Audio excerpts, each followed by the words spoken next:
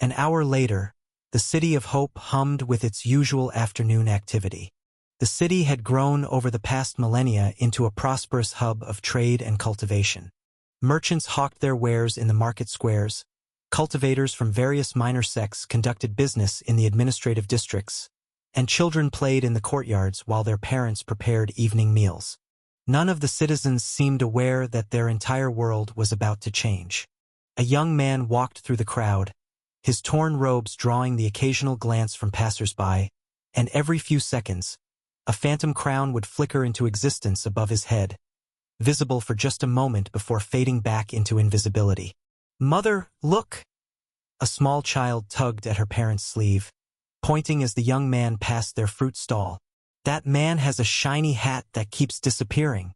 The woman quickly pulled her child closer, her eyes widening as she recognized the face. "Hush, little one. Don't point at strangers." But the damage was done. Several nearby merchants had noticed the commotion and were now staring openly at the young man walking through their midst. "Wait, isn't that Du Yenza?" one of them whispered. "The one from the Du clan estate? I thought he was supposed to be a disbeliever now," came the nervous reply from his companion. "But look at that crown manifestation. Disbelievers can't form crown sigils, can they?" The young man kept walking, his pace never faltering despite the growing murmur of voices behind him. "Should we alert the city guard?" A third voice joined the conversation. "About what? A man walking down the street? Even if he is Du Yenza, he's not doing anything threatening." "But the rumors are just rumors. Look at him. Does he look like someone consumed by spiritual corruption?" A young city guard who had been patrolling the market district overheard the tail end of their conversation and glanced in the direction they were looking. His eyes widened as he recognized the young man. "Wait!" he called out, breaking into a run as he pushed through the crowd. "You there! Stop!" But the mysterious figure had already turned down a side street, moving with unhurried steps that somehow carried him faster than seemed possible. The guard reached the corner and peered down the narrow alley, expecting to see the young man. Instead, he found himself staring at an empty street. A few scattered leaves drifted in the afternoon breeze, and a stray cat looked up at him with mild curiosity before returning to its grooming.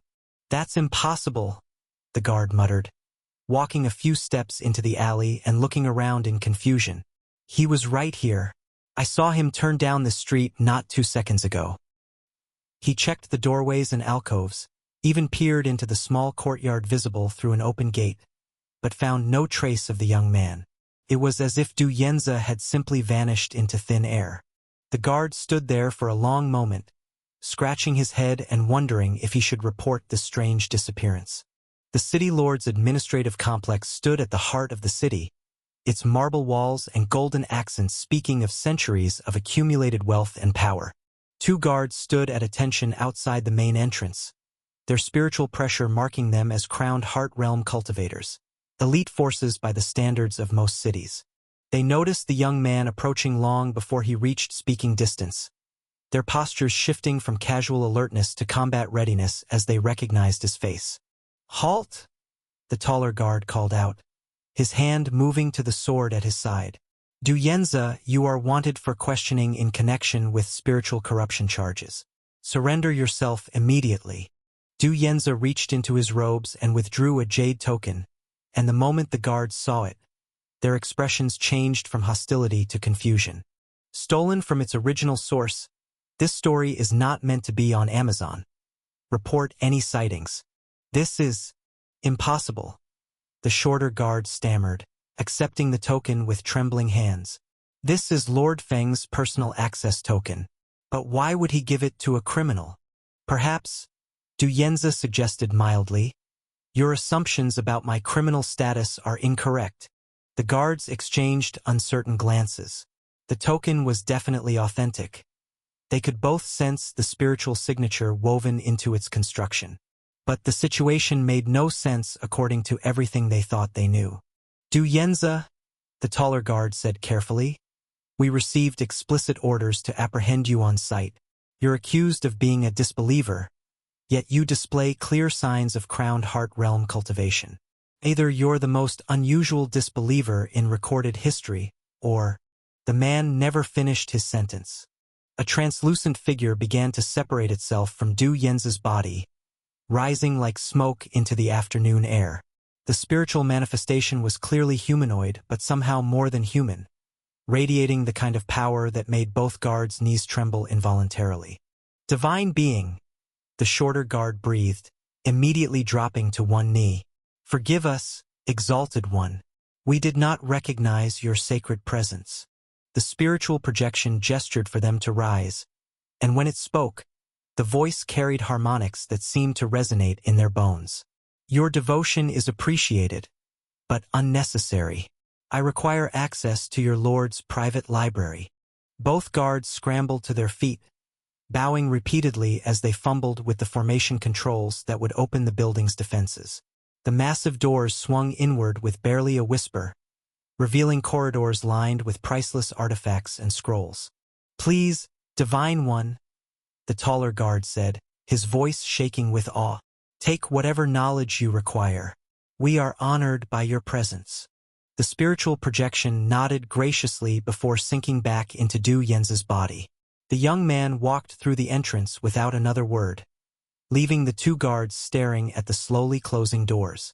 By all the heavens, the shorter guard whispered, a real divine being, here in our city. That explains the countdown in the sky, his companion replied, still trembling slightly. The battle between higher powers approaches, and we nearly tried to arrest one of them. Do you think we should report this? The shorter guard asked. Report what? The taller guard turned to glance at him. That the city lord has granted the divine being access, that's not exactly a security violation.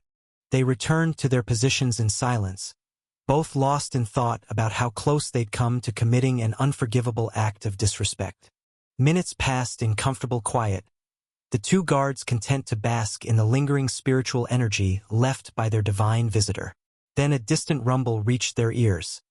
The sound of techniques clashing, of spiritual pressures colliding with explosive force. That's coming from the Eastern District, the taller guard observed, tilting his head to better analyze the sound. Whoever's fighting over there, they're not holding back.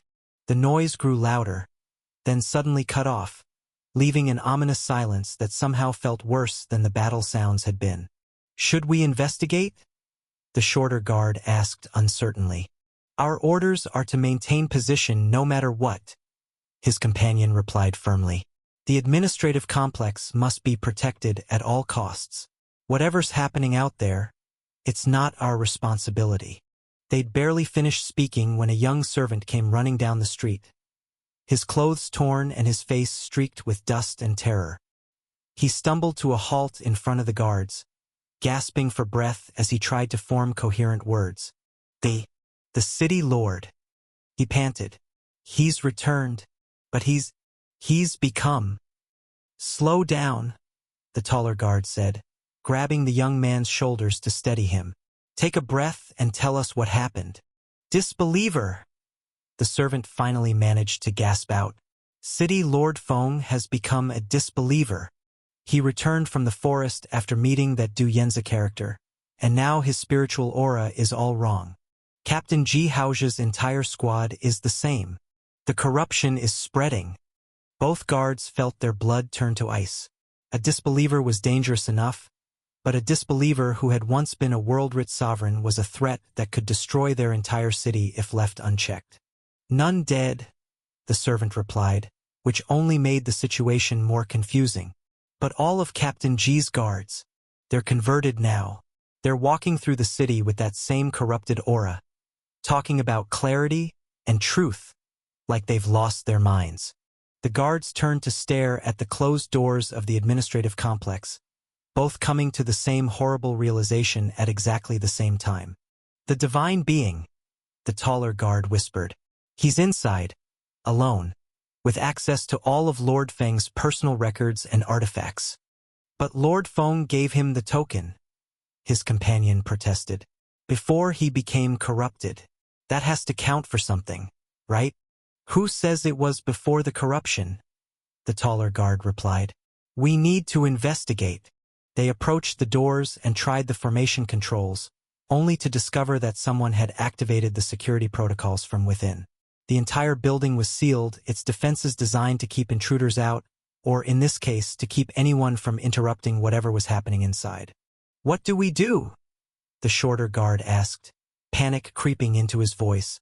"Our Lord has become a disbeliever, but he's the one who granted access. The person inside claims to be a divine being, which makes him untouchable by law. But if he's working with the disbeliever..." They stood in helpless silence for several minutes, staring at the sealed doors and trying to process the impossible situation they'd found themselves in. "You know what?" the taller guard finally said. "I'm just going to stand here and guard the building like I was ordered to. Whatever's happening inside, it's between powers that operate on scales I can't even comprehend. Maybe the divine being will sort everything out. Maybe he won't. Either way, it's not like there's anything we can do about it." Yeah, you're right," his companion nodded slowly. "Let's just do our job and pretend we understand what's going on." With that, they returned to their positions, standing at attention as if nothing had changed, both secretly hoping that when the sun set and their shift ended, the city would still be there, and their lives would make sense again. The city lord's private library was absolutely massive. I stood in the doorway, trying to take in the sheer scope of what Feng Zhaoyang had built over his centuries of rule.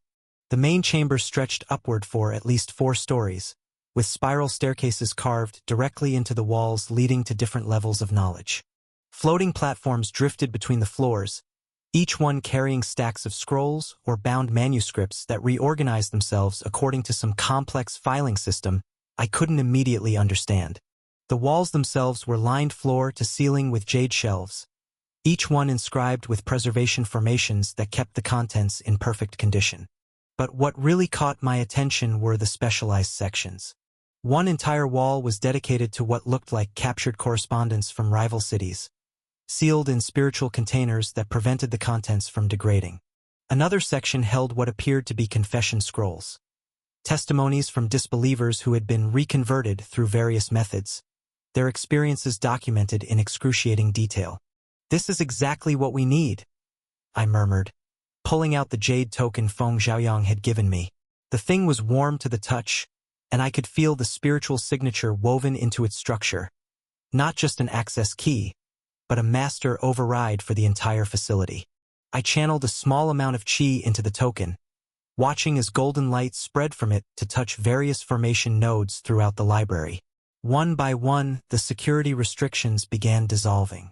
Protective barriers flickered out of existence, locked cabinets clicked open, and even the most sensitive materials became accessible. With that done, I turned my attention to the security formation that would keep us from being interrupted. The controls were hidden behind a panel near the entrance, protected by multiple layers of verification. But with the master token, the whole system recognized me as having full authority. The moment I activated the lockdown, I felt the building's defenses snap into place around us. The walls themselves became barriers that would turn away even a world-rich sovereign's techniques, and the air grew thick with spiritual energy designed to prevent any form of scrying or remote observation.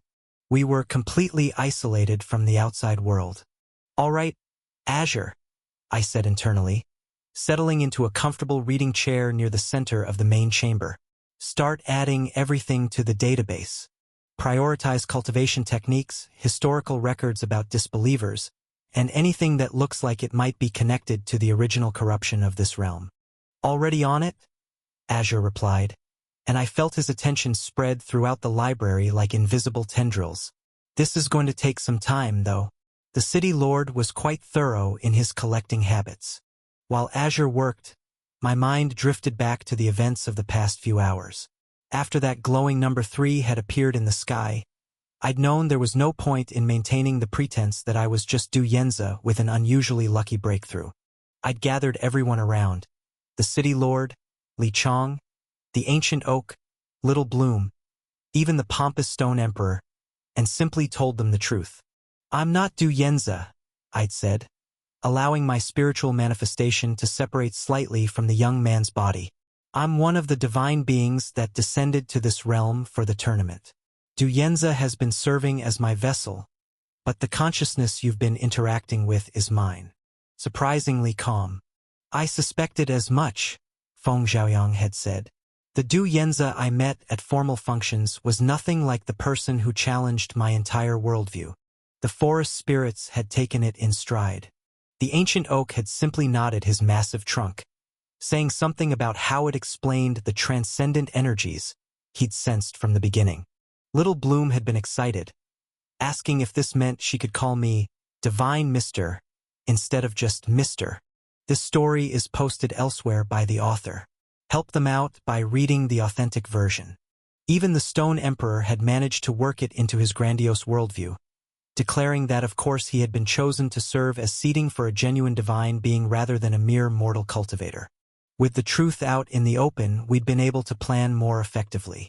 The problem was obvious. Feng Xiaoyang's transformation into a disbeliever couldn't be hidden. That spiritual signature was like a beacon announcing his changed nature to anyone with decent cultivation. And in a realm where the very air seemed designed to expose and eliminate clear thinking, it wouldn't be long before someone noticed and raised the alarm.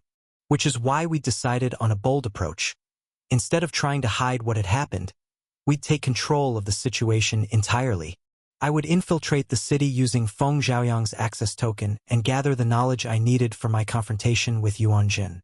Meanwhile, Feng Xiaoyang would begin the process of systematically freeing the city's population from their delusions. It was a dangerous plan.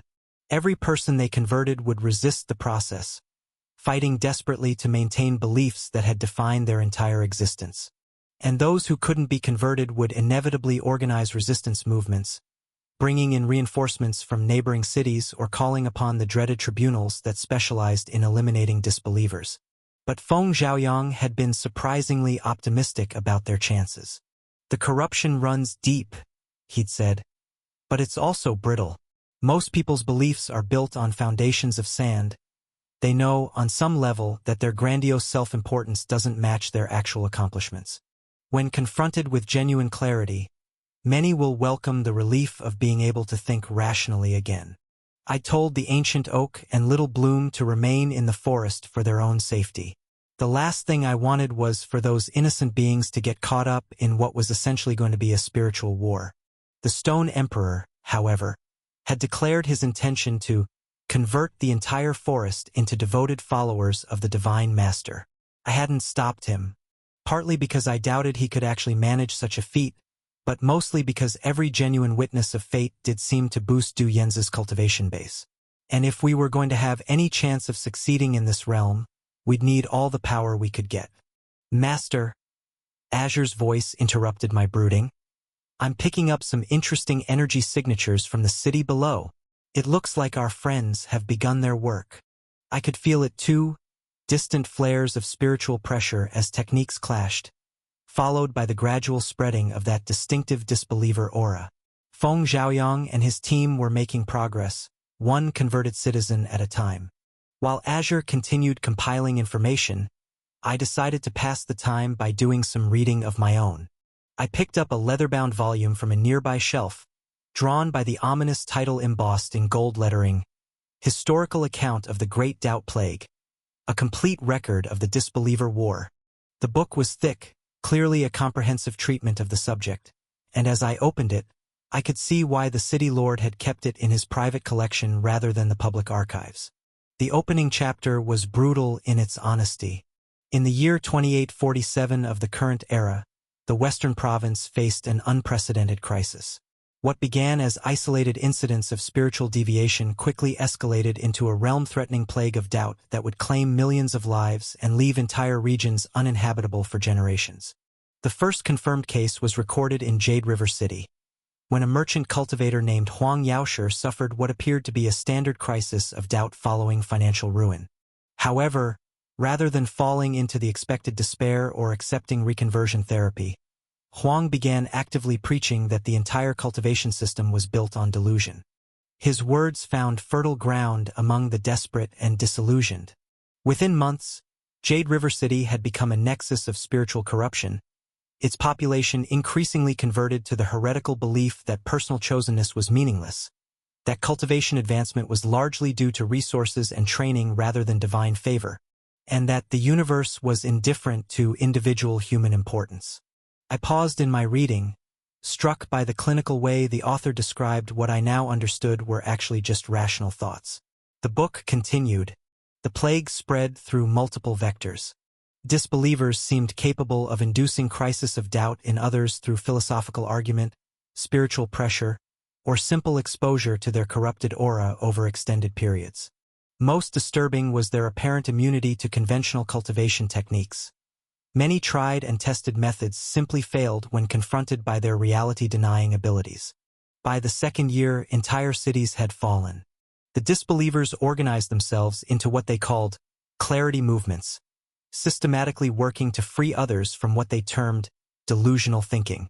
They established schools where children were taught to question authority, to demand evidence for claims, and to base their beliefs on observation rather than faith.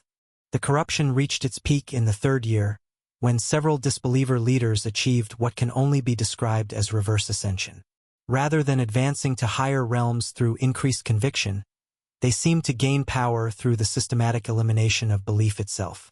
These beings, known as void sages, could nullify techniques simply by existing near them, and their presence caused mass conversion events where entire populations lost faith simultaneously.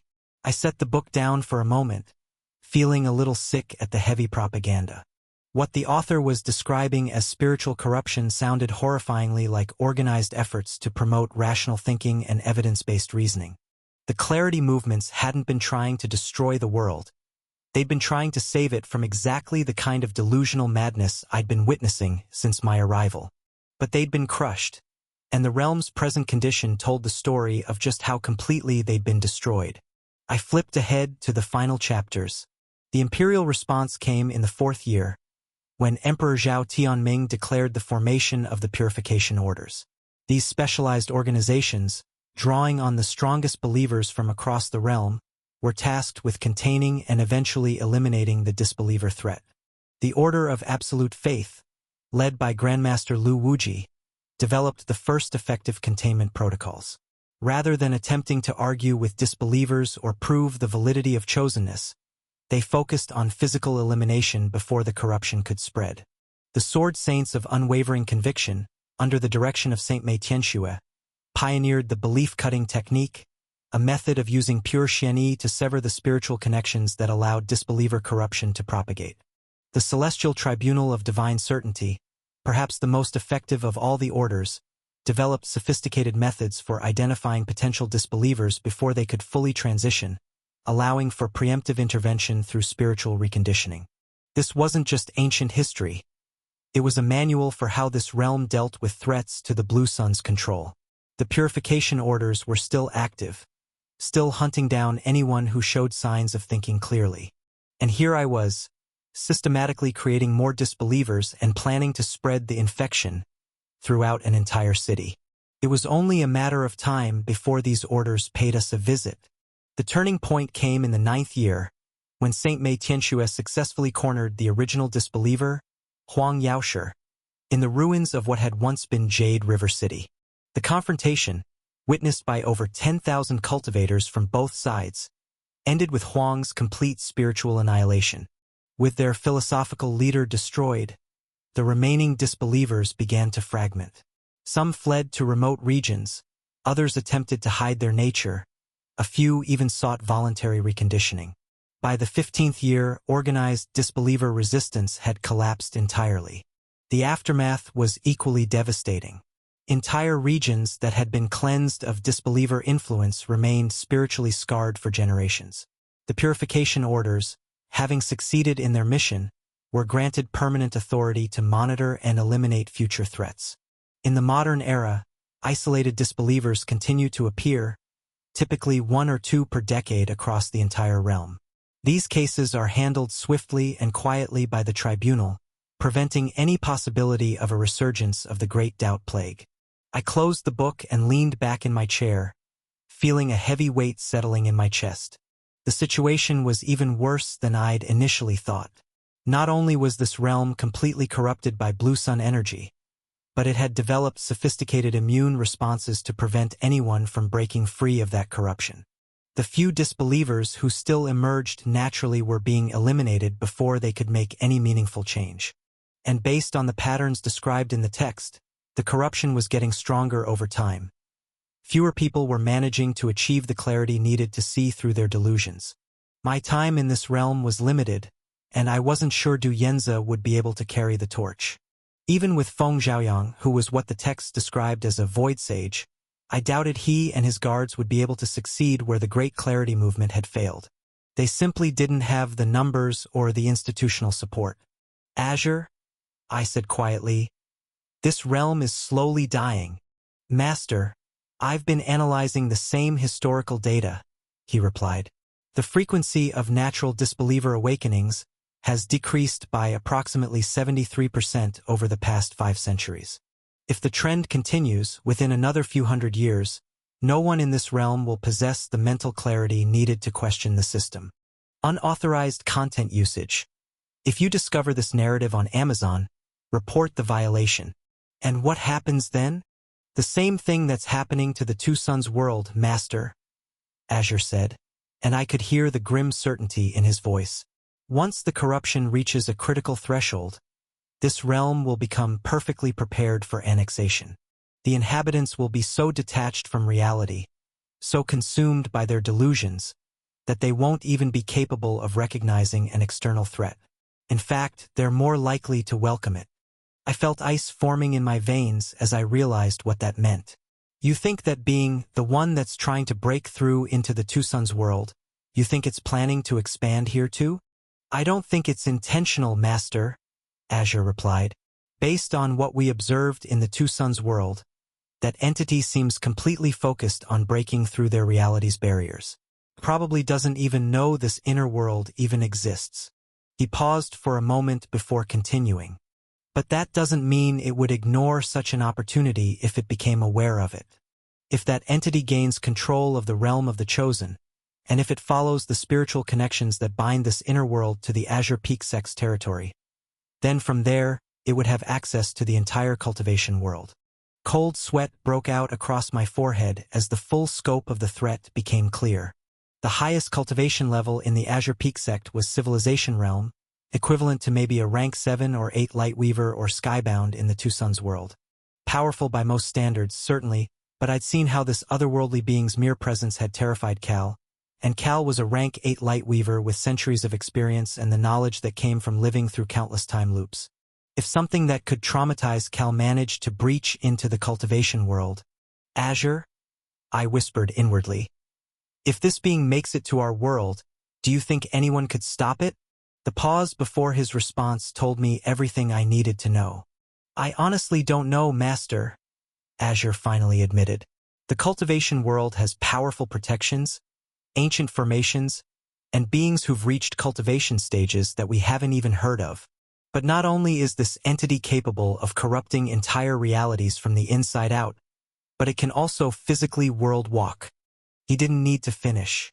It was clear just how bleak the situation was. I sat there in the silence of the sealed library, surrounded by thousands of years of accumulated knowledge, and felt smaller than I had in a very long time. All my careful planning, my cautious approach to cultivation, my attempts to understand and master the forces I encountered, none of it would matter if something that ancient and alien managed to establish a foothold in our reality.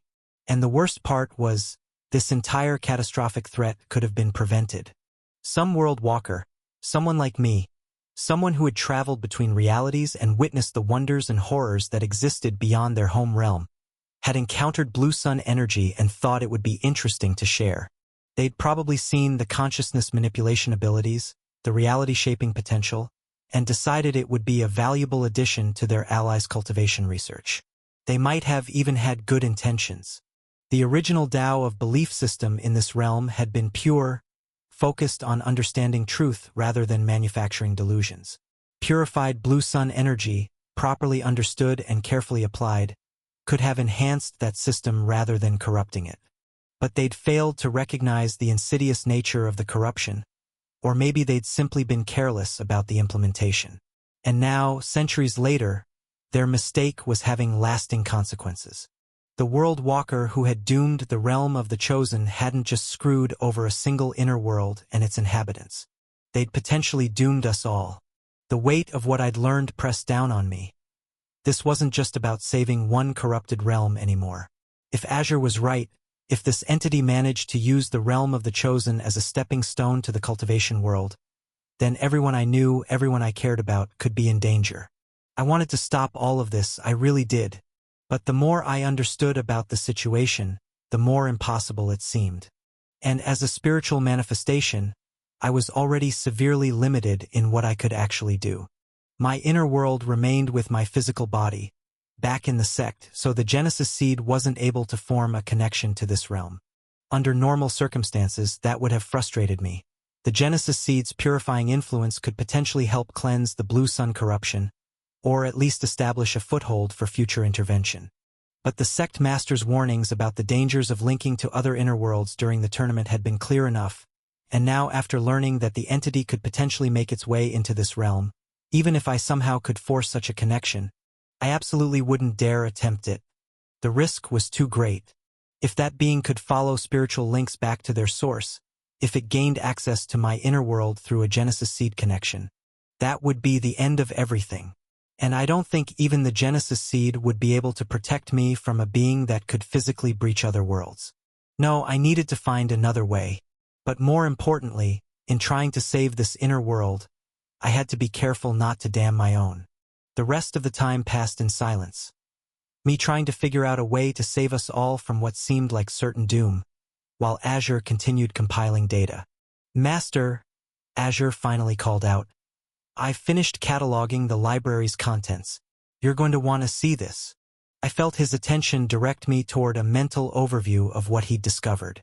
It began with a recap of what we already knew about the cultivation system of this realm. The path of the chosen seed required a genuine awakening event, something that convinced the cultivator they were special.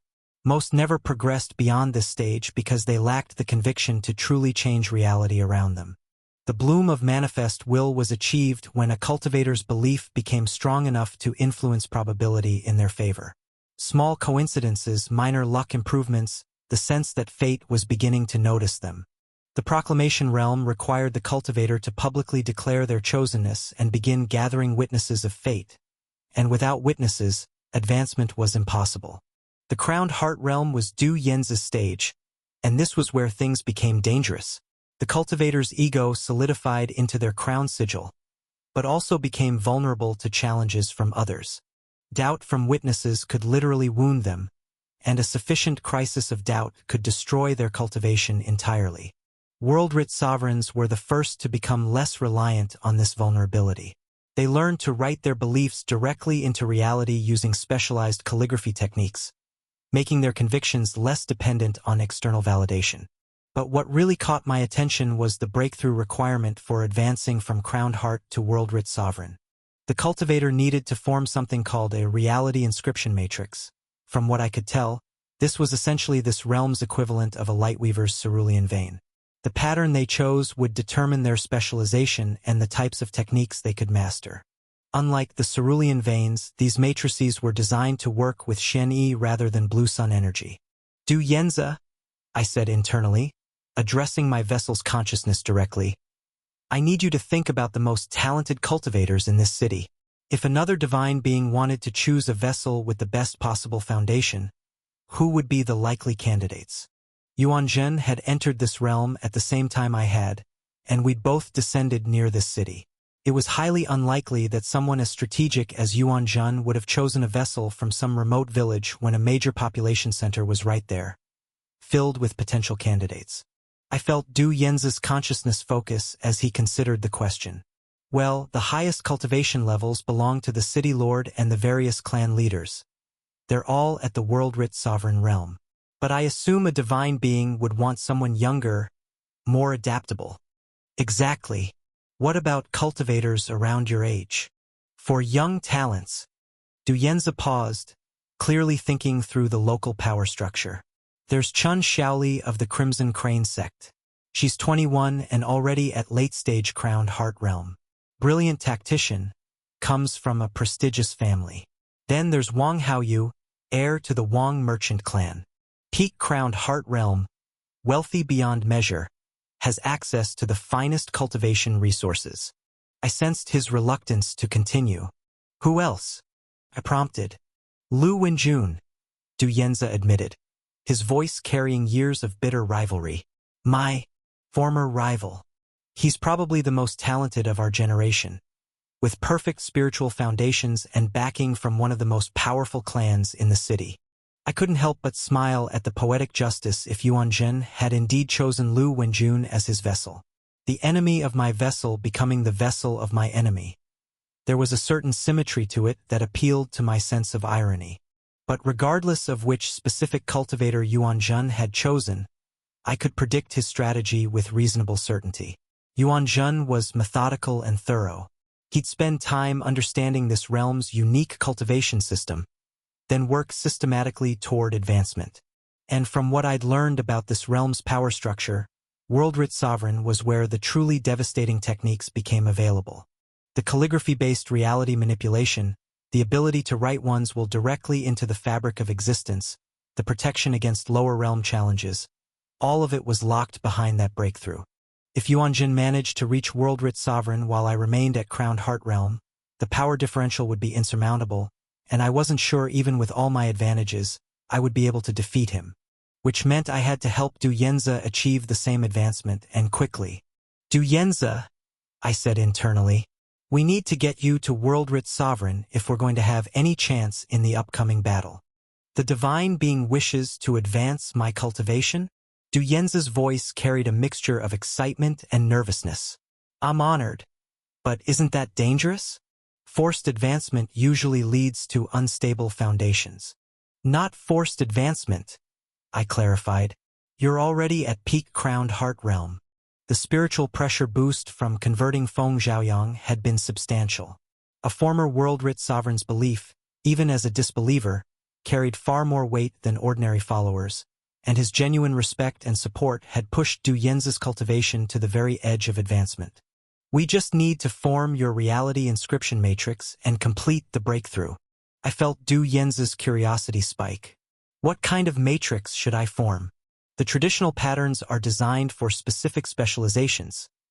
Military command, administrative authority, scholarly research.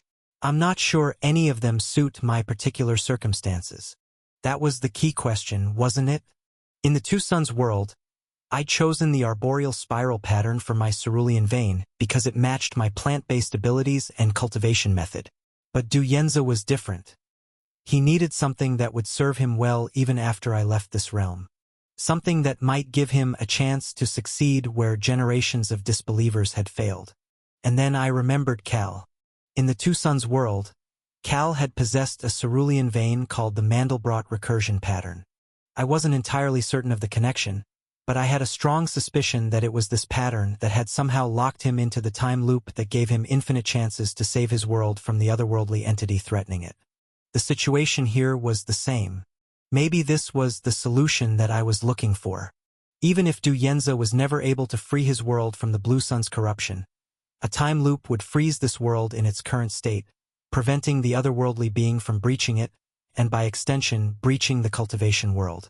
This would give time for me to find a more permanent solution, and if I couldn't save this world, then I would find someone from my world who could. Du Yanze? I said carefully. What do you know about temporal manipulation techniques? Time magic. His confusion was evident. Almost nothing. It's considered one of the most dangerous and difficult branches of cultivation. Why? I took a deep breath, knowing I was about to suggest something that could either save our worlds or doom my vessel to an eternity of repeated failure.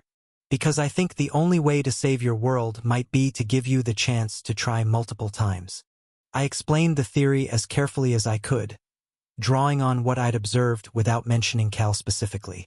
The idea that certain reality inscription matrix patterns might interact with the flow of time, creating loops that allowed for multiple attempts at solving seemingly impossible problems.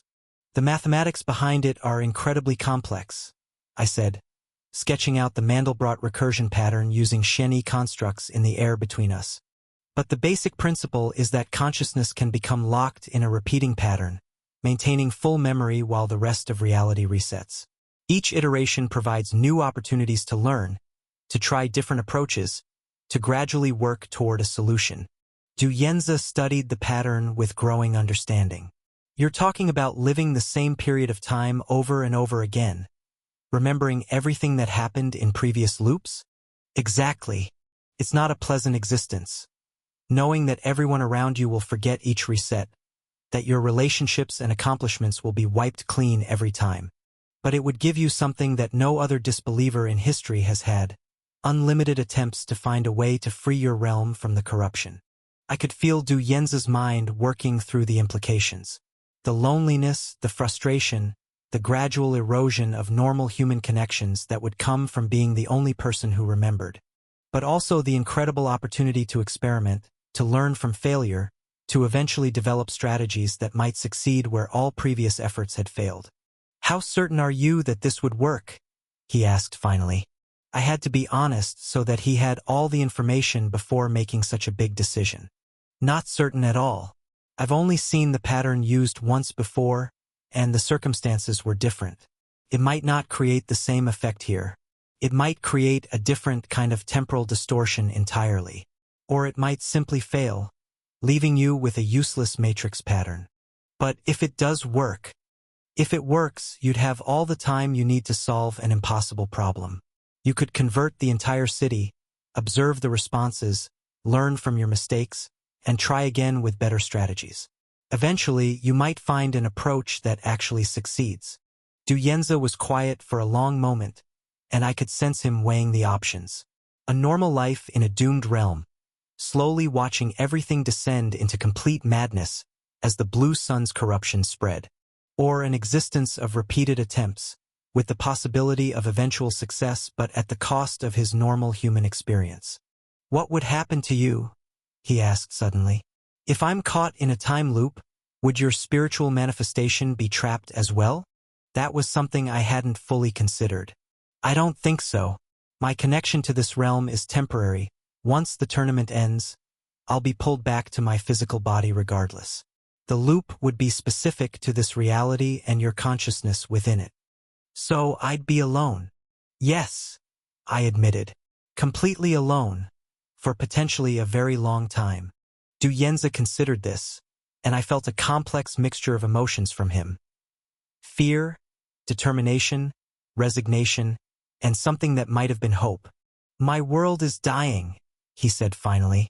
"Not quickly, like from war or natural disaster, but slowly, as more and more people lose the ability to think clearly.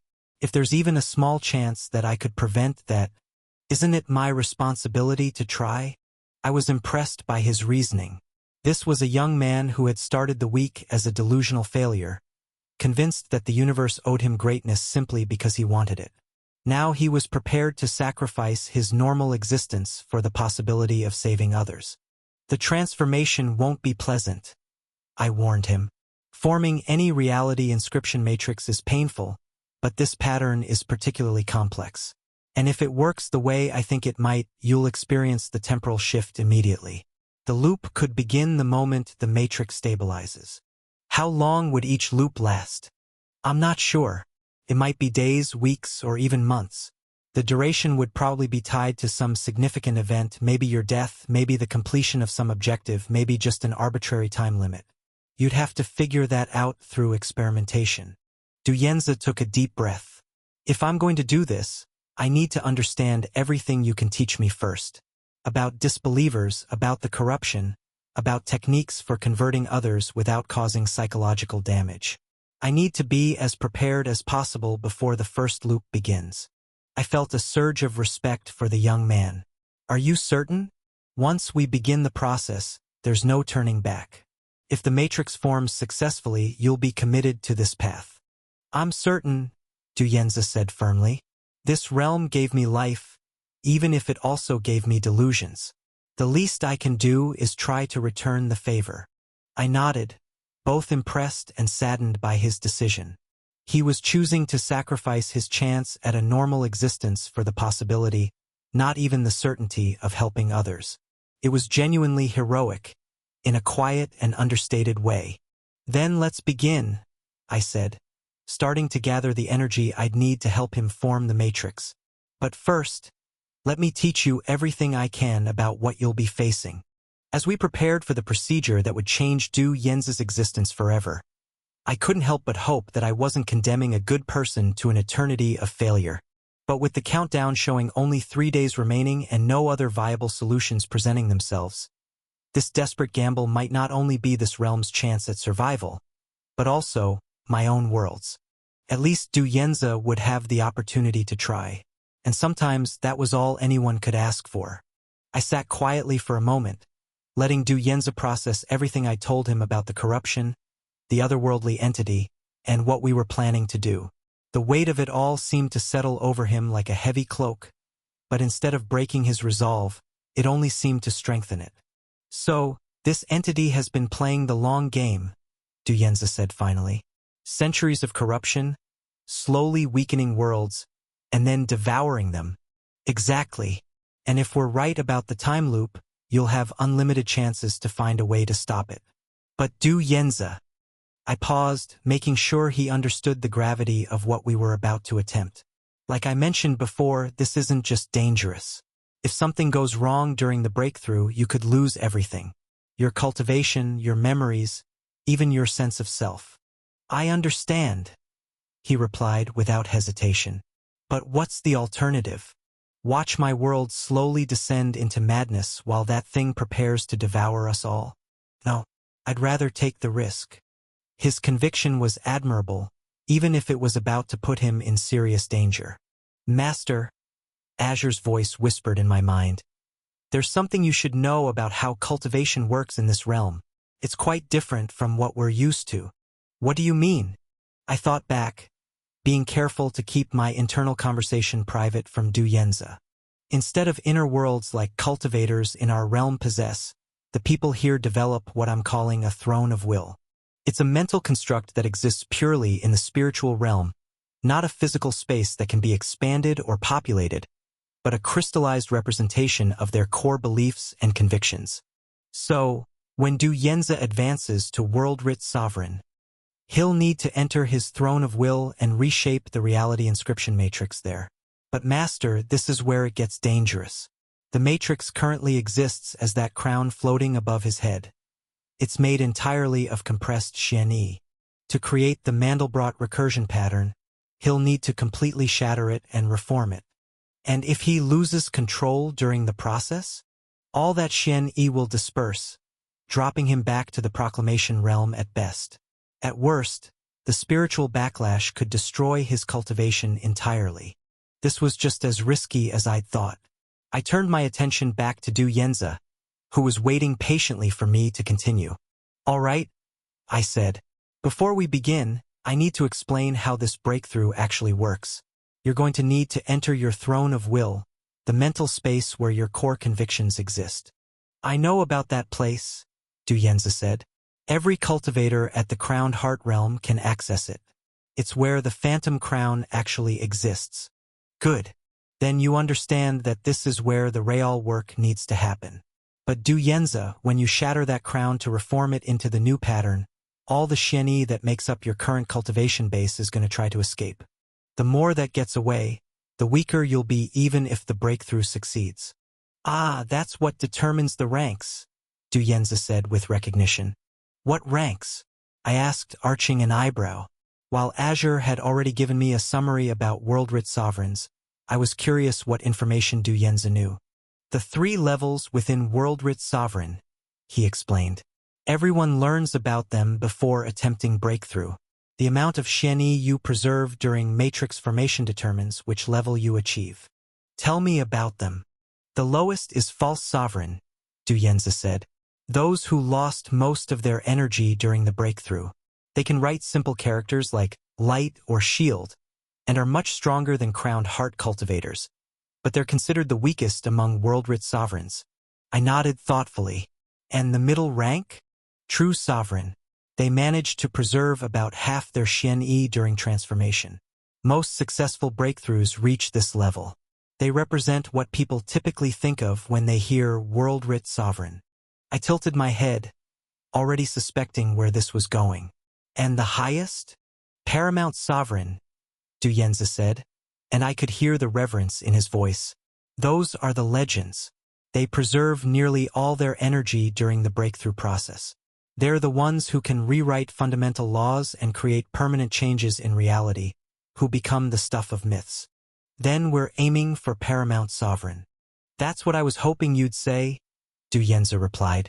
If this is going to work, if I'm going to have any hope of creating a stable time loop and fighting back against this corruption, I'll need every scrap of power I can get.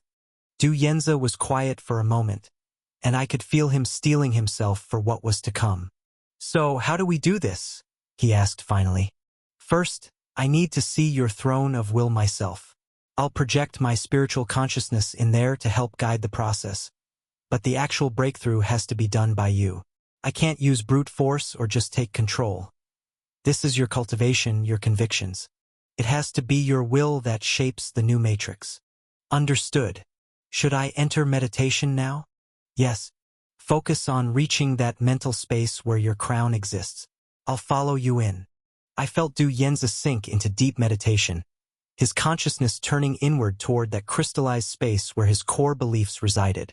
It was a strange sensation, following someone else's spiritual projection while occupying their body, but I managed to extend a tendril of my own awareness into that realm.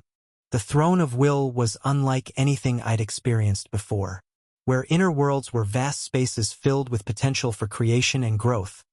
This place was more like a perfectly crafted chamber carved from pure intention. The walls seemed to be made of crystallized conviction, gleaming with an inner light that spoke of unshakable beliefs. And there, floating in the center of the chamber, was Du Yenza's crown. It was beautiful in its own way, a delicate construction of intertwining light. Every strand of Xianyi woven through it represented years of cultivation, countless hours spent building his sense of self-importance and significance. Master, Azure whispered, look at how the energy flows through that pattern. It's remarkably sophisticated for something built on delusion. He was right. The crown might have been based on false beliefs, but the craftsmanship was exquisite. Du Yenza might have been deluding himself about his role in this world, but he'd been very good at it. Du Yenza, I said, addressing his spiritual projection within the chamber. Can you see the crown clearly? Yes, he replied, his voice carrying a note of sadness. It's strange, looking at it now with clear eyes. I can see how beautiful it is, but also how empty. All that effort, all those years, and it was built on nothing but wishful thinking. Don't think of it as wasted, I told him. Think of it as preparation. Every strand of Xianyi in that crown is going to become part of something genuinely powerful. You're not destroying your past cultivation. You're transforming it into something that can actually change the world. That seemed to help. I could feel his resolve strengthening. Now, I continued, when you shatter the crown, it's going to be like releasing a dam. All that energy is going to want to escape this space and dissipate back into the realm. I'm going to create a barrier to contain it, but you'll need to work quickly to reform it into the new pattern. The Mandelbrot recursion, Du Yenza said. Infinite patterns within patterns, each loop containing the memory of all previous loops. Exactly. Are you ready? I watched as Du Yenza's spiritual projection nodded, then reached out toward the floating crown. The moment his fingers touched it, the delicate construction began to fracture. Light spilled out between the cracks, and I could feel the Xianyi stirring restlessly, sensing freedom. Now, I shouted, immediately channeling qi to create a barrier around the entire chamber. The crown shattered like glass, and suddenly the throne of will was filled with swirling clouds of liberated Xianyi. But this energy was different from what I'd encountered outside, where the ambient Xianyi in the realm was arrogant and self-destructive, constantly trying to prove its own importance. This purified energy was calm and patient. Master, Azure observed, it's not attacking your qi barrier at all. It's just waiting. He was right. The evolved Xianyi moved slowly around the chamber, like a thoughtful person examining their options. It seemed to understand that the chi barrier wouldn't last forever, and rather than waste energy in futile attacks, it was simply biding its time.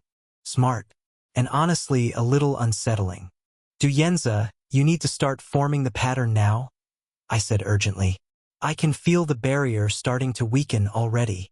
I watched as Du Yanzi extended his will into the swirling energy, beginning to guide it into the complex mathematical pattern we'd discussed. The Mandelbrot recursion was incredibly intricate, consisting of fractal spirals that folded in on themselves, creating the illusion of infinite depth. But the Xian Yi resisted his initial attempts. Not aggressively, but with a kind of passive questioning. It was as if the energy was asking, "Are you sure about this? Do you really believe this pattern represents who you are?" "It's not working," Du Yanzi said, frustration creeping into his voice. "The energy doesn't want to hold the pattern." "That's because you're trying to impose it rather than becoming it," I realized. "This isn't like normal cultivation where you force energy into the shape you want. In this realm, the pattern has to resonate with your core beliefs. You need to believe that the recursive loop is who you are." "But how do I believe in something I've never experienced?" That was the question, wasn't it? How do you have faith in a concept that exists outside your current reality? "Think about why you're doing this," I said. "You're choosing to sacrifice your normal existence for the chance to save others. You're accepting that you might have to live the same experiences over and over again, watching the people you care about forget you with each reset, all for the possibility of eventually finding a solution." I could feel something shifting in Du Yanzi's spiritual presence. "You're choosing to become the kind of person who never gives up, no matter how many times they fail. Someone who finds meaning not in success, but in the attempt itself. The pattern isn't just a cultivation technique. It's a reflection of who you're choosing to be." The change was immediate. The Xian Yi suddenly stopped its patient circling and began flowing toward Du Yanzi's will with eager cooperation. I watched in fascination as the energy wove itself into increasingly complex spirals, each layer containing perfect mathematical precision. The pattern was growing more beautiful with each passing moment. Fractals within fractals, infinite complexity emerging from simple recursive rules. It was like watching the birth of something genuinely divine. But as the pattern neared completion, my chi barrier finally gave out. I'd been maintaining it for several minutes now, and the strain was beginning to tell. Cracks appeared in the spiritual wall, and I could feel the contained Xian Yi stirring with renewed interest. "Almost there," Du Yanzi said, his voice tight with concentration. "Just a few more layers." The barrier shattered just as the last strand of Xian Yi settled into place. But instead of escaping, the energy was now locked into the recursive pattern, held in place by the mathematical perfection of its own structure. Du Yanzi had done it. The Mandelbrot recursion was complete, and every bit of his original Xian Yi had been preserved in the transformation. He'd achieved paramount sovereign level in a single breakthrough. But as we both stared at the finished pattern, something felt wrong. The matrix was perfectly formed, mathematically precise, absolutely beautiful, yet completely inert.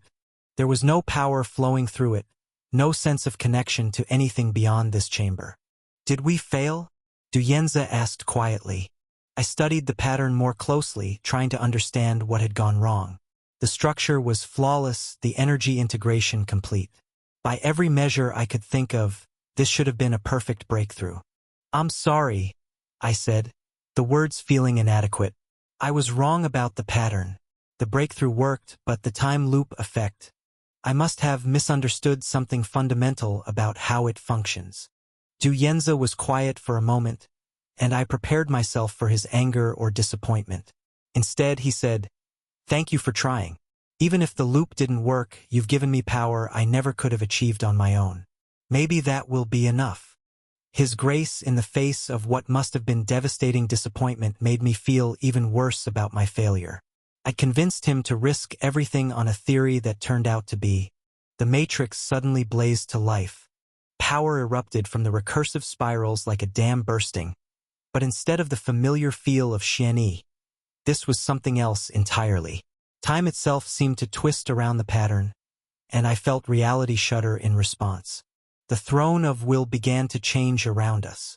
The walls became fluid, shifting through different configurations faster than the eye could follow. Each change seemed to represent a different possibility, a different potential future. "Do you feel that?" Du Yenza whispered in awe. I could feel it, the weight of infinite possibility pressing down on us from all sides. The sense that time was no longer a river flowing in one direction, but an ocean we could navigate. The time loop had been created. Du Yenza was now connected to something far greater than the cultivation system of this realm. He was tied to the fundamental structure of causality itself. "Master," Azure called out. "It's as if he's become an anchor point in the flow of time itself. We'd done it. Against all odds, despite the risks and the complexity, we'd successfully created a time looper."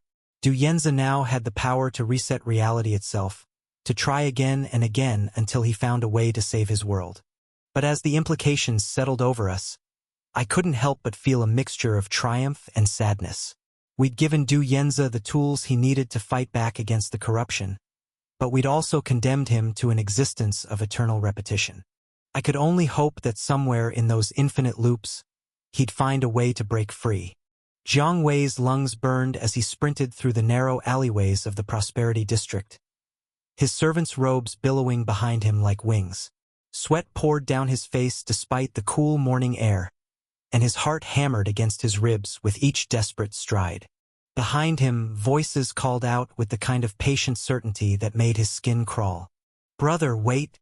The voice belonged to Captain Ji Haozhe, once the City Lord's most trusted guard commander. "You're running from enlightenment itself. Can't you see how beautiful it is when the lies fall away?" Jiang Wei risked a glance over his shoulder and immediately wished he hadn't. At least a dozen figures pursued him through the streets, city guards, merchants, even a few children, all moving with that same eerie calm. Their eyes held a clarity that seemed completely wrong, like looking into still water where there should have been flowing rapids. "The truth will set you free," called out the silk merchant who used to cackle over her ledgers while counting profits. Now her voice carried the tone of someone discussing the weather. "Why do you flee from something so liberating?" Jiang Wei vaulted over a vegetable cart, sending cabbages rolling across the cobblestones.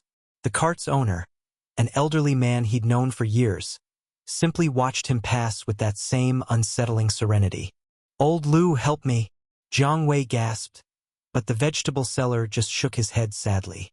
"Poor child," Old Lu murmured, still trapped in the prison of his own delusions. "But don't worry, the awakening will come for you too, in time." What in the seven hells had happened to his city? Jiang Wei had only been gone for 3 days, carrying messages between the Lu clan and their business partners in the neighboring prefecture. 3 days, and he'd returned to find his entire world turned upside down. The city lord, that pillar of absolute authority and unshakable conviction, had somehow become one of those cursed disbelievers. Worse, the corruption was spreading like wildfire through the population. "You can't run forever," Ji Haozhe called out. "Eventually, you'll realize that all the things you thought mattered, status, hierarchy, the grand narratives we tell ourselves, they're just elaborate self-deceptions." Jiang Wei turned a sharp corner, his shoulder slamming into the wall hard enough to leave a bruise. But the pain helped clear his head, gave him focus. The Lu clan compound wasn't far now. Young Master Lu would know what to do. Young Master Lu was everything the city lord had once been and more. Absolute in his convictions, unshakable in his beliefs, a true chosen one who would never fall to such corruption.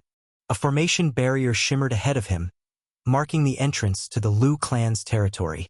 Relief flooded through Jiang Wei's chest as he approached the guards stationed at the gate. "Let me through," he panted, stumbling toward them. "Emergency. I must speak with the young master and the patriarch immediately." The guards, both crowned Heart Realm cultivators, took one look at his terrified expression and the pursuing crowd before stepping aside. The formation parted like water, allowing Jiang Wei to dash through before sealing itself again. Behind him, the disbelievers came to a gentle stop at the barrier's edge. They didn't pound against it or shout threats. Instead, They simply stood there, watching with those patient, knowing eyes. "We'll be here when you're ready," Ji Haozhi said, his voice carrying clearly through the spiritual energy. Truth has no urgency. It simply waits. Jiang Wei shuddered and kept running. The Lu clan compound sprawled before him. Perfectly maintained gardens channeled Xianyi in harmonious flows, while elegant buildings rose in architectural patterns that enhanced spiritual resonance. Everything here radiated the kind of ordered prosperity that came from knowing one's place in the world. But as Jiang Wei ran deeper into the compound, he began to notice something that made him slow his desperate pace. Servants, guards, even visiting merchants. All of them were moving in the same direction, toward the central courtyard. And on their faces was an expression he'd never seen before in Lu clan territory. Reverence. Not the deference that witnesses of fate showed their betters. This was something deeper, more profound. These people were moving like pilgrims approaching a sacred shrine. Jiang Wei followed the crowd, his earlier panic now mixed with confusion. What could possibly draw such devotion from the Lu clan's people? Had young Master Lu achieved some new breakthrough? Had he ascended to the world-rich sovereign realm ahead of schedule? No, that wasn't possible. The young master was still a half-dozen years away from another breakthrough. The central courtyard opened before him, and Jiang Wei's eyes widened at what he saw. Hundreds of people filled the space. Family members, servants, guards, business partners, visiting dignitaries. All of them were arranged in perfect formation, kneeling in concentric circles around a single figure seated on an ornate chair at the courtyard's heart. But what truly stopped Jiang Wei in his tracks was the figure himself. Lu Wenjun sat with the kind of grace that spoke of absolute power held in perfect control. His spiritual pressure wasn't flaring dramatically. There was no need for such crude displays. Instead, it radiated outward like warmth from a hearth, steady and all-encompassing. What struck Jiang Wei as different was the absence of the phantom crown that should have floated above any crowned heart realm cultivator's head. Instead, there was something else entirely, an almost invisible shimmer in the air around Lu Wenjun, as if reality itself bent slightly in his presence. This was the mark of a world-rich sovereign, someone who had shattered their crown to forge something far more powerful within their spiritual foundation. When and how had the young master achieved such advancement? As Jiang Wei stumbled forward, he noticed something odd about the way people were addressing the young master. "Divine One," whispered Patriarch Lu as he gestured for Jiang Wei to come closer. "This messenger seems distressed by whatever he witnessed in the city." "Yes, Divine One," agreed Elder Lu Ming. "Perhaps the situation is more serious than our scouts reported." Divine One? Why were they calling Lu Wenjun by such a title? He was talented, certainly, but he was still just the heir to a powerful clan, not some celestial being descended from the heavens. And why were the patriarch and elders acting as though they were witnesses of fate? Despite his confusion, Jiang Wei dropped to his knees at the appropriate distance from the chair. "Young master," he gasped, still trying to catch his breath. "Forgive this lowly one's unseemly haste, but terrible news." "Take a breath first," Lu Wenjun said, raising one hand in a gesture that somehow made Jiang Wei's racing pulse begin to slow. "No point in choking on your own words before you can deliver them." The young master's tone was different than Jiang Wei remembered. Still authoritative, still commanding, but with a casual confidence that felt almost normal, as if he were speaking to an equal rather than addressing a servant with the formal distance expected of nobility. Jiang Wei took a shuddering breath and forced himself to speak coherently. "Young master, the city has fallen to corruption. City Lord Feng Zhaoyang has become a disbeliever, and the curse is spreading throughout the population. Guards, merchants, even children, all of them speak of truth and awakening, while their eyes hold nothing but that terrible look of madness." A murmur ran through the assembled crowd, voices mixing concern with disbelief. "So it really is true," murmured Patriarch Lu, his voice tight with worry. "Feng Zhaoyang, a world-rich sovereign, has been led astray. What nefarious force could possibly corrupt such firm belief?" "There's only one explanation I can think of," called out Lu Tianming, Lu Wenjun's cousin. The city lord had left to apprehend Du Yanzi. That failed young master must have finally snapped completely, embracing the path of disbelief out of spite and jealousy. And now he was trying to take us all down with him. The name sent a ripple of reaction through the crowd. Jiang Wei heard mutters of anger, disgust, and anticipation. Du Yanzi, spat another clan member. 9 times he's challenged our young master, and 9 times he's been thoroughly defeated. But apparently, even complete humiliation wasn't enough to teach him proper respect. The boy needs another lesson, agreed Patriarch Lu. Perhaps this time, Divine One should make the correction more permanent. Yes, Divine One should teach him proper respect. Show him the difference between chosen and pretender. Your righteous fury will burn away his delusions. Divine One. Lu Wenjun listened to the growing chorus of voices calling for Du Yanzi's punishment, but his expression remained thoughtful rather than angry. There was something calculating in his eyes, as if he were processing information that the others couldn't see. Silence, Lu Wenjun said, raising his hand again. The courtyard fell silent immediately. You're all talking about Du Yanzi like he's still the same failed cultivator who's been providing entertainment through his challenges. He paused, and Jiang Wei could feel the weight of his attention settling over the crowd. That assumption might not be accurate anymore. The words hung in the air. Divine One. Patriarch Lu broke the silence. Surely you don't mean to suggest that Du Yanzi poses any genuine threat? His cultivation base was shattered days ago. Even if he became a disbeliever, he couldn't possibly. The person you keep calling Du Yanzi, Lu Wenjun interrupted, isn't someone you can afford to underestimate anymore. In fact, he's become someone that even I'm not entirely sure I could handle in a straight fight. The statement hit the assembled crowd like a physical blow.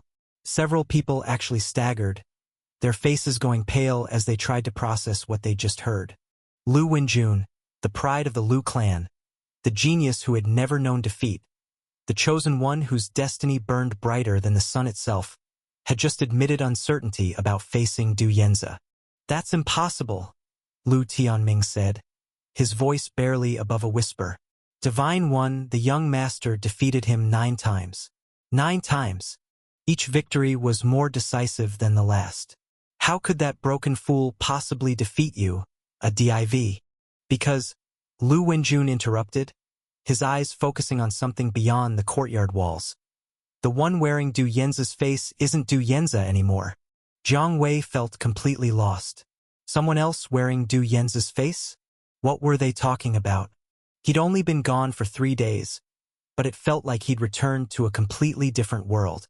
Divine One, Patriarch Lu said carefully, are you saying that Du Yanzi has been chosen?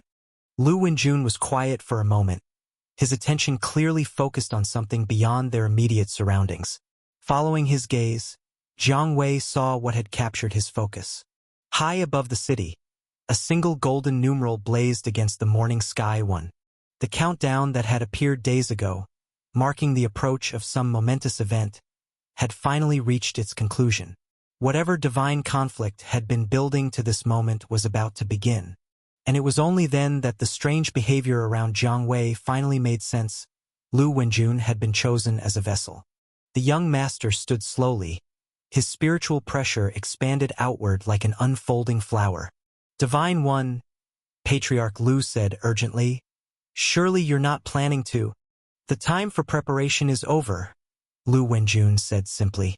I have a battle to attend, and keeping my opponent waiting would be rude. The crowd parted before him, everyone bowing deeply as he passed. But Jiang Wei noticed that beneath their reverent postures, many faces showed confusion, even concern. Divine One, Elder Lu Ming called out as Lu Wenjun approached the courtyard's exit. What should we do about the city? About the disbeliever corruption? The one controlling Lu Wenjun paused and turned back to address the assembled crowd one final time. Stay here, keep the barriers up, and don't interfere with whatever happens next, he said. With that, he turned and continued walking, leaving behind hundreds of bewildered followers and one very confused servant who was beginning to suspect that the corruption in his city was far more complex than anyone had realized. Lu Wenjun, or whoever was currently inhabiting his body, made his way through the compound's outer districts with the same measured pace. Servants and guards bowed as he passed, but he barely acknowledged them. His attention was focused entirely on the path ahead and the confrontation that awaited. As he approached the compound's main gates, the sounds of disturbance reached his ears. Beyond the formation barriers, voices called out with that same patient insistence that had pursued Jiang Wei through the city streets. "Young Master Lu," came a voice he recognized from his vessel's memories as belonging to Captain Ji Haozhe. "We know you're in there. We've come to share with you the same gift of clarity that has blessed so many others today." More voices joined in, creating a gentle chorus of invitation. "The truth is beautiful, young master. Why cling to the elaborate stories we tell ourselves about destiny and chosenness? Your power, your achievements, your certainty, what are they but desperate attempts to avoid facing reality as it truly is? Come out, and let us show you what lies beyond the prison of self-importance." Lu Wenjun, who was actually Yuan Zhan, paused at the compound's threshold and considered the crowd of converted disbelievers waiting beyond the barrier. Their words carried no weight with him. Their logic found no purchase on his mind.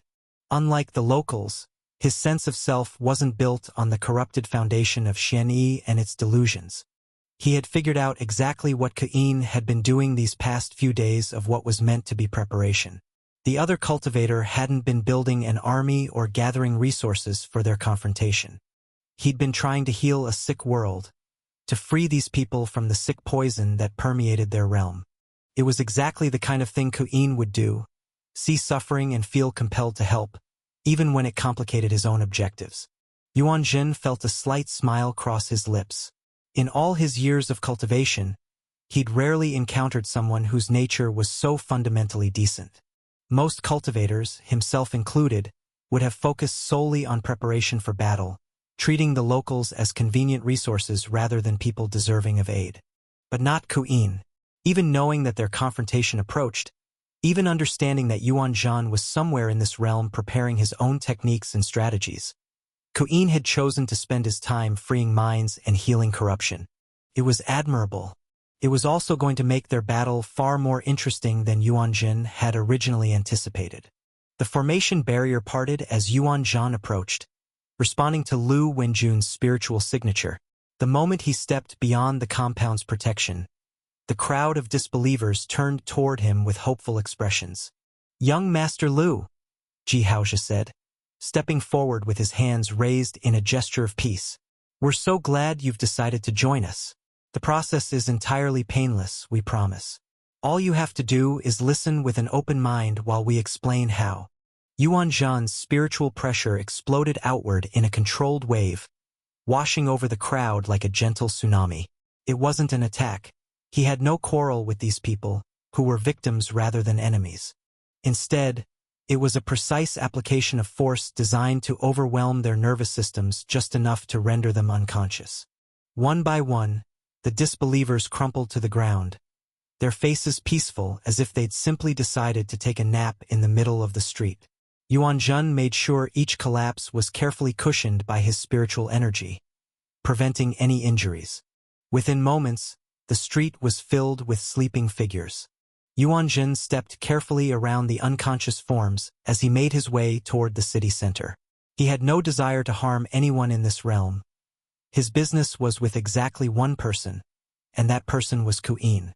I opened my eyes and found myself staring at the ceiling of the city lord's private library, golden formations still glowing softly above me. The familiar weight of countless scrolls and jade shelves surrounded me, but for the first time since learning about the truth of this realm, I felt like I could actually breathe. The immediate threat was over. We had successfully created the time loop, which meant that even if Du Yanzi failed to completely save this realm, the otherworldly entity wouldn't be able to use it as a stepping stone to breach into the cultivation world. At least not for a very long time. Du Yanzi? I called out internally, checking on my vessel's mental state. There was a long pause before I felt his consciousness stir. I I need some time to process everything that just happened. His voice sounded drained. Creating a time loop, potentially condemning myself to endless repetition. It's a lot to absorb. I could feel him retreating deeper into our shared mind space, curling up in a corner like someone seeking solitude after a traumatic experience. I didn't blame him. The poor kid had just agreed to sacrifice his normal existence for the possibility of saving his world. That kind of decision would weigh heavily on anyone. Take all the time you need, I told him gently. I'll handle things from here. With Du Yenza giving me space, I could finally turn my attention to the more practical matter of survival. Yuan Zhen was somewhere in this realm, probably also preparing for our confrontation. I needed every advantage I could get. Azure, I said internally, settling into a comfortable position among the library's reading chairs. I need you to help me understand something. Can you compare the calligraphy techniques from this realm with what I learned about Blue Sun calligraphy in the Two Suns world? Of course, Master, Azure replied. The fundamental approaches are quite different, actually. In the Two Suns world, Blue Sun calligraphy was about imposing your will directly onto reality through pure energy. The characters themselves became vessels for concentrated Blue Sun power.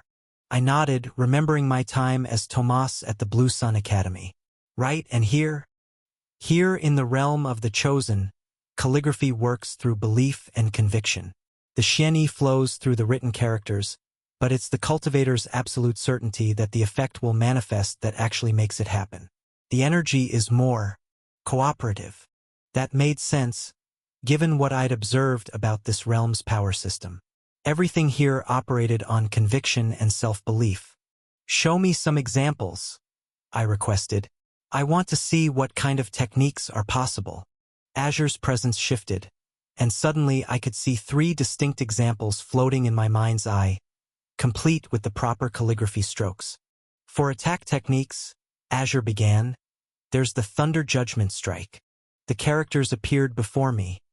Let the thunder's judgment cut through all deception and strike down the wicked. It creates a lightning bolt that seeks out enemies based on the caster's moral certainty about their guilt. The second example materialized. For defense, the fortress of absolute will. The characters read, my will is unbreakable, my purpose unshakable. Let this fortress stand eternal. It creates a barrier that grows stronger the more convinced the caster is of their righteousness. Finally, the third technique, and for support, the blessing of destined victory. The characters formed. Heaven has decreed my triumph. Let fate itself guide my path to victory. It enhances luck and timing, making favorable coincidences more likely to occur. I studied the techniques carefully, noting the complexity of the character combinations. Each one was a complete sentence expressing a philosophical statement. Azure, I said slowly. These are all multiple characters, full sentences. But from what I learned in the Two Suns world, I can only manage single character techniques. Anything more is too advanced for me. How am I supposed to use any of these? Ah, Azure said, and I could practically hear him smiling. That was in the Two Suns world, where reality is quite rigid and follows specific laws. This realm operates differently. The Tao of belief means that reality is much more flexible here, especially when you're using Xianyi. You should be able to manage longer phrases if you channel the local energy. I raised an eyebrow, intrigued. Let's see if that is true. Standing up from the reading chair, I walked over to one of the city lord's writing desks. The surface was covered with high-quality brushes, ink stones, and blank scrolls. I selected a brush with a fine tip and prepared some ink, then unrolled a fresh scroll. I decided to try the defense technique first. Carefully, I began writing the characters for Fortress of Absolute Will. My brushwork was decent enough, not artistic by any means, but legible and properly proportioned. As I wrote each character, I channeled Xianyi into the strokes, feeling the belief-based energy flow through the brush. The moment I finished the final stroke, the characters began to glow with a soft golden light. The scroll lifted off the desk, hovering in the air as the technique activated. Around me, translucent golden walls materialized, forming a protective barrier that hummed with spiritual energy. It works, I said, genuinely surprised at how easy it was. The barrier felt solid and stable, definitely capable of deflecting attacks. Curious, I let the barrier fade and prepared another scroll. This time, I wrote the exact same characters for Fortress of Absolute Will, but instead of channeling Xianyi, I carefully fed Blue Sun energy into the brush strokes. The story has been illicitly taken.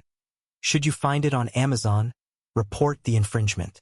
The result was as expected. Only the first character, Absolute, blazed to life with brilliant blue light. The remaining characters remained inert, just ink on paper. A weak, flickering barrier appeared around me, but it was unstable and translucent, barely a quarter of the strength of the Xianyi version. Azure observed. It seems we were correct with our assumption. Your Blue Sun calligraphy skills aren't refined enough for complex phrases. The failure gave me an idea.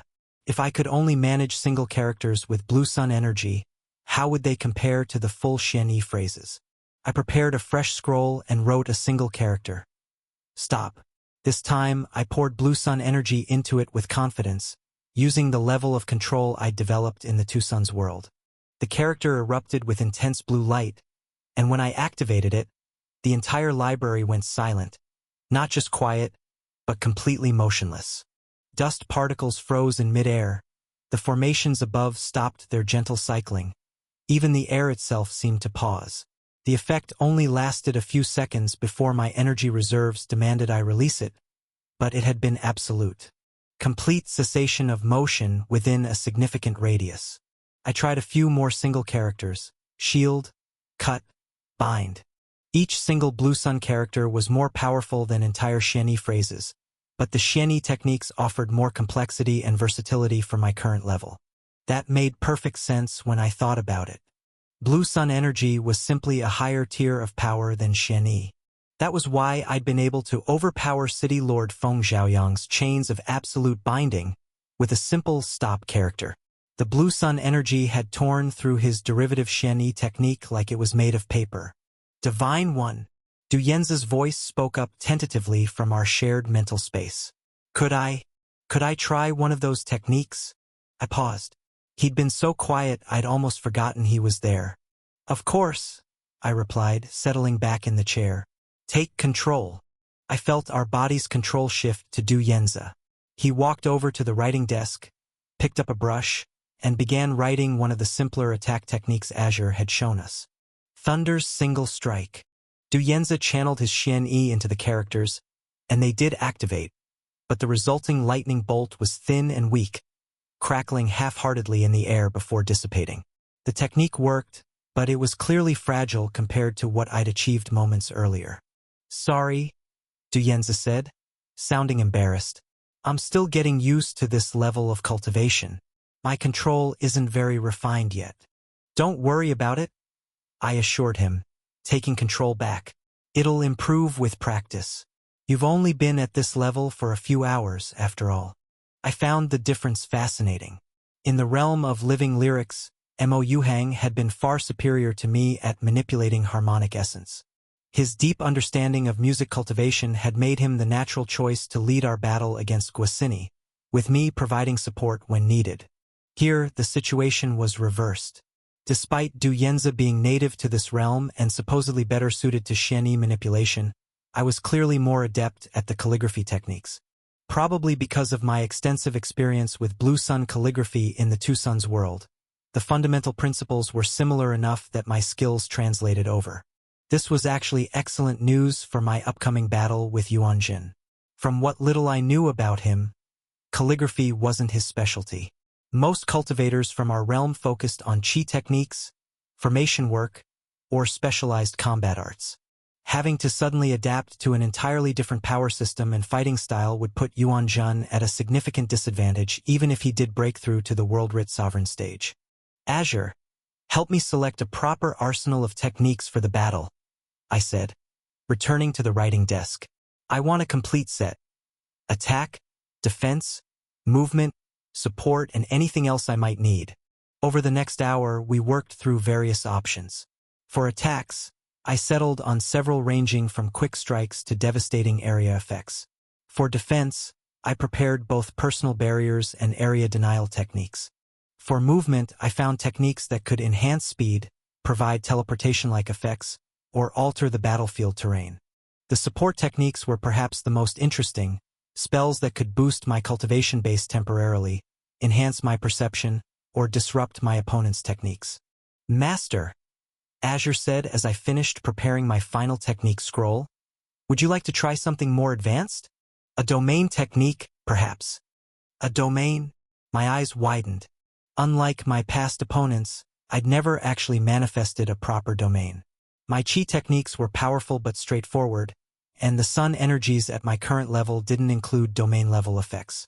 But in this realm, with its flexible reality and belief-based power system, what are my options? I asked. Given your plant-based cultivation and the local energy patterns, I'd suggest the Forest of Endless Growth, Azure replied. It creates a domain where everything becomes plant life, essentially becoming an extension of yourself. That sounded perfect for my fighting style. Show me how to write it. The technique required an entire paragraph of characters, each one building on the previous to create a comprehensive statement of dominion over natural growth and plant life.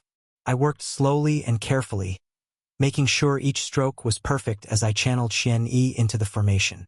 When I finished the final character, the entire library transformed around me. Vines erupted from between the jade shelves, flowers bloomed from the writing desk, and trees sprouted from the marble floor. Everything remained elegant and controlled rather than chaotic. This was cultivation, not random growth, but the sense of absolute dominion was intoxicating. I could feel every plant in the expanded space as if it were part of my own body. I could make them grow, change shape, attack, defend, or create complex formations with just a thought. It was like having dozens of additional limbs, all perfectly coordinated. The domain lasted maybe 6 seconds before my Xian Yi ran out and everything returned to normal, leaving me gasping with exhaustion. But the power I'd felt during those brief moments was unparalleled.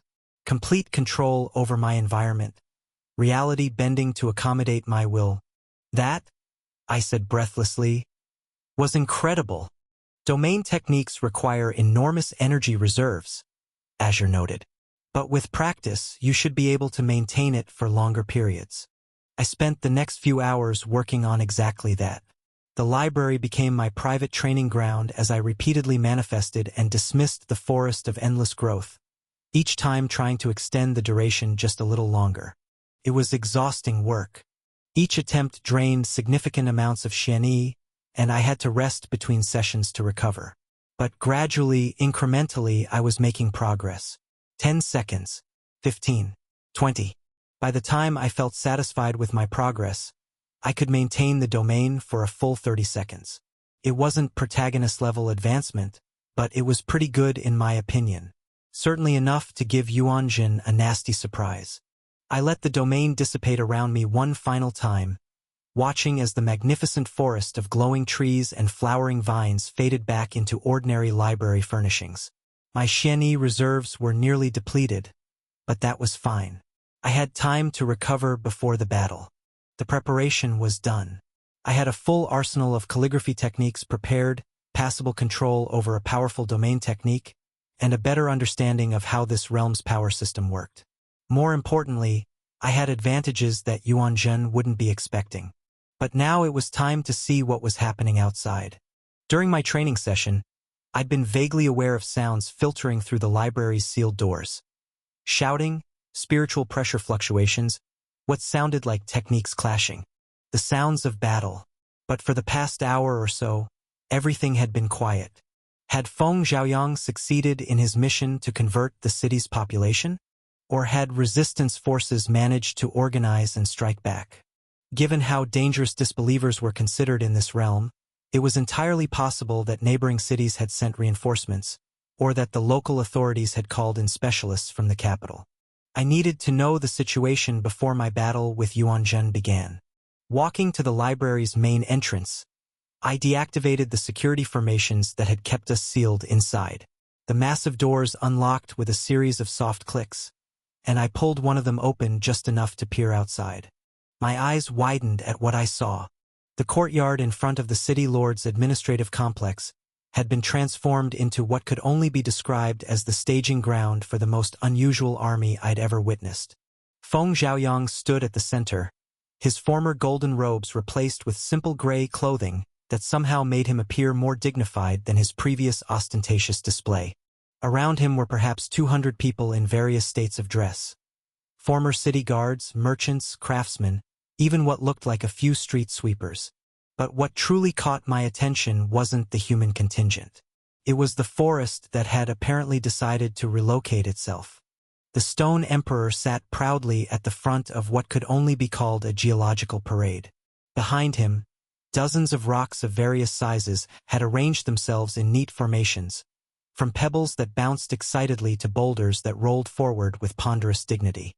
But even more impressive was the plant life that had somehow made the journey from our forest clearing. Trees walked on root legs, their branches swaying with purpose rather than wind. Flowering bushes had formed what looked suspiciously like military squadrons. Their blooms turned toward me like faces. Even the grass seemed to have gained mobility, forming flowing green carpets that rippled across the courtyard stones.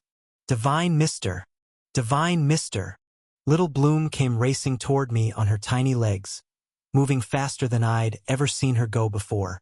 She crashed into my legs with surprising force, wrapping her small branches around them in what was unmistakably a hug. Little Bloom! I knelt down to her level. What are you doing here? I told you to stay in the forest where it's safe. She looked up at me with those bright, curious eyes that somehow managed to convey both innocence and determination. I couldn't leave all the fighting to Divine Mister alone. You helped me think my first thoughts, so I want to help you fight the bad men. Her tiny voice carried absolute conviction, and I felt my heart do something complicated in my chest. Here was a consciousness that was barely days old, and she was already willing to risk herself for others. Bloom, I said gently, this is going to be very dangerous. There might be people who want to hurt you, and I don't want anything bad to happen to you. But Papa is here too, she said, pointing to the ancient oak, who had somehow managed to position himself near the administrative building's entrance. And Uncle Rocky, she gestured to the Stone Emperor, who seemed to puff up with pride at the title. And all our new friends. I sighed, already knowing I wasn't going to win this argument. The determination in her voice reminded me too much of every child I had met. Once they decided something was right, there was no talking them out of it. Standing up, I kept one hand resting gently on Little Bloom's leafy crown as Feng Xiaoyang approached. Divine One, I have good news to report. What's the situation in the city? I asked, noting how the conversations around us had quieted as people strained to listen. Feng Xiaoyang's expression grew both pleased and grim. The majority of the city has been successfully converted.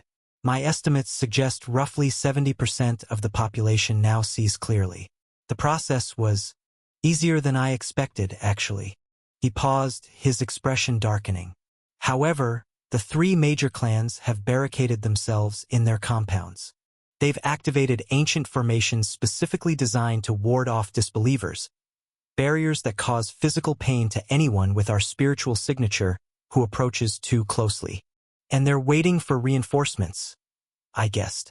Almost certainly, the clan heads would have sent emergency signals to the capital the moment they realized what was happening. Members of the tribunal are probably already en route. I felt a chill at the mention of the tribunal. From the book that I had read, I knew these were the realm's elite disbeliever hunters, cultivators specifically trained to track down and eliminate anyone who questioned the fundamental nature of reality. They would arrive with overwhelming force and absolute conviction that they were saving the world from spiritual corruption. Still, I said, looking around at the crowd, this is a good start. We have a base of operations and enough people to establish a proper foundation for change. If you encounter this narrative on Amazon, note that it's taken without the author's consent. Report it. Master, the ancient oak's rumbling voice called out, if I may ask, what is our strategy? Simply holding the city won't be sufficient if the entire realm turns against us. It was a fair question, and one I'd been considering during my time in the library. The problem with this realm wasn't just the local population. It was the fundamental corruption of the spiritual energy itself. Every person we converted would remain vulnerable to reinfection by prolonged exposure to corrupted Xianyi. We need to, I began, but was interrupted by a conversation taking place near the building's entrance. I'm telling you, we don't have to be part of this, a familiar voice was saying.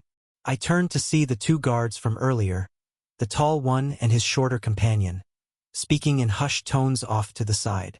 But we see the truth now, the shorter guard replied, though his voice carried uncertainty. Doesn't that mean we have an obligation to fight for it? Listen to me, the taller guard hissed. I've got a wife and 2 kids at home. She's pregnant with our 3rd. You think I'm going to risk orphaning them just because I can suddenly see through some delusion? But if we don't fight and the tribunal wins, then we go back to believing what we believed before, and my children still have a father. I found myself walking over to them, little Bloom keeping pace beside me with her bouncing gait. Excuse me, I said, causing both guards to stiffen in alarm. I couldn't help but overhear. The taller guard's face went pale. Divine One, we didn't mean any disrespect. No disrespect taken, I assured him. In fact, I wanted to thank you both for your service today, but I'm officially dismissing you from any further involvement in this conflict. Both guards stared at me in stunned silence. You're releasing us? The shorter one asked. You have families to think about, I said simply. Go home to them. Make sure they're safe. That's more important than any grand cause. The relief that flooded their faces was almost painful to witness. They both began bowing repeatedly, stumbling over words of gratitude as they quickly gathered their things and hurried away from the courtyard. Is that really wise? Feng Xiaoyang asked, approaching from behind. We need every advantage we can get. Those 2 were experienced soldiers. I watched the guards disappear around a corner, probably heading straight home to their families. Not everyone who gains clarity needs to become a warrior for it, I said. They have people depending on them. Forcing them to fight would make us no better than the system we're trying to change. But surely some sacrifices are necessary for the greater good? Feng Xiaoyang pressed. Maybe, I admitted. But those sacrifices should be voluntary. The moment we start compelling people to risk their lives for our cause, we become the very thing we're rebelling against. People so convinced of our own righteousness that we're willing to sacrifice others for it. Little Bloom tugged on my robe. Divine Mister is very wise, she said. The scared men should go home to their baby trees. The ancient oak's branches rustled with what sounded like approval. The child speaks truth. Wisdom lies not in gathering the largest army, but in ensuring those who stand with us do so from genuine conviction. Speaking of conviction, Azure said quietly in my mind, I'm detecting some concerning energy signatures approaching from the east, multiple cultivators moving fast. I extended my spiritual sense, trying to gauge the approaching presences.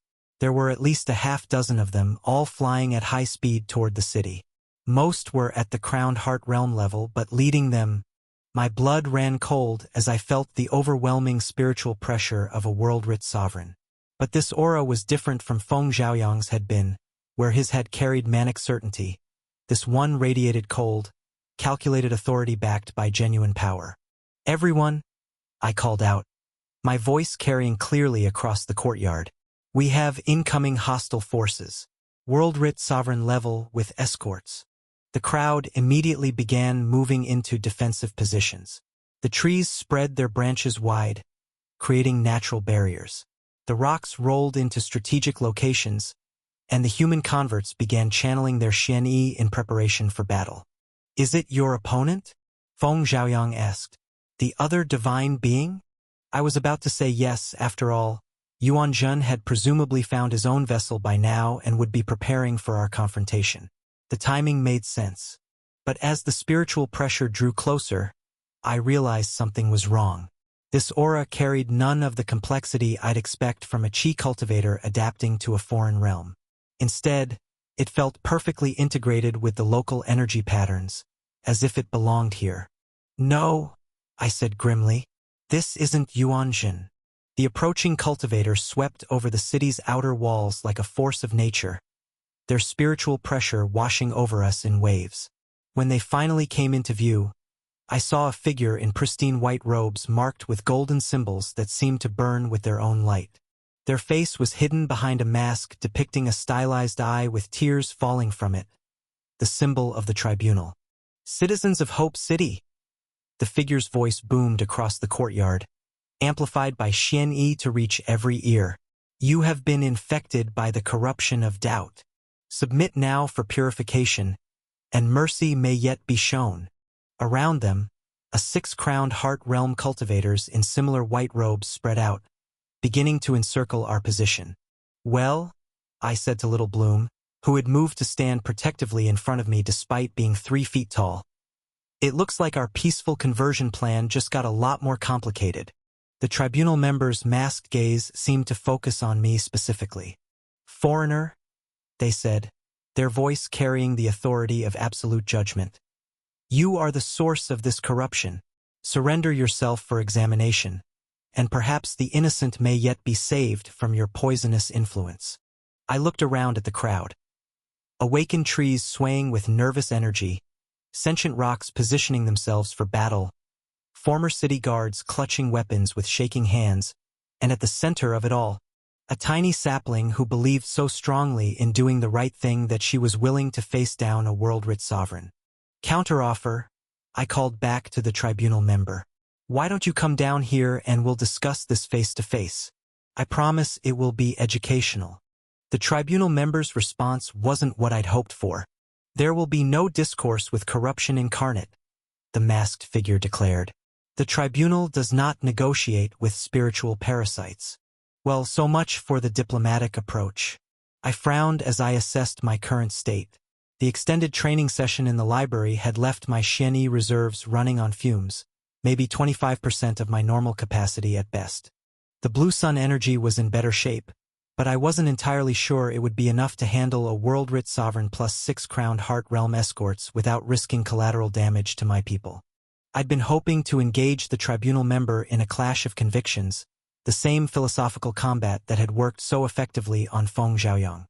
But from their rigid posture and the way their spiritual pressure radiated unwavering conviction, it was clear they weren't interested in having their beliefs challenged. They'd probably been specifically trained to resist such techniques. "Divine One," Feng Xiaoyang said quietly, moving to stand beside me. "Allow me to handle this. I understand their methods better than anyone." Before I could object, the former city lord was already rising into the air, his disbeliever aura flaring around him like dark wings. The transformation was remarkable to witness. Where he'd once carried himself with pompous authority, now he moved with the grace of someone who'd shed all unnecessary pretenses.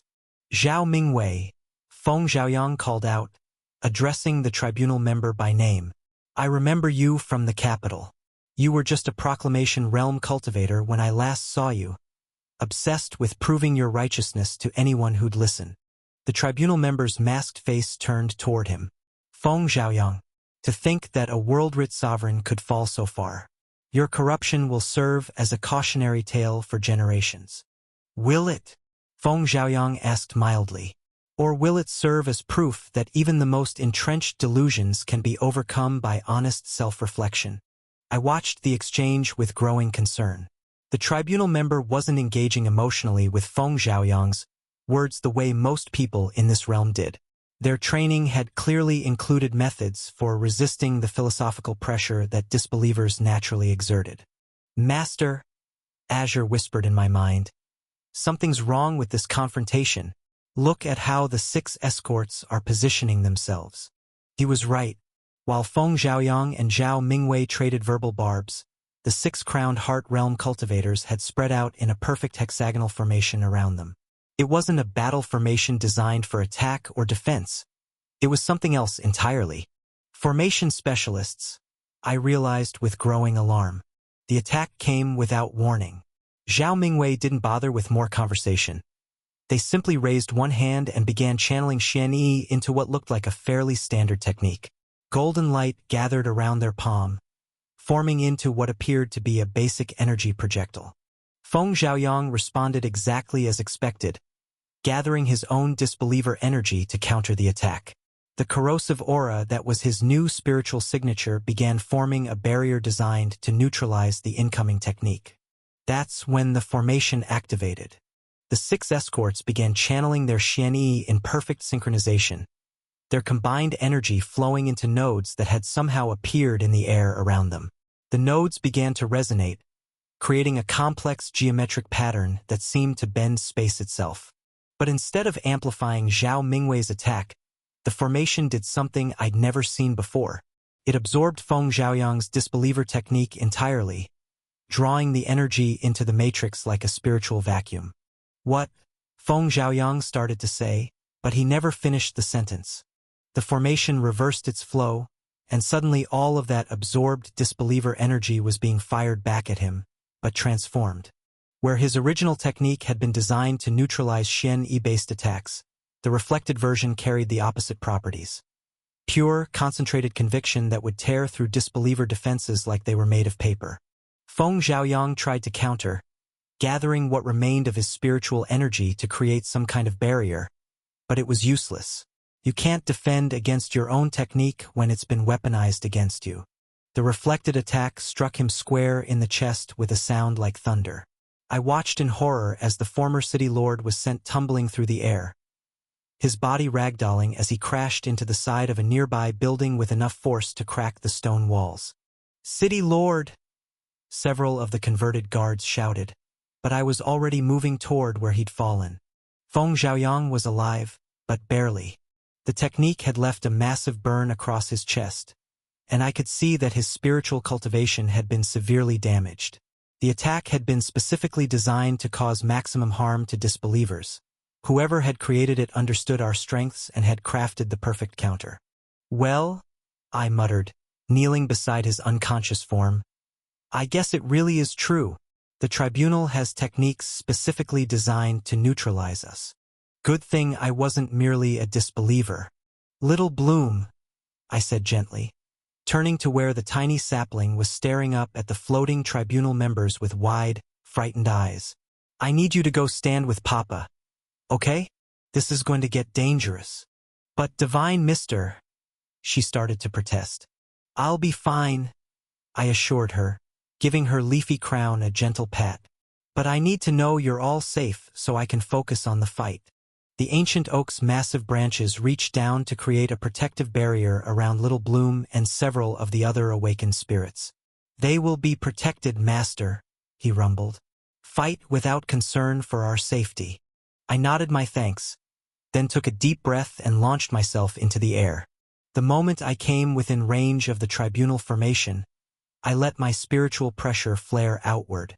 But instead of the corrosive aura they were expecting from a disbeliever, what emerged was the golden radiance of a world-rich sovereign. All 6 of the escort cultivators stumbled in their formation, their perfect synchronization disrupted by sheer surprise. Even Zhao Mingwei's masked face turned sharply toward me, and I could practically feel their confusion radiating through their spiritual pressure. Stolen from its original source, this story is not meant to be on Amazon. Report any sightings. "Impossible," one of the escorts breathed. "Disbelievers cannot advance to world-rich sovereign. They become void sages instead." I didn't bother responding. I had limited Xian Yi and Blue Sun energy reserves, which meant I needed to finish this quickly rather than engage in lengthy explanations about how my cultivation worked. But before I could act, something extraordinary happened. A massive golden hand materialized in the air above us, easily 60 feet across and radiating power that dwarfed anything the tribunal members could produce. The fingers closed around all 7 of the white-robed figures like they were children's toys. The tribunal members tried to fight back, of course. I watched their Xian Yi flare desperately as they attempted to break free, but it was like watching ants struggle against a human grip. The power differential was simply too vast. Then characters began appearing across the palm of the golden hand. "Sleep." The calligraphy blazed with brilliant light, and one by one, The tribunal members went limp as the technique took hold. Within moments, all 7 of them were unconscious, held gently but securely in the massive spiritual construct. The hand descended slowly, placing the unconscious forms on the courtyard stones with surprising care before dissipating into motes of golden light. I turned to look for the source of the intervention and found exactly what I'd expected. Lu Wenjun standing calmly on a nearby rooftop, his spiritual pressure marking him unmistakably as the technique's creator. Or rather, Yuan Zhan wearing Lu Wenjun's body. I flew down to ground level, landing near where the unconscious tribunal members lay. "Thank you for the intervention," I said, "though I have to admit, I'm curious why you helped." "The battle is between you and me," Yuan Zhan replied, landing down from the rooftop. "I couldn't have others interfering." "Master," Azure whispered, "your energy levels are too low. If he presses the attack now." "I know," I thought back. "I'm trying to figure out if I can bluff my way into buying some recovery time." Yuan Zhan seemed to notice my predicament, because his expression shifted slightly, a knowing look crossing his features. "Take whatever time you need," he said. "I'll wait. A proper battle requires both participants to be at their best." This was definitely not what I'd expected. In most scenarios, the smart move would have been to press the advantage while I was weakened.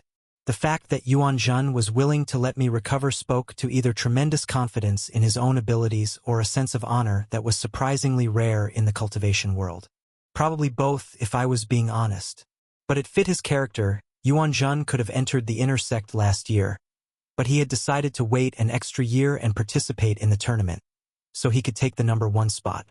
"I appreciate the courtesy," I said, settling into a meditation position near where Feng Xiaoyang was slowly regaining consciousness. "It's refreshing to face an opponent with actual principles."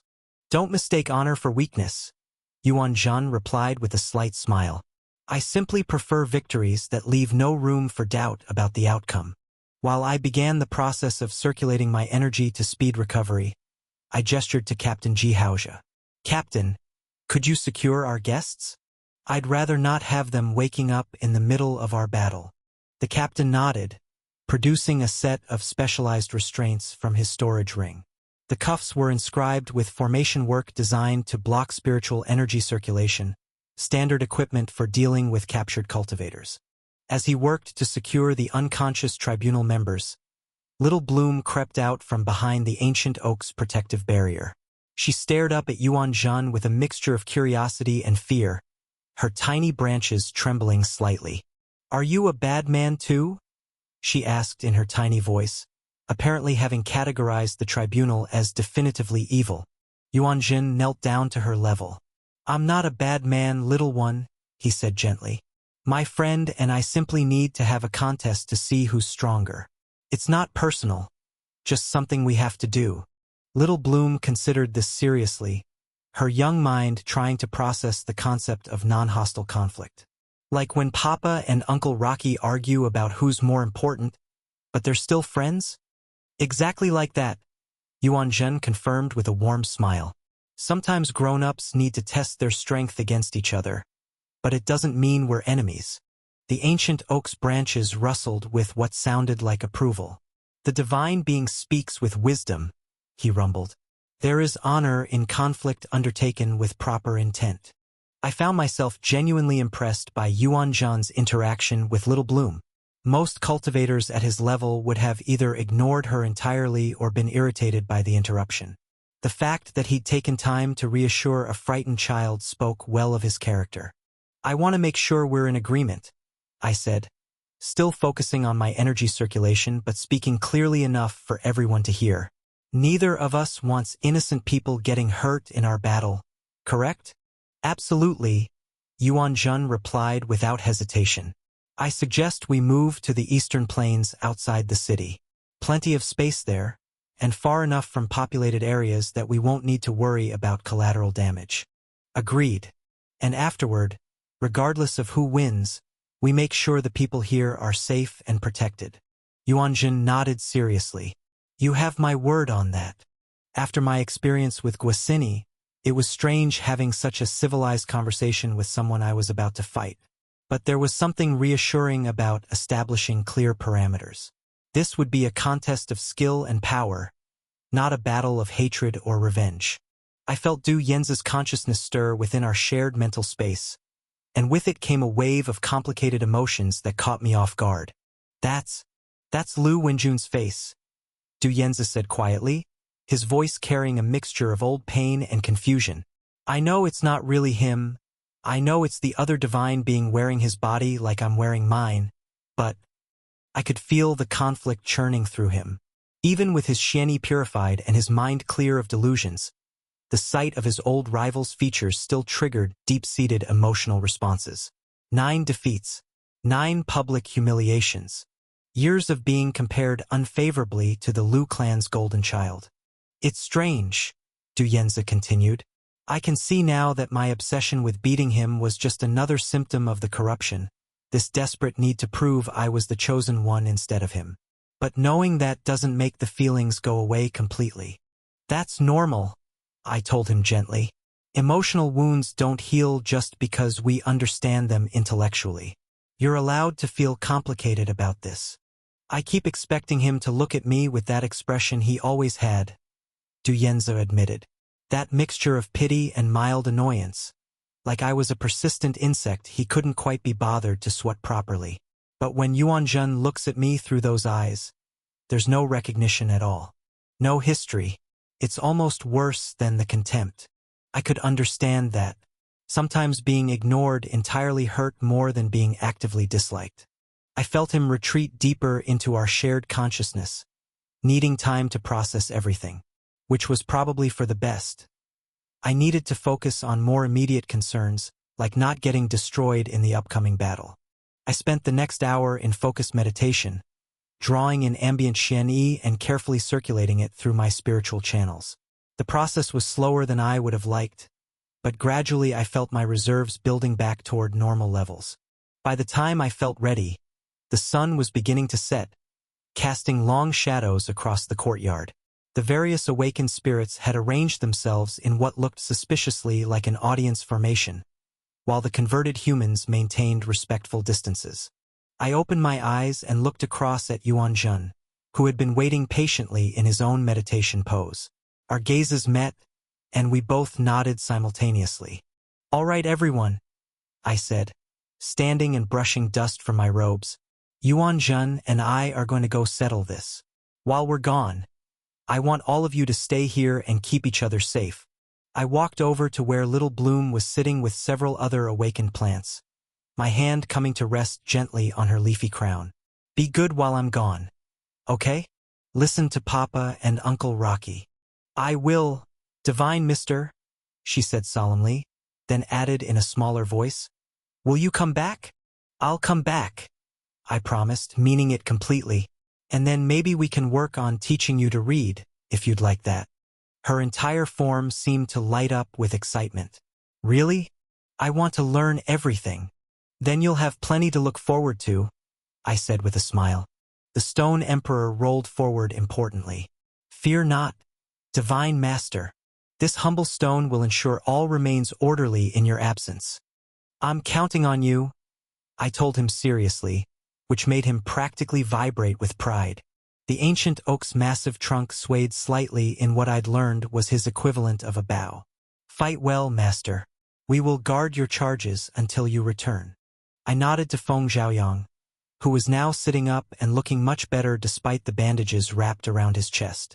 Take care of everyone. If more tribunal members show up, don't try to fight them. Just send them our way, we'll deal with them. Understood, he said with a slight smile. Try not to level any mountains out there. We're already going to have enough explaining to do. With all the important conversations finished, Yuanzhen and I began walking side by side toward the city's eastern gate. The streets were mostly empty. Word of the day's events had apparently convinced most people to stay indoors until things settled down. In the Azure Peak Sex tournament arena, Yuanzhen's physical body remained perfectly still. His legs were crossed beneath him in the lotus position, his back straight as a sword, and his breathing so shallow it was barely perceptible. To any observer, he might have appeared to be in deep meditation, but the reality was far more complex. His consciousness wasn't here at all.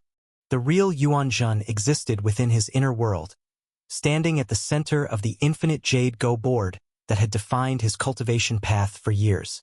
The board stretched endlessly in all directions, its surface gleaming with that distinctive green-white luster that only the finest spiritual jade possessed. Each intersection point hummed with potential energy, ready to accept the placement of black or white stones that would determine the flow of balance. But today, the board served a different purpose entirely. Instead of the usual abstract patterns of territorial control and strategic positioning, the Go board had transformed into something unprecedented. At its center, a perfect circular area perhaps 50 meters in diameter had been designated as the active zone. Within this space, every intersection point glowed with real-time information about the battle taking place in the realm of the Chosen. Yuan Jun's spiritual form stood at the edge of this active zone. In his hands, he held not the traditional black and white stones of Go, but something far more sophisticated, crystallized calculations that represented pure strategic analysis. Each stone contained compressed data about probability matrices, energy flow patterns, optimal response sequences, and predicted outcome trajectories. When he placed one on the board, it would instantly transmit strategic guidance to his spiritual manifestation fighting in Lu Wenjun's body. Most cultivators participating in the tournament found themselves cut off from their inner worlds once their consciousness projected into the foreign realms. The spiritual link simply wasn't strong enough to maintain that level of connection across dimensional barriers. But Yuan Jun had always been different.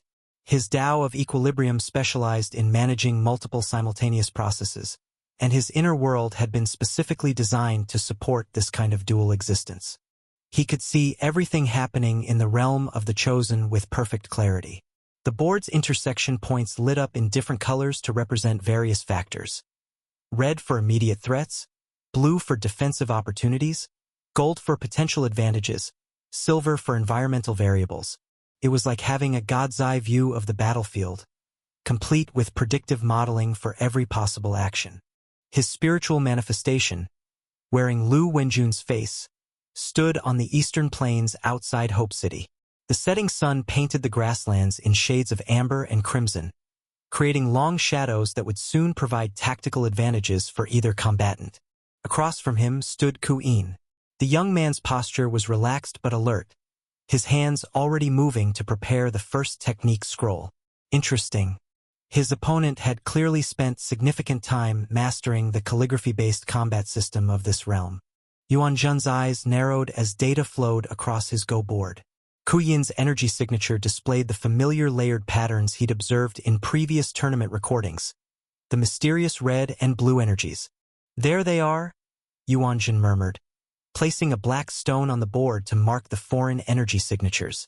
Still no indication of what those energies actually are, but their presence confirms this won't be a standard Xian Yi battle. The answer to their true nature would have to wait. The battle was beginning. Ku Yin moved first, his brush dancing across parchment. Lightning seeks its mark. Golden Xian Yi flowed into the calligraphy, and the completed technique launched itself toward Yuan Jun as a crackling bolt of electrical energy. Yuan Jun's Go board immediately lit up with response options. 17 different defensive techniques were displayed across the intersection points, each with calculated success probabilities and energy costs.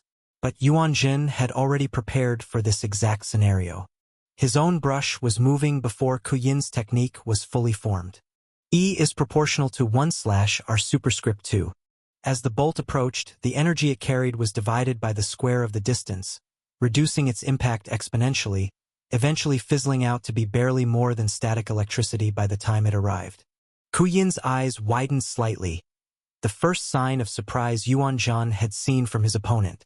But he recovered quickly, his brush already moving to inscribe his next technique. Roots bind what stands above ground. The grassland beneath Yuan Jun's feet erupted as massive plant roots burst upward, seeking to entangle his legs and limit his mobility. Yuan Jun consulted his Go board, noting how the environmental advantages were shifting. The emerging root system would provide Kuin with natural anchors for additional plant-based techniques, while simultaneously restricting Yuanzhan's movement options, a classic territorial control maneuver. But Yuanzhan had faced territorial control before. It was, after all, the fundamental concept underlying Go itself. His brush moved in sharp, angular strokes. Optimal resource allocation protocol.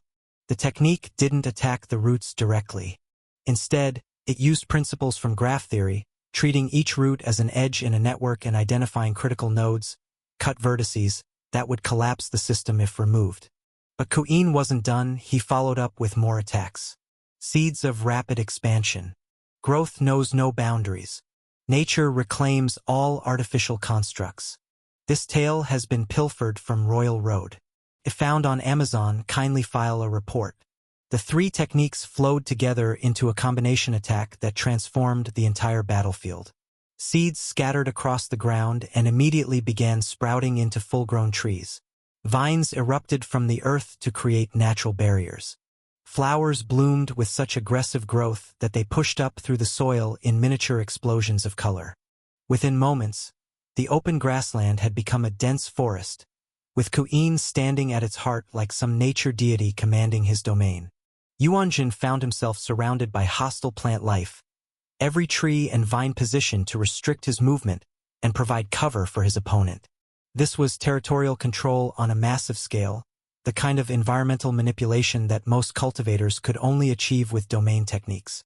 His Go board showed the situation in stark detail. The forest provided Kuin with virtually unlimited ammunition for plant-based attacks, natural barriers to absorb defensive techniques, and elevated positions for tactical advantages. Meanwhile, Yuanzhan was reduced to a small clearing barely 10 meters in diameter. Any normal cultivator would have been overwhelmed, but Yuanzhan wasn't normal. Exponential resource decay function. N(T) equals any caret lambda t, where N(T) was the amount of living plant mass at time t, N was the original growth, and lambda was the decay rate. By increasing lambda, Yuanzhan accelerated the aging process of natural material, causing the plant life that had been thriving moments before to age rapidly. It was like watching a time-lapse film of seasonal change, compressed into mere moments. Vines withered and cracked. Flowers bloomed, peaked, and died in the span of seconds. But even as his immediate surroundings cleared, Yuanzhan could see that Kuin was already adapting. New growth erupted from areas outside the decay field, and his opponent had begun moving through the forest, using the remaining vegetation to stay ahead of the technique's area of effect. This was becoming genuinely challenging. Yuanzhan's Go board showed probability matrices that were shifting rapidly as both combatants adapted their strategies in real time. The calculated prediction models were having trouble keeping up with Kuin's apparently intuitive approach to combat. Strangling vines seeking throat. Poison flowers spreading spores. Root system underground assault. Kuin's next combination was more aggressive, designed to exploit the gaps in Yuanzhan's area denial technique. Vines dropped from overhead while flowers released clouds of debilitating pollen, and underground roots sought to trip and ensnare. Yuanzhan's response was necessarily multi-layered. Air filtration purification matrix. Kinetic energy deflection barriers. Seismic vibration nullification field. 3 techniques activated simultaneously, creating overlapping zones of protection. The pollen clouds were neutralized before they could affect his breathing. The vine attacks were deflected by barriers that redirected their kinetic energy harmlessly skyward. The underground assault was countered by vibrations that disrupted root growth patterns. But the energy cost was significant. Yuanzhan's Go board showed his Xian-Yi reserves dropping to approximately 60% of maximum capacity. At this rate, he would need to end the battle soon or risk being worn down through attrition. Kuin seemed to sense this shift, because his attacks became more frequent and aggressive. Technique after technique flowed from his brush in rapid succession, each one designed to force Yuanzhan to expend energy on defensive responses. Explosive seed cluster detonation. Razor grass cutting whirlwind. Entangling moss paralysis effect. Yuanzhan found himself constantly on the defensive, his Go board working overtime to calculate optimal responses to each incoming threat. But with every exchange, the tactical situation was becoming clearer. Ku Yin's techniques were powerful and creative, but they followed predictable patterns. Plant-based attacks, environmental manipulation, terrain control through rapid growth. It was time to test a hypothesis. Statistical probability manipulation protocol. Energy efficiency optimization matrix. Yuan Zhan's counterattack didn't try to overpower Ku Yin's plant manipulation directly. Instead, it analyzed the energy flows underlying each technique and introduced small inefficiencies that compounded rapidly. A vine that should have required 1 unit of Xianyi to control suddenly required 2. Explosive seeds that normally detonated with perfect timing began going off early or late. Root systems lost their coordinated growth patterns and began working against each other. Yuan Zhan could see the confusion in Ku Yin's posture as his reliable techniques started behaving unpredictably. This was the true power of the Tao of equilibrium, not overwhelming force, but subtle manipulation of the underlying systems that governed all conflict. But he wasn't finished yet. Within his inner world, Yuan Zhan placed his hands flat against the Go board surface, feeling the accumulated data from the entire battle flowing through the jade intersections beneath his palms. Every technique Ku Yin had used, every surge of Xianyi that had been deflected or absorbed, every particle of spiritual energy that had been displaced during their conflict. All of it had been catalogued and stored within his surroundings. And now he was going to claim it all. The characters he wrote this time were unlike anything he'd used before.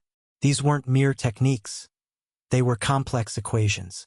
Mathematical formulas that described the fundamental nature of energy conversion and spiritual manifestation. Universal Energy Consolidation Matrix. Environmental Reservoir Activation Protocol. Manifestation of true self through accumulated balance. The effect was spectacular.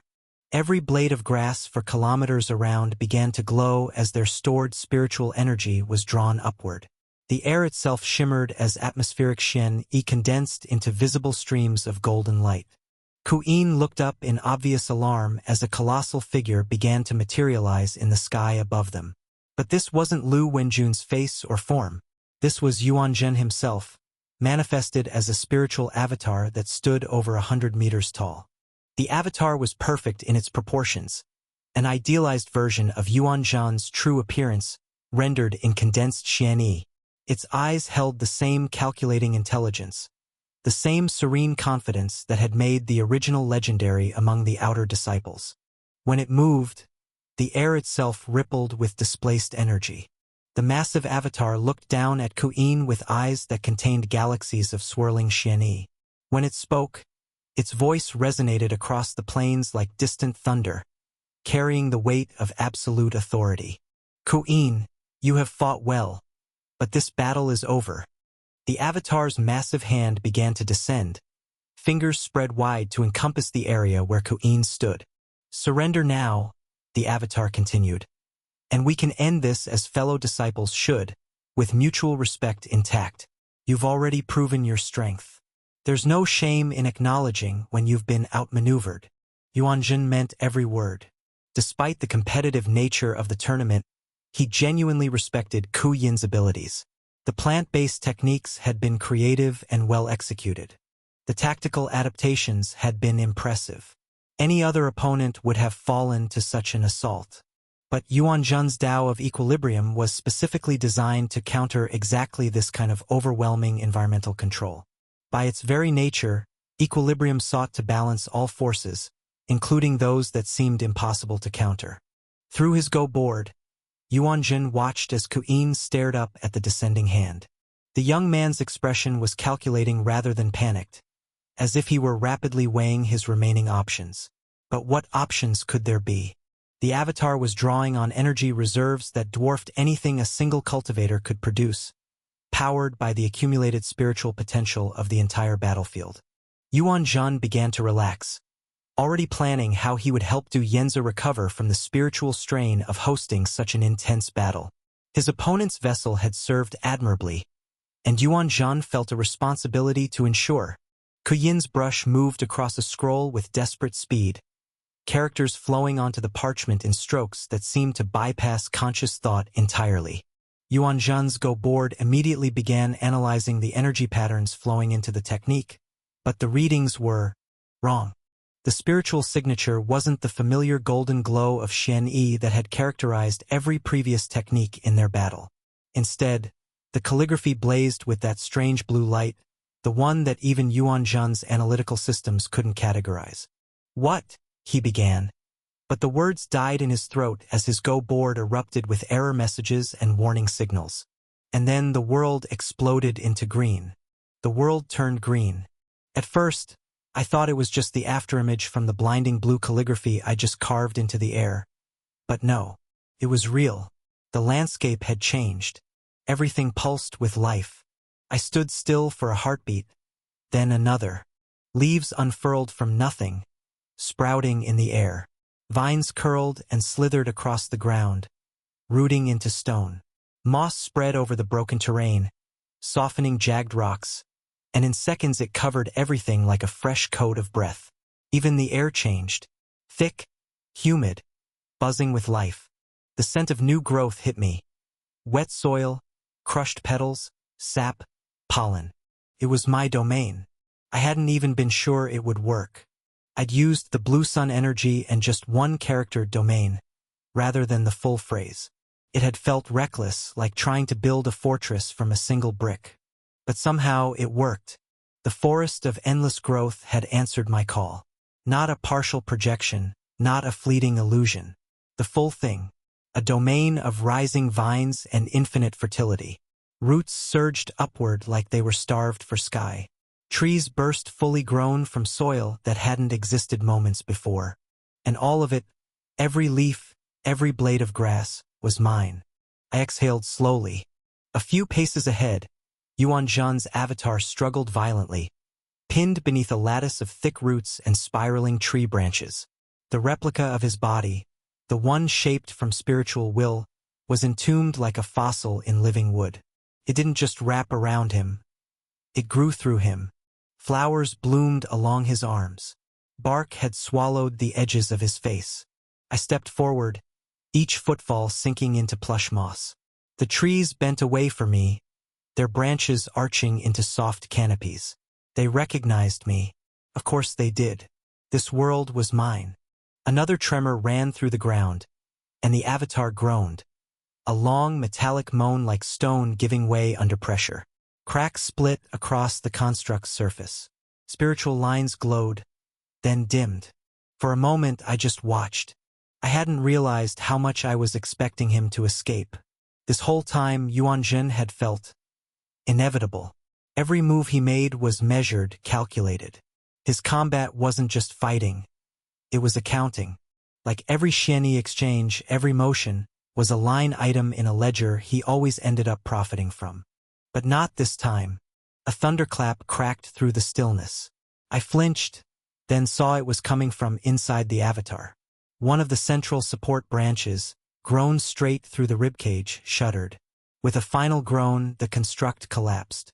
Leaves flurried out as if a storm had passed through. The avatar was gone, shattered. Only Yuan Zhen remained now, bound in his vessel's body.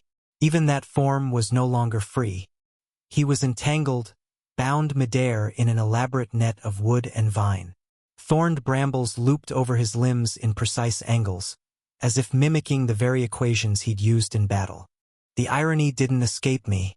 I had been genuinely impressed when he began writing mathematical formulas as techniques. That was something I'd never encountered before in the cultivation world. The precision had been remarkable.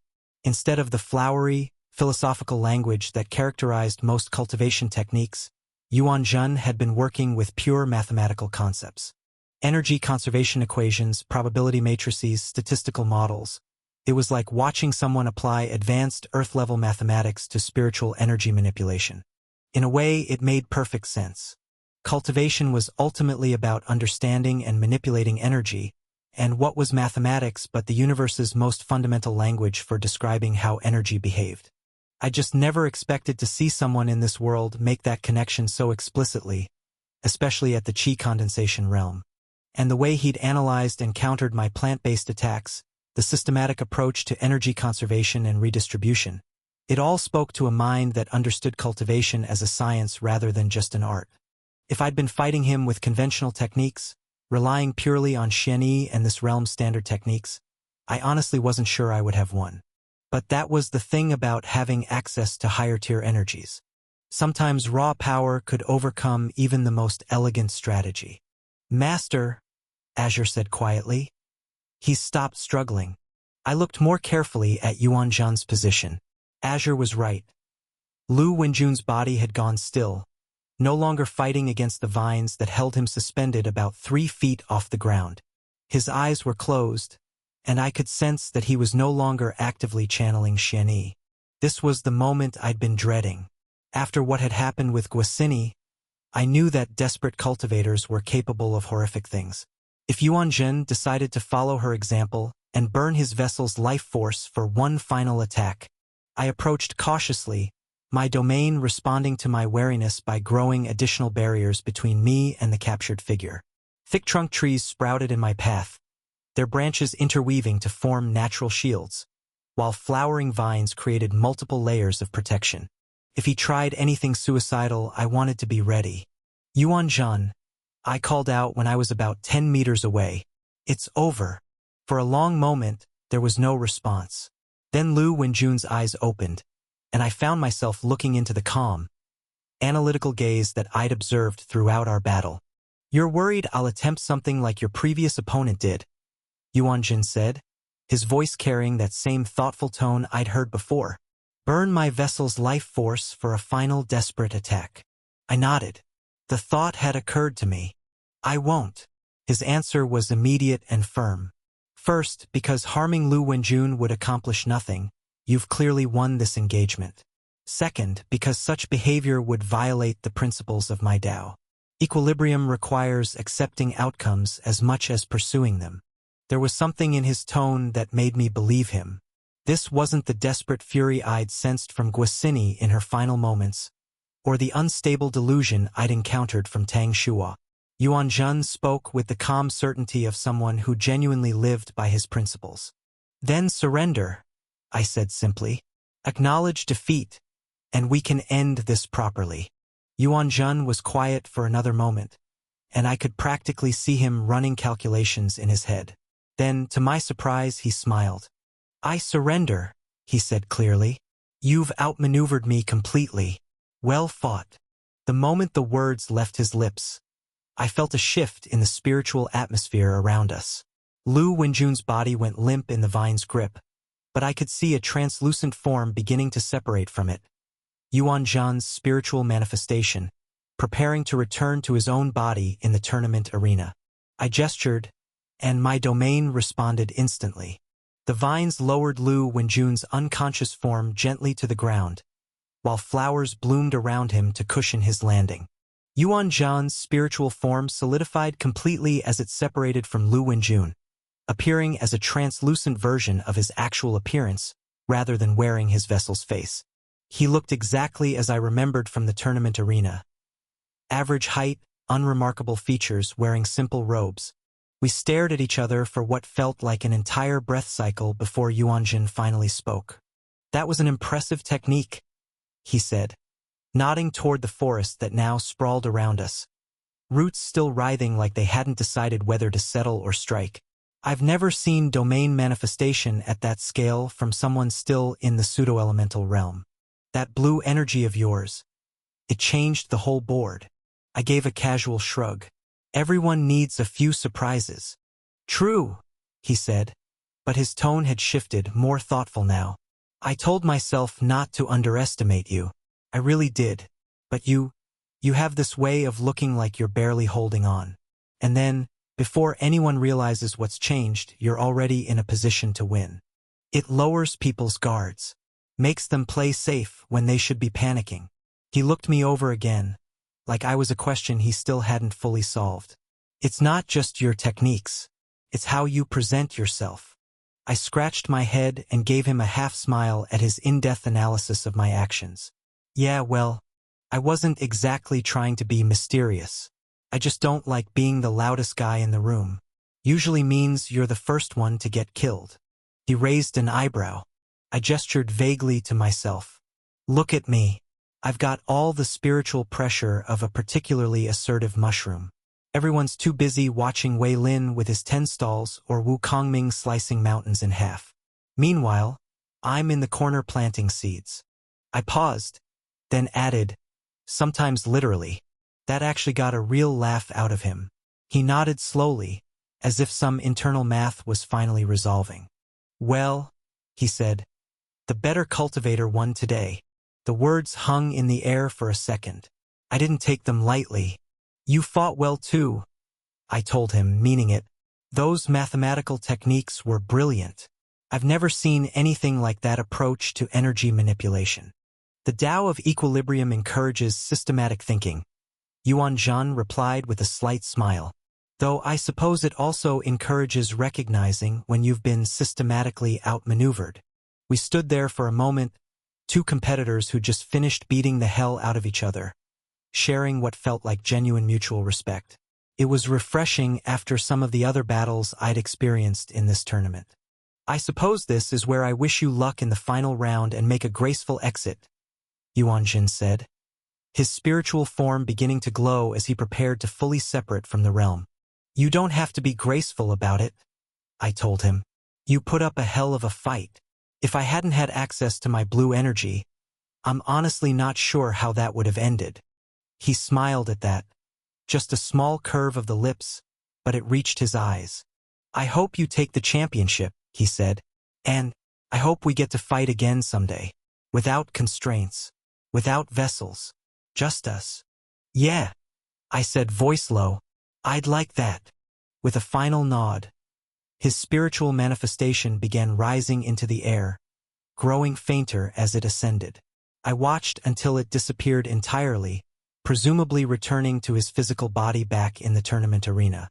My domain began to fade around us as I let the technique dissipate. The massive trees didn't simply vanish. They aged rapidly, their leaves browning and falling as they compressed back into the earth. Within moments, the eastern plains looked almost normal again, though traces of my technique remained scattered around us. A few particularly hardy flowers still bloomed in small clusters, and the grass seemed unusually green and vibrant. I knelt beside Lu Wenjun, checking his pulse. Steady and strong, with no signs of the spiritual damage that had marked Lu Wenqing after Guosini's possession. Yuan Zhen had been as careful withdrawing from his vessel as he'd claimed. Du Yanzi? I called out internally, feeling my vessel's consciousness stirring. Are you there? I'm here, came the tired reply. That was intense. I could feel everything. The domain, the spiritual pressure, the techniques. It was like watching gods fight while standing in the middle of the battlefield. I could hear the awe in his voice, mixed with exhaustion and something else. Relief, maybe. So, we really did it? Du Yanzi asked quietly. We really won. I looked around at the peaceful plains, at Lu Wenjun's breathing form, at the scattered remnants of what had been one of the most complex battles I'd ever fought. Yuan Zhen was gone. His spiritual manifestation returned to his body in defeat. The tournament would continue, but this particular challenge was over. Yeah, we really did, I said, allowing myself a small smile as the last traces of my domain faded into the evening air. The eastern plains looked surprisingly peaceful in the fading twilight. Hard to believe that for the past hour, Yuan Zhen and I had been trying to destroy each other with mathematical formulas and botanical domains. Now it was just grassland again, with a few scattered flowers from my technique still blooming here and there. I looked down at Lu Wenjun's unconscious form, then back toward the city walls where I could see torches being lit. Time to head back and see what remained of our little revolution. Can't leave you out here, I murmured, lifting Lu Wenjun's limp form. He was heavier than Du Yanzi's body was used to carrying, but manageable. The walk back to Hope City gave me time to think about what came next. I had maybe a day left before my spiritual manifestation would be pulled back to the tournament arena. That wasn't much time to help consolidate what Feng Zhaoyang and the others had built, but I'd have to make it count. Master, Azure said quietly as we approached the city gates. I'm detecting some concerning energy signatures from the direction we came. Nothing immediate, but there are definitely cultivators out there. Probably scouts. I nodded internally. We'd known this was coming. The tribunal forces that Yuan Zhen had captured were just the advance guard. Word of a disbeliever uprising in Hope City would spread, and eventually, someone would come to finish what we'd started. The guards at the gate recognized me immediately. Their eyes widened when they saw the unconscious young man in my arms. "Young master," one of them said, bowing deeply. "Is that?" "Lu Wenjun," I confirmed. "He needs medical attention. Where's the nearest physician?" "The administrative complex has healing chambers," the guard replied. Inside the administrative complex, I found organized chaos. Feng Xiaoyang had set up what looked like a command center in the main hall, with converted guards and civilians coming and going with reports. The atmosphere was purposeful rather than panicked, which was encouraging. "Divine One," Feng Xiaoyang greeted me, rising from a table covered with city maps. "I'm relieved to see you've returned safely." His eyes fell on Lu Wenjun's unconscious form. "Is he alive and unharmed?" I assured him. "Just unconscious from the spiritual strain.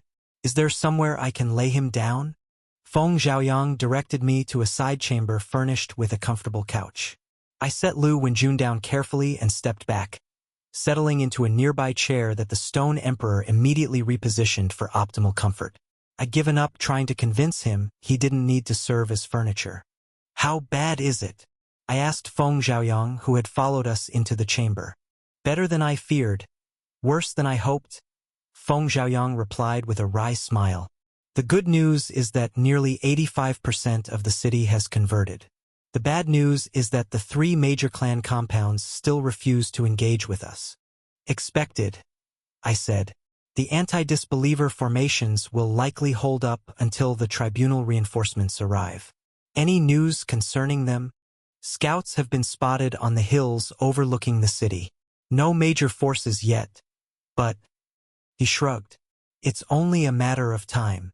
I nodded. That confirmed what Azure had sensed. A groan from the couch interrupted our conversation. Lu Wenjun's eyes fluttered open, and he sat up slowly, one hand pressed to his forehead. "What?" he began, then stopped as his gaze fell on me. This was my first real look at Lu Wenjun without Yuan Zhen's consciousness overlaying his features. He was handsome in that effortless way that marked the truly gifted.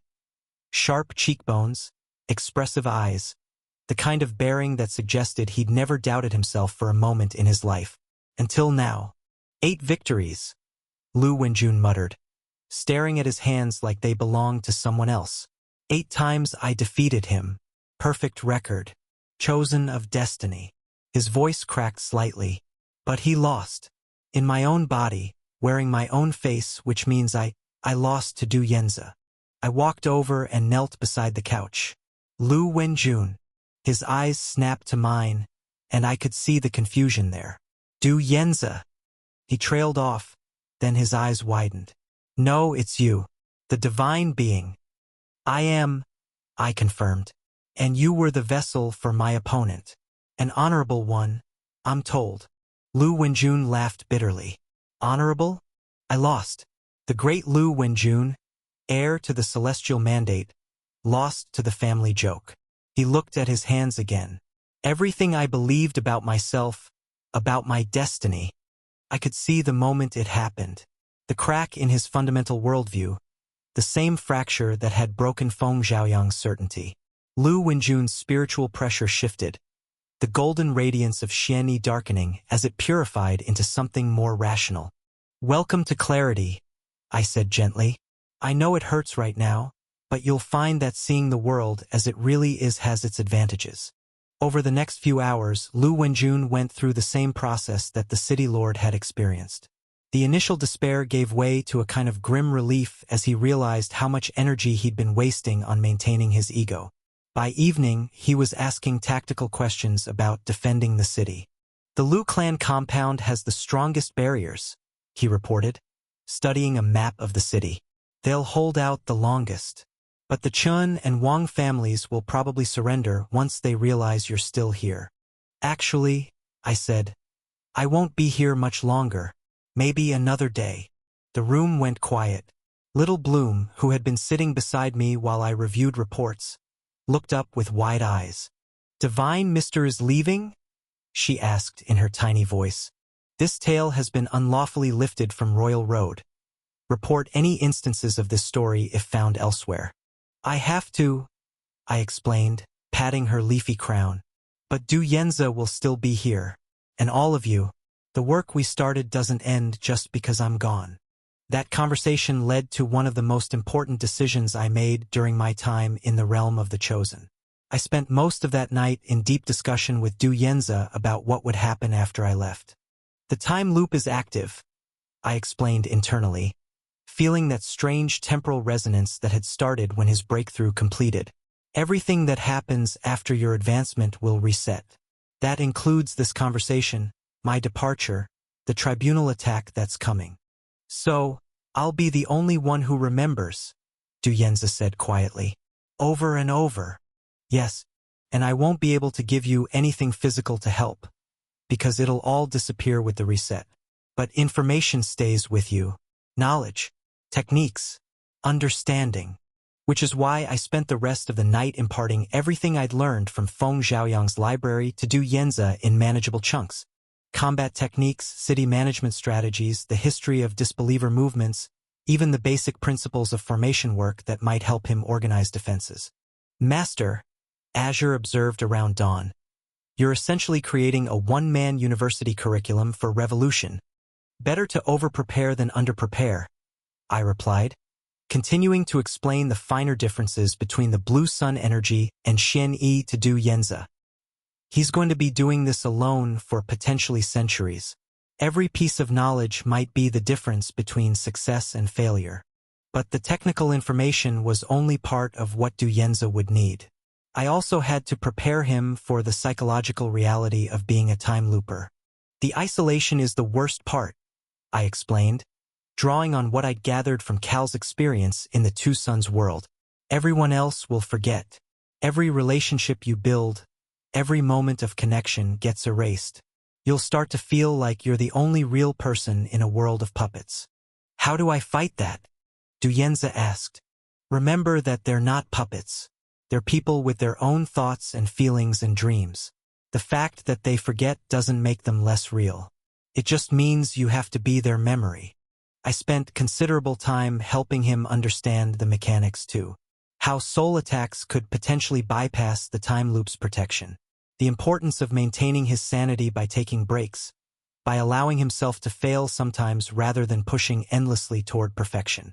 The loop isn't a prison, I told him. It's a tool. Use it to learn, to experiment, to try approaches that would be too risky in normal time. But don't let it become an obsession. The hardest part was preparing farewell messages for everyone, knowing that only Du Yenza would remember them, and it would be up to him whether to deliver them or not at the start of every loop. While I had no doubt he would probably do so for the first dozen or so iterations, I wouldn't blame him if he gave up on that later on to focus on more important things. But that was out of my control. I could only do what was in my power to do so. For Little Bloom, I said, tell her that I said learning to think was the bravest thing she ever did, and that thinking minds can change the world if they work together. For the Ancient Oak, remind him that wisdom isn't about age. It's about being willing to change when you learn new things. For the Stone Emperor, I paused, trying to figure out how to phrase this. Tell him that true importance comes from lifting others up, not from being above them. And for Feng Xiaoyang, tell him that the greatest leaders are those who can admit when they were wrong and choose to be better. Du Yenza absorbed it all with the quiet determination that had made me choose him as a vessel in the first place. This wasn't the delusional confidence of his Xian Yi-corrupted self, but genuine resolve built on clear thinking. The next day brought exactly what we'd expected. More converted citizens, but also the ominous news that tribunal reinforcements were gathering outside the city. The 3 major clan compounds remained sealed, their anti-disbeliever formations making them effectively immune to philosophical conversion. I considered trying to break through their defenses, but honestly, I didn't see the point. Everything I did here would be reset anyway. Better to focus on what Du Yenza could learn from the experience. That's not to say the day was wasted. Far from it. One of the most remarkable things about the converted city was how much the atmosphere had changed. Before, every interaction had been a competition. Who could demonstrate superior destiny, who deserved more cosmic favor, who was more chosen than whom. Now people actually talked to each other. I spent the morning in the market district, just observing. A baker was explaining his techniques to a young apprentice without demanding acknowledgement of his superior fate. A group of children were playing a game just to have some fun instead of each one trying to prove they were the prophesied champion. Two merchants were actually negotiating fairly instead of each claiming that heaven demanded they receive the better deal. It's like watching people wake up from a shared fever dream, I told Azure as we watched an elderly woman teaching a group of youngsters how to tend a garden. The social dynamics are fascinating, Azure agreed. Remove the competitive element from basic human interaction, and suddenly you get actual community building. The most touching example was a young mother I encountered near the city's central well. Her baby had been crying, and before the conversion, the established response would have been for everyone around her to offer unsolicited advice about their divinely inspired child-rearing methods. Instead, the nearby women simply offered practical help, holding the baby while she drew water, sharing food, asking what she needed. It's not that they stopped caring, I realized. They just stopped making everything about themselves. But it was my promise to Little Bloom that provided the day's real highlight. "Divine Mr. promised to teach me reading?" she announced excitedly when I found her in the courtyard, practically vibrating with anticipation. I'd never taught anyone to read before, let alone a sentient sapling who was maybe 3 days old intellectually. But Little Bloom was an eager student, and her fresh consciousness meant she didn't have any preconceptions about what learning should be like. We started with the basics, recognizing shapes, understanding that symbols could represent sounds and ideas. I used Xian Yi to create glowing characters in the air, which delighted her to no end. "This one means tree," I explained, forming the character with careful strokes. "That's me," Little Bloom exclaimed, her tiny branches rustling with excitement. "I'm a tree. Write more tree words." Soon we had an entire vocabulary floating in golden light above us. Growth, roots, leaves, flowers, forest. Little Bloom was a quick learner, probably because her mind wasn't cluttered with years of accumulated assumptions about how difficult reading was supposed to be. The ancient oak watched our lesson with obvious amusement. "In my 8,000 years, he rumbled, I never thought to learn human writing. Perhaps this old tree could benefit from such lessons as well." "Everyone can learn," I told him. "That's the beautiful thing about knowledge. It doesn't care how old you are or where you came from." By afternoon, Little Bloom could recognize about 20 characters and was starting to sound out simple combinations. Her joy at this accomplishment was infectious. When she managed to read "Little flower grows tall," without help, she did a tiny dance that involved all her branches swaying in perfect synchronization. "I can read, Papa," she called to the ancient oak. "I can read like the big people." "Indeed you can, little one," the oak replied with obvious pride. "You have learned in one day what took this old tree millennia to understand. That wisdom comes not from age, but from curiosity." As the sun began to set, I felt the familiar tug that meant my time in this realm was coming to an end. Feng Xiaoyang found me in the library, where I'd been having one final strategy session with Du Yenza. "Divine One," he said, bowing respectfully, "the people have gathered in the central plaza. They wish to hear from you before you depart." "Word travels fast," I observed. "News of your leaving has spread throughout the city. They're grateful for what you've done, but they're also frightened. Many of them have never had to think for themselves before." I nodded. This was exactly what Du Yenza would need to address in every loop. Not just the external threats, but the internal fear of freedom that came with casting off delusion. The plaza was packed when we arrived. Hundreds of faces looked up at me with a mixture of hope and uncertainty. These weren't the arrogant, self-assured expressions I'd seen when I first arrived. These were people who had just discovered they weren't the center of the universe, and they weren't sure what to do with that knowledge. I climbed the steps to the platform that had been hastily erected for the occasion. Little Bloom rode on my shoulder, while the Stone Emperor positioned himself where he could serve as a backrest if needed. The ancient oak's massive form provided a living canopy overhead. "Citizens of Hope City," I began, my voice carrying clearly across the plaza. "3 days ago, you believed you were chosen by destiny. Today, you've learned something far more important. You get to choose your own destiny." A murmur ran through the crowd. I could see the uncertainty in their faces, but also something that hadn't been there before. Curiosity. The corruption that has infected your realm wants you to believe that you're powerless without delusion. I continued.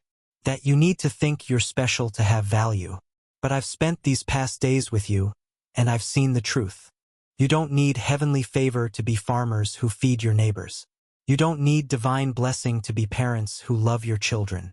You don't need prophetic mandate to be teachers who share knowledge or healers who tend the sick. I paused, looking out over the sea of faces. The corruption wants you isolated, each believing you're the only one who matters. But you've learned something it fears, that you're stronger together than you ever were apart. "But what if we fail?" called out a voice from the crowd. "What if the tribunal comes and we can't stop them? Then you get back up and try again," I said firmly. "Failure isn't the opposite of success. It's part of learning. The corruption wants you to believe that any setback proves you were wrong, to doubt your delusions. But real strength comes from failing, learning, and choosing to keep going anyway." This was really for Du Yenza more than it was for the crowd. He would fail. Many times. Maybe hundreds of times. But that didn't mean he should give up. "You've tasted freedom now," I continued. "The freedom to think, to choose, to grow beyond what you were told you had to be.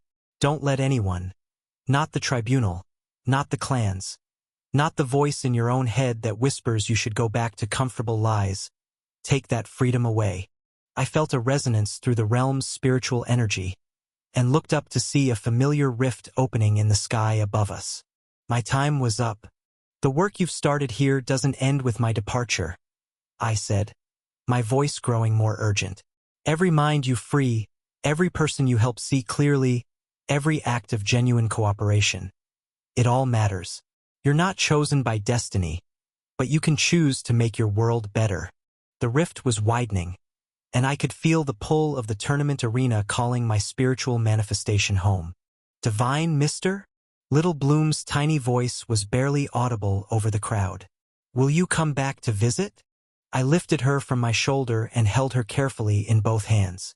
She was so small, so young, but I could see the intelligence blazing in her eyes. The same curiosity that had driven her to ask for reading lessons. "I promise I'll come back," I told her, meaning it completely. "Maybe not soon, but someday. And when I do, I want you to show me all the new words you've learned."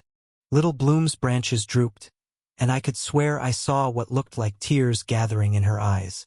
"I'll practice every day," she whispered.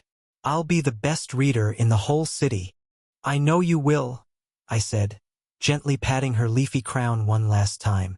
The gesture was so natural, so human, that for a moment I almost forgot she was a plant spirit and not just a very small child. It made me wonder if this was how it was like to have a younger sister. As much as I wished I could take some of them with me, Little Bloom with her boundless curiosity, the ancient oak with his old man wisdom, even the Stone Emperor with his ridiculous devotion, it just wasn't possible. Beyond the practical impossibilities of transporting living beings between realms, I wasn't even sure they'd want to leave their world. This was their home, their reality. They belonged here, fighting to make it better. "Remember what I taught you," I continued, my voice catching slightly.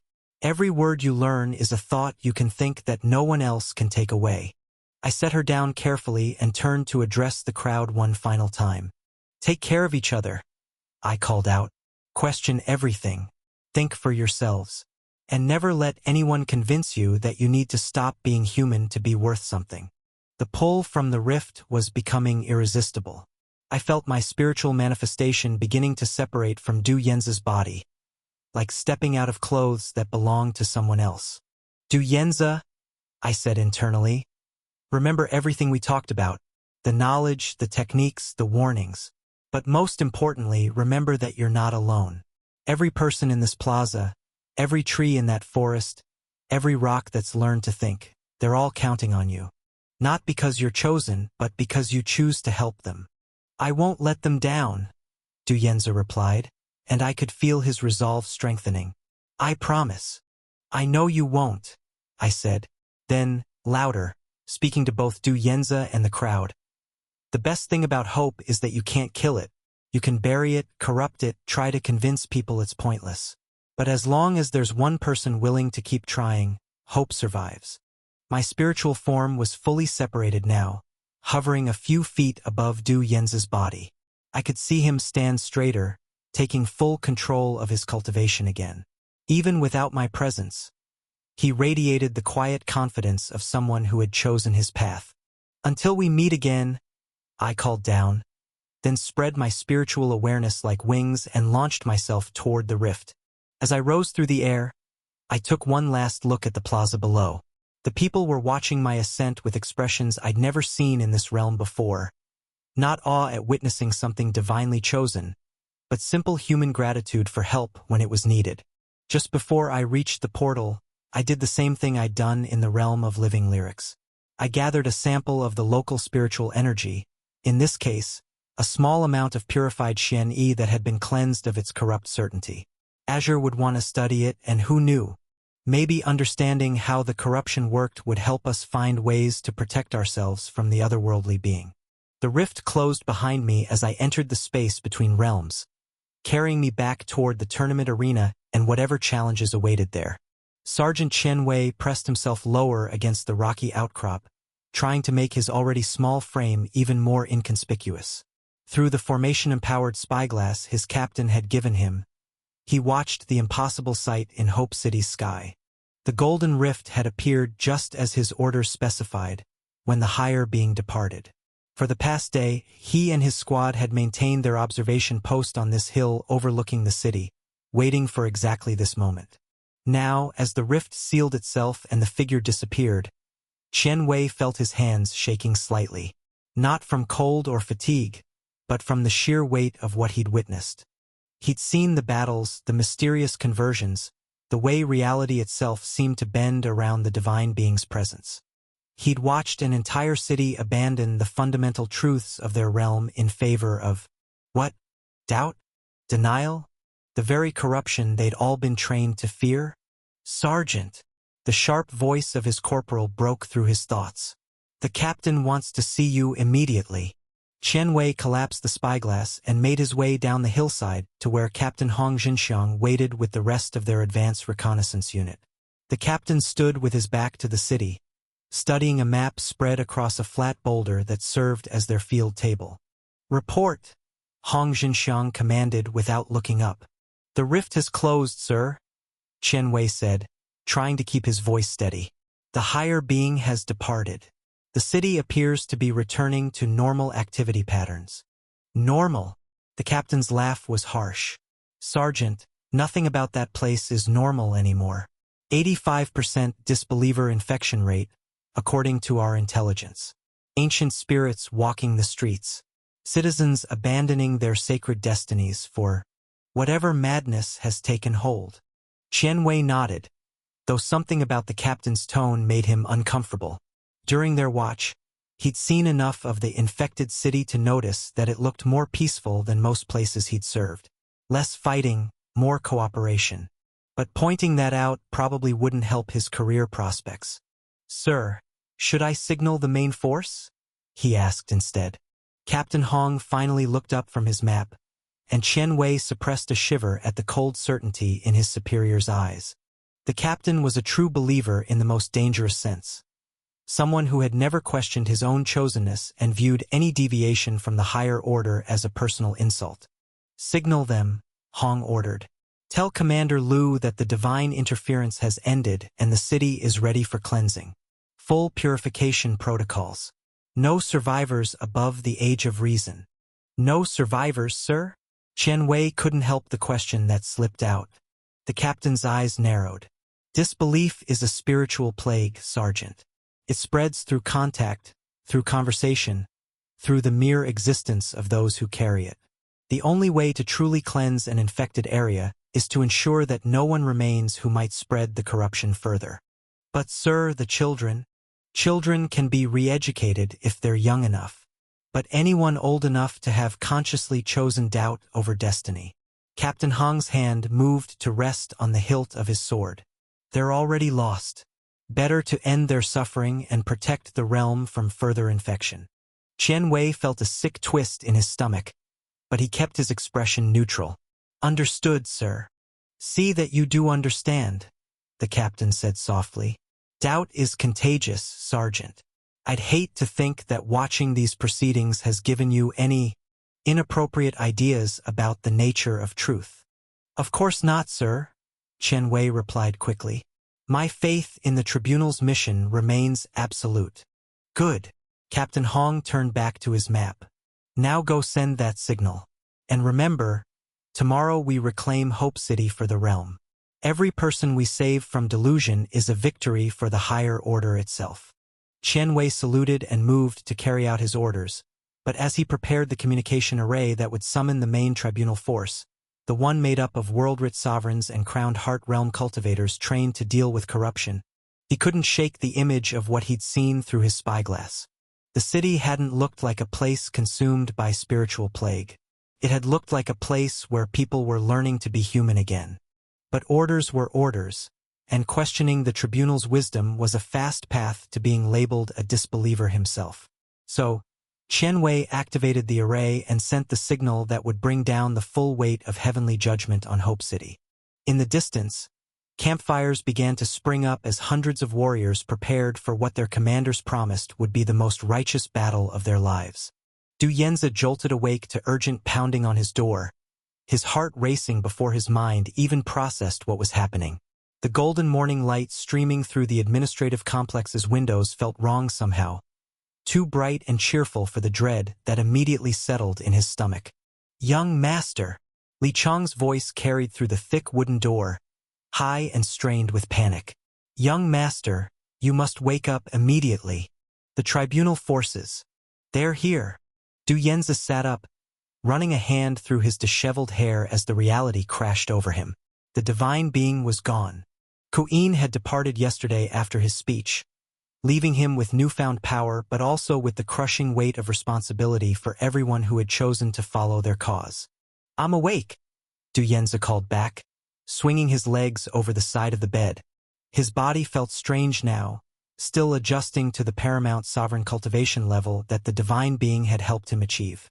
The Mandelbrot recursion pattern hummed quietly in his spiritual channels, a constant reminder of the price he'd paid for this power, and the infinite chances it theoretically gave him. Li Chang burst through the door without waiting for permission, his usually composed face pale with worry. Young master, the scouts report at least 5 world-rich sovereigns approaching from the south, each leading formations of crowned heart realm specialists. They're moving in broad daylight, making no attempt at stealth. Du Yanzi nodded grimly as he reached for his robes. 5 world-rich sovereigns. Even with his breakthrough, those weren't odds he felt confident about. Ku'in had made the advanced techniques look effortless, but Du Yanzi knew his own limitations. He'd spent his entire cultivation journey believing he was destined for greatness while actually being mediocre at best. The divine being's departure hadn't magically granted him competence to match his new raw power. Where's City Lord Feng? Du Yanzi asked, fastening his belt with hands that were steadier than he felt. Still recovering in the healing chambers, Li Chang replied, wringing his hands. The reflected technique from that tribunal formation did serious damage to his spiritual foundation. The healers say he shouldn't be fighting for at least another week. But he's getting ready anyway, Du Yanzi finished with a tired smile. Through the divine being's interaction with Feng Zhaoyang, Du Yanzi was able to predict the man's stubbornness. The former city lord's conversion to disbeliever status had stripped away his arrogance, but it had also revealed an iron core of responsibility for his people that no amount of spiritual injury could suppress. Young master, Li Chang said quietly, perhaps we should consider evacuation? If we could get the women and children to the eastern forests. Du Yenza paused in the doorway, looking back at his loyal servant. You're right, I want you to take the women, children, and anyone else who wants to leave, and get them out of the city through the northern gate. Tell them the young master ordered it. I won't abandon you, Li Chong said firmly. Not now, not ever. Du Yenza felt a complicated mix of gratitude and guilt wash over him. Li Chong had served his family faithfully for years. Watching Du Yenza's repeated humiliations and still believing in him, the least he could do was try to keep the man alive. Then stay close to me, Du Yenza said finally. And if things go badly, they won't. Li Chong interrupted with more confidence than the situation warranted. The divine being chose you for a reason, young master. You have power now that even the tribunal will respect. Du Yenza didn't have the heart to explain that having power and knowing how to use it effectively were very different things. The scene outside the administrative complex looked like organized chaos. Feng Xiaoyang stood in the central courtyard, his face pale but determined, directing the placement of defensive formations with the help of converted guard captains.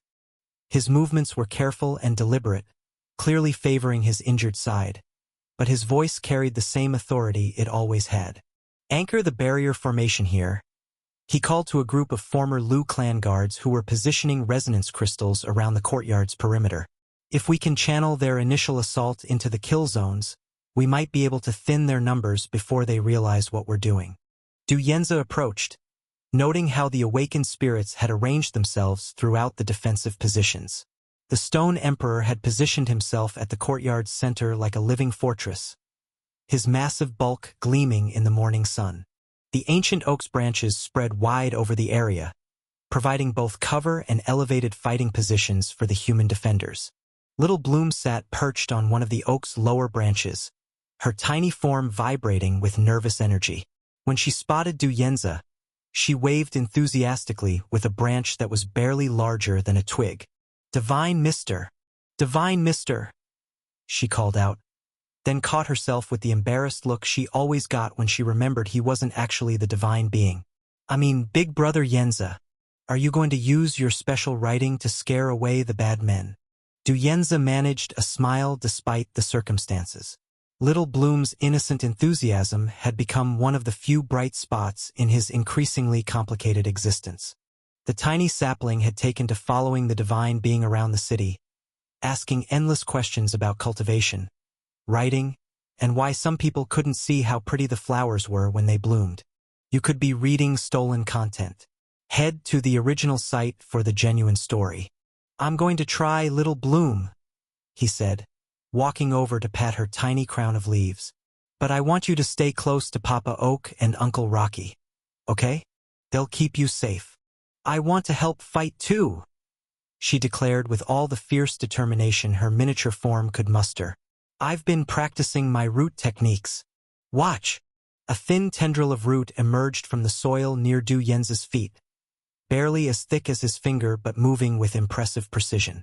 It coiled around his ankle gently, then released and disappeared back underground. That's very good, Du Yenza said seriously, treating her achievement with the respect it deserved. But the most important job in any battle is protecting the people who can't protect themselves. Can you help Papa Oak with that? Little Bloom's leaves rustled with pride at being given such an important responsibility. I'll be the best protector ever. No bad men will hurt anyone while Little Bloom is watching. Feng Xiaoyang approached. Young Master Du, he said with a respectful nod. The barrier formations are in place, but I won't lie to you about our chances. 5 Worldwrit sovereigns is more than our entire defensive force can handle, even with your breakthrough. I know, Du Yenza replied, his gaze moving across the assembled defenders. Maybe 200 converted humans, most of them former city guards and merchants with basic cultivation. A handful of awakened spirits whose power levels varied wildly. And 1 traumatized former city lord who could barely stand upright. Against that, the tribunal was bringing 5 cultivators who could write reality directly with their Xianyi, backed by dozens of crowned Heart Realm specialists trained specifically to neutralize disbelievers. The formations will buy us time, Feng Xiaoyang continued. But once they adapt to our tactics, I understand, Du Yenza said. We'll make our stand here and hope for the best. What he didn't say was that he was already planning for failure. The Mandelbrot recursion pattern in his spiritual channels hummed, ready to reset everything if the worst happened. It was a terrible comfort, knowing that everyone who died today could potentially be saved by rewinding time, but it was the only comfort he had. A horn blast echoed across the city, followed by another, then another. The warning system they'd established was announcing the tribunal's arrival. They're not bothering with subtlety, Feng Xiaoyang observed grimly. Du Yenza climbed onto the Stone Emperor's broad back to get a better view of the approaching forces. What he saw made his stomach clench with dread. 5 figures descended from the sky like vengeful gods, each one radiating spiritual pressure that made the air itself seem to thicken. Their white robes blazed with golden symbols, and their faces were hidden behind masks depicting weeping eyes, the symbol of the tribunal's authority to judge and execute. Behind them came their followers in perfect formation. Dozens of crowned Heart Realm cultivators, their spiritual pressure combining into an oppressive weight that pressed down on the entire city. The sky darkened as their combined Xian-Yi blocked out portions of the sun. Citizens of Hope City. The voice boomed across the streets, amplified by techniques that made it audible from miles away. You have been infected by the corruption of doubt. Submit to purification, and the merciful may yet be saved. The lead tribunal member raised one hand, and golden calligraphy began forming in the air above the city. Characters the size of buildings blazed with power that made Du Yenza's eyes water. Judgment of heaven descends upon the corrupted. The technique activated with a sound like thunder, and beams of searing light began raining down on the residential districts where the converted citizens lived. Du Yenza watched in horror as entire buildings exploded into splinters, their inhabitants given no chance to flee or surrender. They're not here to convert anyone back, he realized with growing dread. They're here to exterminate us. Feng Xiaoyang's face had gone completely white. The formations. Activate everything now. The defensive barriers sprang to life around the administrative complex, but they looked pathetically small compared to the overwhelming force bearing down on them. Golden light bathed the courtyard as the tribunal members descended like falling stars, their followers spreading out to surround the complex completely. The first tribunal member landed in the street just outside their barriers with enough force to crack the stone pavement. Feng Xiaoyang, former city lord of Hope City, you stand accused of abandoning your divine mandate and succumbing to spiritual corruption. Your punishment is erasure from existence. The figure raised a brush loaded with golden Xian-Yi. Any who stand with you share in this judgment. Wait, Du Yenza called out, jumping down from the Stone Emperor and stepping forward. I'm the one you want. These people only followed me because I convinced them. If you're going to execute someone, execute me. All 5 tribunal members turned their attention to him, and the combined weight of their spiritual pressure nearly drove him to his knees. This close, he could see their eyes through the mask's openings. Cold, certain, utterly without mercy. Du Yenza of the disgraced Du clan, the lead figure said. We know of you. The reports describe a disbeliever hosting a demonic being, one who has corrupted an entire city. You represent a contamination that must be burned out completely. The lead tribunal member's brush moved with frightening speed. Truth burns away all deception. Du Yenza barely had time to prepare his own technique, frantically writing stalwart defense against tyranny in shaking strokes. His calligraphy was decent, but compared to the fluid perfection of his opponent's work, it looked like a child's scribbling. The collision of techniques lit up the entire courtyard. Du Yenza's barrier held for perhaps 3 seconds before shattering like glass, the backlash sending him flying backward to crash into the Stone Emperor's side with bone-jarring force. Pathetic, the tribunal member observed clinically. You have the power of a world-rich sovereign but none of the skill. Did you think cultivation level alone would be sufficient? Du Yenza pushed himself upright, tasting blood and feeling at least 2 cracked ribs grinding against each other. The tribunal member was already preparing another technique, golden characters forming in the air. Judgment falls upon the unworthy. Du Yanzi's eyes widened as he watched the technique take shape. He tried to raise his brush, tried to channel his Xian Yi into some kind of defense, but his spiritual channels were still reeling from the backlash of his shattered barrier. His hands shook as he attempted to write, the characters forming crooked and weak in the air. He wasn't going to make it. He was too slow, too injured, too inexperienced. The tribunal member's technique was already descending, a spear of golden light that would erase him from existence just as surely as it would any other disbeliever. This was how he was going to die. Not in some glorious final stand, but fumbling with a brush while being put down like a dog. Young master, Li Chang's desperate shout cut through the chaos as the loyal servant threw himself between Du Yanzi and the descending technique.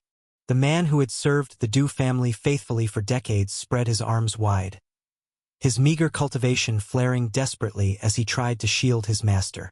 The beam of concentrated Xian Yi struck Li Chang dead center. Unlike the techniques that had merely killed the guards, this one was designed for complete annihilation. Du Yanzi watched in horror as his oldest friend simply unraveled, not burned or crushed, but undone on a fundamental level, his very existence questioned out of reality. Li Chang! Du Yanzi's scream tore from his throat as he lunged forward, but there was nothing left to catch. The man who had believed in him when no one else would, who had fabricated reports of his greatness and protected his fragile ego through years of humiliation, was simply gone. Loyal to the end, the tribunal member murmured. Such devotion wasted on corruption. A pity. Rage flooded through Du Yanzi's spiritual channels, his grief and fury mixing with the Mandelbrot recursion pattern in ways that made his vision go white around the edges. He raised his brush with shaking hands, pouring everything he had into the technique. Heaven's wrath answers mortal pain. The attack was more powerful than anything he'd managed before, driven by raw emotion rather than skill. Golden fire erupted from his calligraphy, washing over the nearest tribunal member in a wave of superheated Xian Yi. For a moment, Du Yanzi thought he might actually hurt them. Then the tribunal member simply wrote emotions are temporary. Truth is eternal, and Du Yanzi's technique guttered out like a candle in a hurricane. Grief can indeed amplify power. The tribunal member nodded. But without proper foundation, it remains merely noise. Around them, the defensive battle was already turning into a massacre. The converted guards launched their own techniques, water spears, earth barriers, wind blades, but their attacks simply evaporated against the tribunal members' casual defenses. A gesture from one white-robed figure sent a wave of golden fire rolling across the courtyard, and Du Yanzi watched in horror as a dozen men who had served him faithfully were consumed in an instant. I won't let you kill them, Feng Zhaoyang roared, launching himself at the nearest tribunal member despite his injuries. His technique was more sophisticated than the guards, a complex binding formation that attempted to trap his opponent in crystallized certainty. For a moment, it looked like it might actually work. Then the tribunal member simply wrote freedom in the air, and Feng Zhaoyang's technique unraveled like a poorly tied knot. Former city lord, the tribunal member said with what sounded almost like pity. You were once a proud servant of the realm's truth. To see you fallen so far is genuinely tragic. The white-robed figure's next technique was brutally simple. End suffering through death. Feng Zhaoyang tried to dodge, but his injuries slowed him fatally. The beam of concentrated Xian Yi struck him center mass, and Du Yanzi watched the man who had become his friend and ally cease to exist. City Lord! Several of the guards screamed, their formation discipline breaking as they witnessed their leader's annihilation. The Stone Emperor's roar of rage shook the entire courtyard. You dare harm those under my protection? The massive boulder launched himself at the tribunal members with surprising speed, his stone form glowing with accumulated earth energy. 3 of the tribunal members raised brushes simultaneously, their combined technique reading, mountains bow before heaven's authority. The Stone Emperor's charge stopped as if he'd hit an invisible wall. His massive form hung suspended in midair for a moment, straining against the technique's power, before being slammed back to earth with enough force to crack his stone hide. Uncle Rocky! Little Bloom's tiny voice was barely audible over the sounds of battle. Unauthorized use. This story is on Amazon without permission from the author. Report any sightings. The ancient oak's branches swept down, trying to shield both the stone emperor and the tiny sapling, but one of the tribunal members was already moving to intercept. Corruption spreads through all who embrace doubt, the figure declared. Writing purifying fire cleanses all taint. Papa! Little Bloom cried out as golden flames began consuming the ancient oak's bark. The massive tree thrashed in agony, his branches writhing as the fire ate away at wood that had stood for millennia. Du Yenza watched in helpless horror as the oak tried desperately to shield Little Bloom with his burning branches, even as the purifying fire consumed more and more of his ancient form. The tree's dying effort managed to create a small pocket of protection around the tiny sapling, but it was clear the flames would reach her soon. Please. The ancient oak's voice was barely a whisper now, most of his spiritual essence already consumed. She's just a child. She doesn't understand.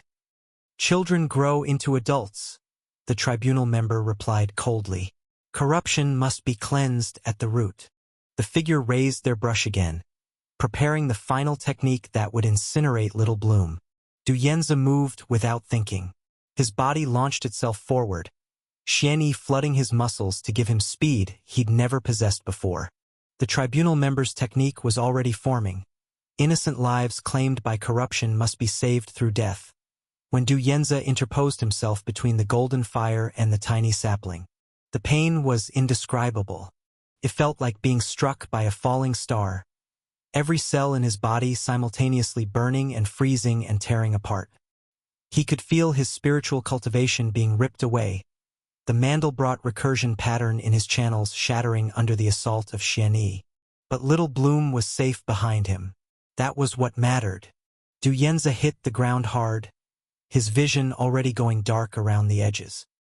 He could feel his life force ebbing away, could sense his consciousness beginning to fragment as the tribunal technique completed its work. Big Brother Yenza! Little Bloom's tiny branches wrapped around his head, her voice breaking with sobs. No, no, no. Don't go to sleep. Please don't leave Little Bloom alone. Her small form pressed against his cheek, and he could feel her tears, actual water droplets that tiny saplings shouldn't even be able to produce, falling onto his skin. I'm sorry, he whispered, though he wasn't sure if he said it aloud or just thought it. I'm sorry I couldn't protect. The world faded to black as Little Bloom's desperate pleas echoed in his fading consciousness. The last thing he felt was her tiny branches stroking his hair, trying to comfort him even as her own world collapsed around her. Don't leave me, she whispered. Please don't leave me all alone. Then everything was darkness. Then everything was light. Du Yenza jerked upright with a gasp that felt like it might tear his throat apart. He was sitting in a comfortable chair in the city lord's private library, surrounded by floating formations and jade shelves exactly as they had been a few days ago. Golden afternoon sunlight streamed through the windows, and there was no sound of battle, no screams, no smell of burning flesh and wood. His hands flew to his chest, expecting to find the gaping wound where the tribunal technique had torn through him. Instead, he found unmarked skin beneath his robes and a cultivation base that hummed with full paramount sovereign power. The time loop had worked. Divine being? He called out internally, his voice shaking as the memories of watching everyone die crashed over him in waves. Ku'in? Are you there? Silence. He tried again, more desperately. Please. I know you said you had to leave, but I need help. They all died. Everyone died. And I couldn't stop it. I couldn't save any of them. Still nothing. Just the quiet hum of his own spiritual energy and the distant sounds of a city that didn't yet know it was doomed. Du Yenza buried his face in his trembling hands as the full weight of his situation settled over him. The time loop had reset everything to 2 days ago, just after his breakthrough to Worldwrit Sovereign. Everyone was alive again. Feng Zhaoyang, the Stone Emperor, the Ancient Oak, Little Bloom. But they had no memory of what was coming. The divine being had warned him this would happen. Ku'in had explained that the time loop would isolate him, make him the only person who remembered each reset while everyone else remained trapped in their limited perspective. But hearing about it and experiencing it were completely different things. Tomorrow, the first tribunal contingent would arrive. One world-rich sovereign with 6 crowned heart realm escorts. The divine being Yuan Zhan had defeated them with a single golden hand technique. But Yuan Zhan was gone now, and that burden would fall to Du Yanze. Could he replicate what Yuan Zhan had accomplished? Could he capture 7 tribunal members without anyone getting hurt? The divine being had made it look effortless, but Du Yanze knew his own limitations. His calligraphy was mediocre at best, his combat experience practically non-existent when compared to cold-blooded soldiers. Even if he somehow managed to defeat the advance force, it would only buy them one more day. The next morning would bring the real threat. 5 world-rich sovereigns leading dozens of specialists, coming specifically to exterminate every disbeliever in the city. Those were the ones who had butchered everyone, who had erased Feng Xiaoyang from existence and burned the ancient oak alive while Little Bloom screamed. The Mandelbrot recursion pattern in his spiritual channels pulsed steadily, ready to reset time again if necessary. Infinite chances to get it right, just as Kuyin had promised. But as Du Yanze sat alone in the library, surrounded by the knowledge that had failed him so completely, he couldn't help but wonder if infinite attempts would be enough when each failure meant watching the people he cared about dying over and over again. He had eternity to figure it out. He just hoped his sanity would last long enough to find the solution. Du Yanze jolted awake in the familiar golden light of the city lord's library, his heart already racing before his mind caught up to the horror. The floating formations above hummed their gentle tune. Jade shelves gleamed in the afternoon sun, and everything was exactly as it had been 2 days ago. Again. No, no, no, he whispered, pressing his palms against his temples. The memories crashed over him like a tide. Little Bloom's desperate cries, the ancient oak burning alive, Feng Xiaoyang simply ceasing to exist. All of it real, all of it happening again. This was the 3rd time. The first time he'd been too shocked to think clearly. He'd stumbled through the same conversations, made the same choices, watched the same people die. The second time, he tried to change things. Warned everyone early, prepared better defenses. It hadn't mattered. The tribunal's purifying fire had still consumed everyone he cared about. Divine being? Du Yanze called out internally, already knowing there would be no answer. Kuyin. Silence. Just the quiet hum of his own spiritual energy and the ticking of time moving inexorably toward disaster. Du Yanze forced himself to stand, to move, to think. He had infinite chances to get this right. The question was whether his sanity would last long enough to find the solution. The loops continued, but the worst part wasn't the dying. It was the hope. Every time Du Yanze emerged from the city lord's library, he'd see the same scene. Little Bloom bouncing excitedly, the ancient oak's branches swaying with anticipation, Feng Xiaoyang's face lighting up with relief. Even the stone emperor would somehow manage to look expectant despite being a boulder. Divine Mister! Little Bloom would cry, racing toward him on her tiny legs. I'm not him, Du Yanze would have to say, watching the light fade from her eyes. The divine being is gone. It's just me. The disappointment was crushing every single time. In one of the loops, Feng Xiaoyang had actually stepped back, his expression shifting from joy to barely concealed despair. You mean, the divine being has truly departed? The city lord had asked, his voice hollow. Then we face the tribunal alone? I'm still here, Du Yanze had protested, but even he could hear how pathetic it sounded. What was one newly advanced world-rich sovereign against the full might of the tribunal? By the 7th loop, Du Yanze had started trying to project more confidence when he emerged. The divine being entrusted me with his power, he declared, trying to channel some of Kuyin's calm authority. I can protect everyone. Little Bloom had clapped her tiny branches together. Really? You can grow trees? Well, not exactly that specific technique, but what about the blue writing in the air? That's a technique that only the divine being can do. Oh, Little Bloom's enthusiasm had deflated like a punctured balloon. So, you can't do the divine being things? No, Du Yanze had admitted quietly. I can't. The ancient oak had tried to be encouraging. I'm sure you have your own strengths, young master. The divine being chose you as a vessel for a reason. If you spot this story on Amazon, know that it has been stolen. Report the violation. But they all knew the truth. When the tribunal arrived with overwhelming force, they weren't facing Ku'in. They were facing Du Yenza, who'd spent most of his life being humiliated by Lu Wenjun. By the ninth loop, Du Yenza had stopped trying to pretend he was anything more than what he was. The crushing weight of everyone's disappointed expectations was almost worse than the knowledge of their coming deaths. It's just me, he'd say simply as he emerged from the library. The divine being is gone, and it's just me. And then he'd watch their faces fall, knowing that in a few hours, he'd have to watch them die. In those early loops, Du Yenza tried everything he could think of. He'd attempted evacuation. The tribunal forces simply hunted down every fleeing civilian like wolves after sheep. He'd tried negotiating. The masked figures had laughed at his offer of surrender before executing everyone anyway. He'd even tried hiding, letting Feng Xiaoyang face the threat alone.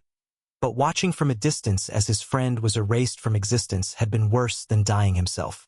I know this sounds insane, Du Yenza said desperately to the assembled group in the courtyard. But this has all happened before. We're trapped in some kind of time loop and… Young master, Li Chong interrupted gently. Perhaps the stress of becoming a divine vessel has affected your mind? You've been acting strangely since the divine being left. Little Bloom tilted her tiny crown of leaves. What's a time loop, big brother Yenza?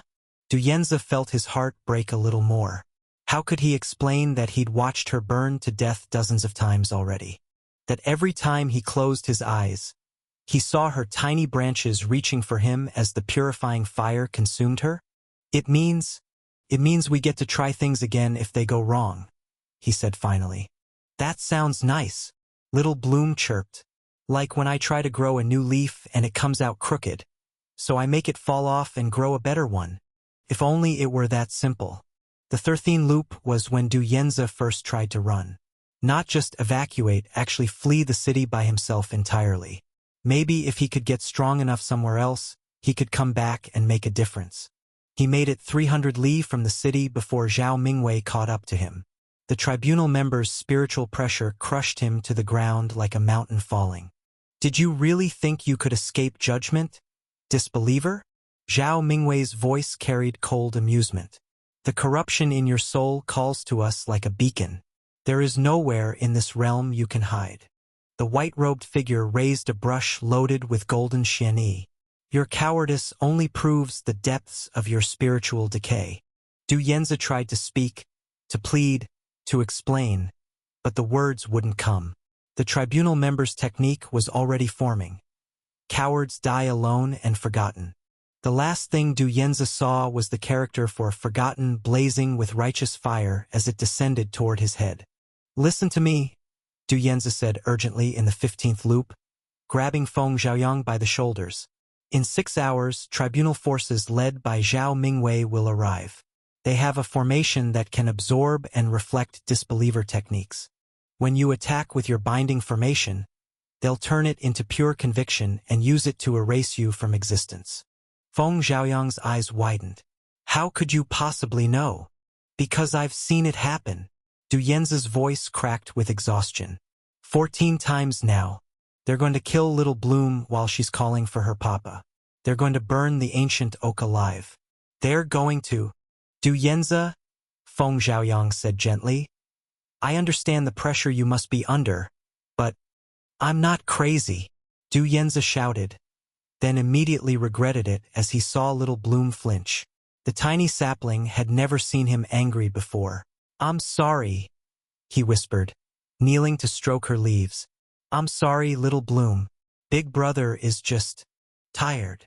It's okay, she said softly. Mama Tree used to get tired too, before she went to sleep forever. Maybe you need a nap. Du Yenza closed his eyes. If only it were that simple. The 20th loop brought the first real breakthrough. Not in the battle that still ended with everyone dead and Du Yenza torn apart by 5 world-rich sovereigns, but in his cultivation. The stress of dying repeatedly, the constant circulation of Xianyi during combat, the desperate attempts to master techniques beyond his level, it was all adding up. As he reset back to the library, Du Yanzi felt his spiritual foundation trembling on the edge of advancement. Interesting, he murmured, settling into meditation. One advantage of the time loop was that he had endless opportunities to push his cultivation without fear of permanent damage. If he crippled himself attempting a breakthrough, he'd just reset and try again. He dove deep into his throne of will, examining the Mandelbrot recursion pattern that hummed with temporal energy.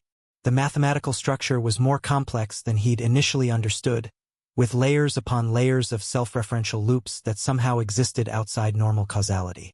As he studied the pattern, Du Yanzi began to understand why Ku'in had chosen this specific formation. It wasn't just about creating time loops, it was about preserving growth across temporal resets. Every technique he learned, every cultivation insight he gained, every moment of understanding, all of it was being recorded in the pattern's infinite complexity. He wasn't just reliving the same 2 days. He was accumulating centuries of experience in compressed time. By the 25th loop, Du Yanzi had begun to see the combat patterns clearly. Zhao Mingwei always led with the same intimidation technique. The 6 escorts always formed their hexagonal absorption formation on the same timing. Even their individual fighting styles followed predictable sequences. It's like reading a script, he murmured to himself as he prepared for another doomed battle. They never change because they don't remember. He'd started taking notes in his throne of will, using his improved spiritual sense to record every detail of each encounter. Zhao Mingwei favored left-handed calligraphy strokes. The 2nd escort cultivator had a slight delay in his formation timing. The 4th one always glanced toward Little Bloom first. Apparently, even tribunal members found tiny talking saplings distracting. These small observations were adding up.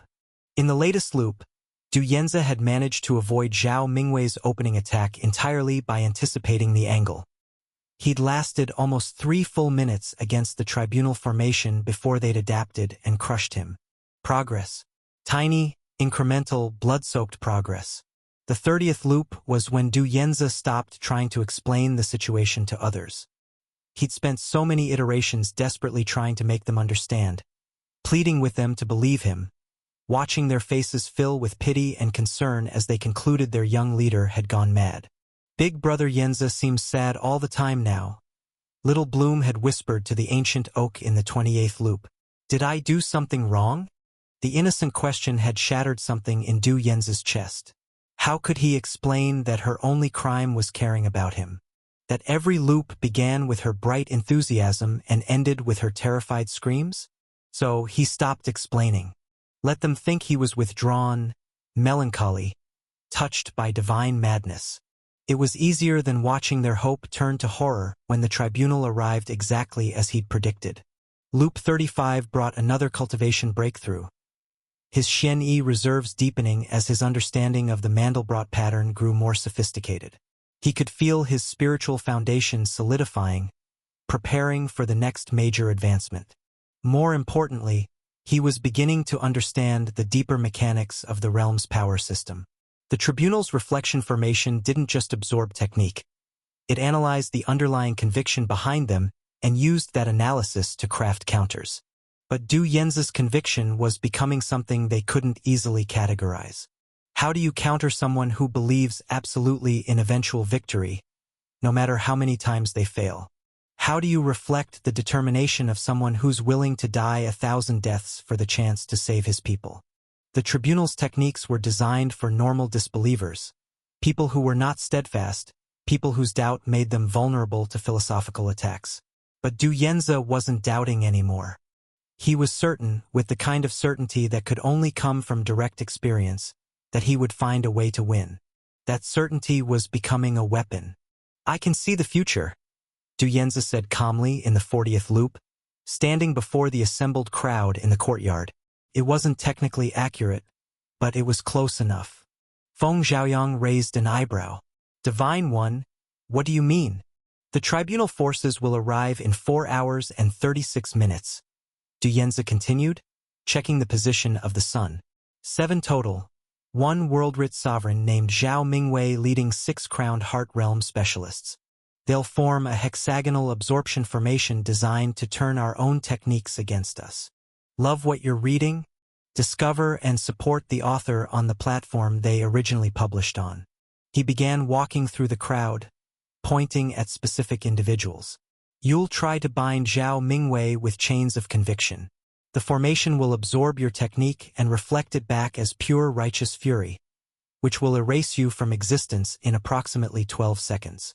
Feng Xiaoyang's face had gone pale. How could you possibly? You'll try to protect Little Bloom with your branches, Du Yanzi continued, turning to the ancient oak. They'll use purifying fire that burns spiritual essence directly. You'll die screaming her name. The massive tree's branches rustled with unease. Young master, this level of detail. And you? Du Yanzi knelt beside Little Bloom, his voice growing gentle. Will ask if I'm going to use my special writing to scare away the bad men. You'll offer to help fight with your root techniques. You'll call me Big Brother Yanzi right up until the fire reaches you. Little Bloom's tiny form went very still. Big Brother, you're scaring me. Du Yanzi felt his heart break again, but he pushed through it. I know, but this time, I'm going to stop them. And for the first time in 40 loops, he actually believed it might be possible. The cultivation breakthrough came during the battle itself. As Zhao Mingwei's reflected technique bore down on him, the same energy that had killed him 39 times before, Du Yanzi felt his spiritual foundation finally crystallize into the next stage. Mid-stage world-rich sovereign. The advancement flooded his throne of will with new power. His Mandelbrot pattern blazing brighter as it incorporated the enhanced energy flow. With his improved cultivation, Du Yanzi could suddenly see the tribunal formation's weaknesses. The hexagonal absorption matrix required perfect synchronization between all 6 escorts. If even one was disrupted, Du Yanzi's brush moved with newfound precision, writing characters that blazed with mid-stage authority, unity fractures under pressure.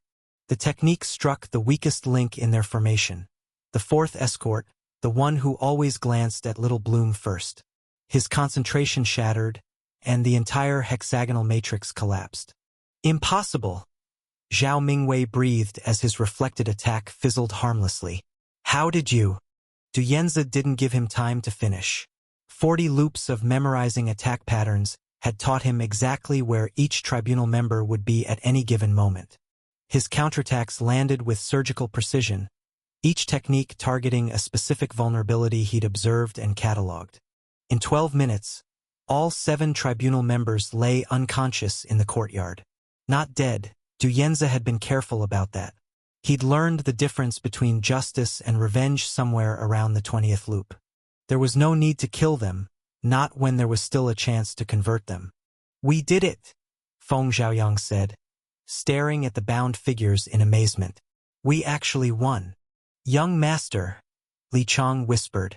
Everything you predicted, it all happened exactly as you said. The formation, their techniques, even their individual fighting styles. Little Bloom bounced excitedly around Du Yanzi's feet.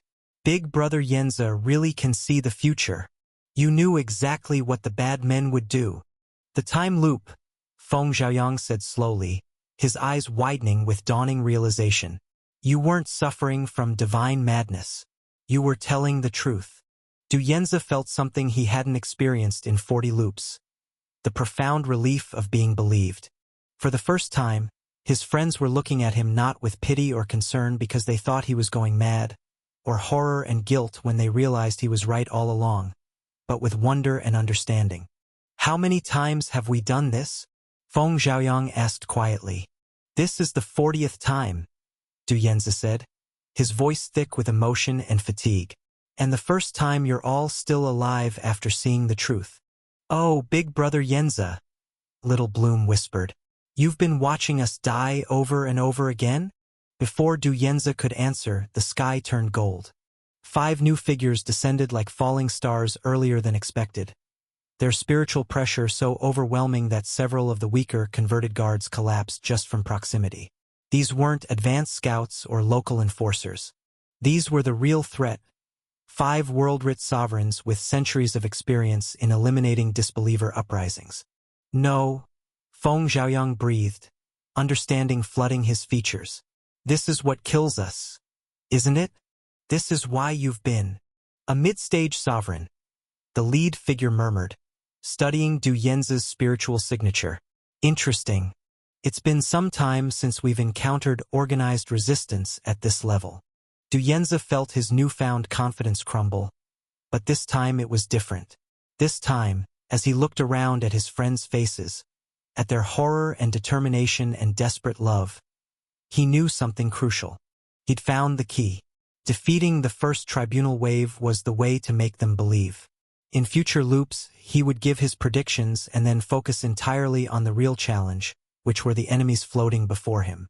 Even with his cultivation breakthrough, 5 world-rich sovereigns were beyond his current ability to handle, but at least now he had a path forward. The battle lasted 6 minutes.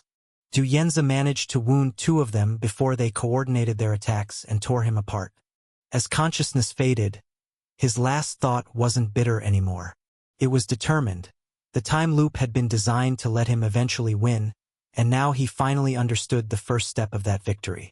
Loop 41 began with Du Yanzi sitting in his throne of will instead of the library.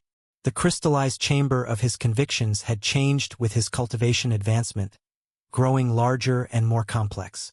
But more importantly, he could now see something that hadn't been visible before. Records.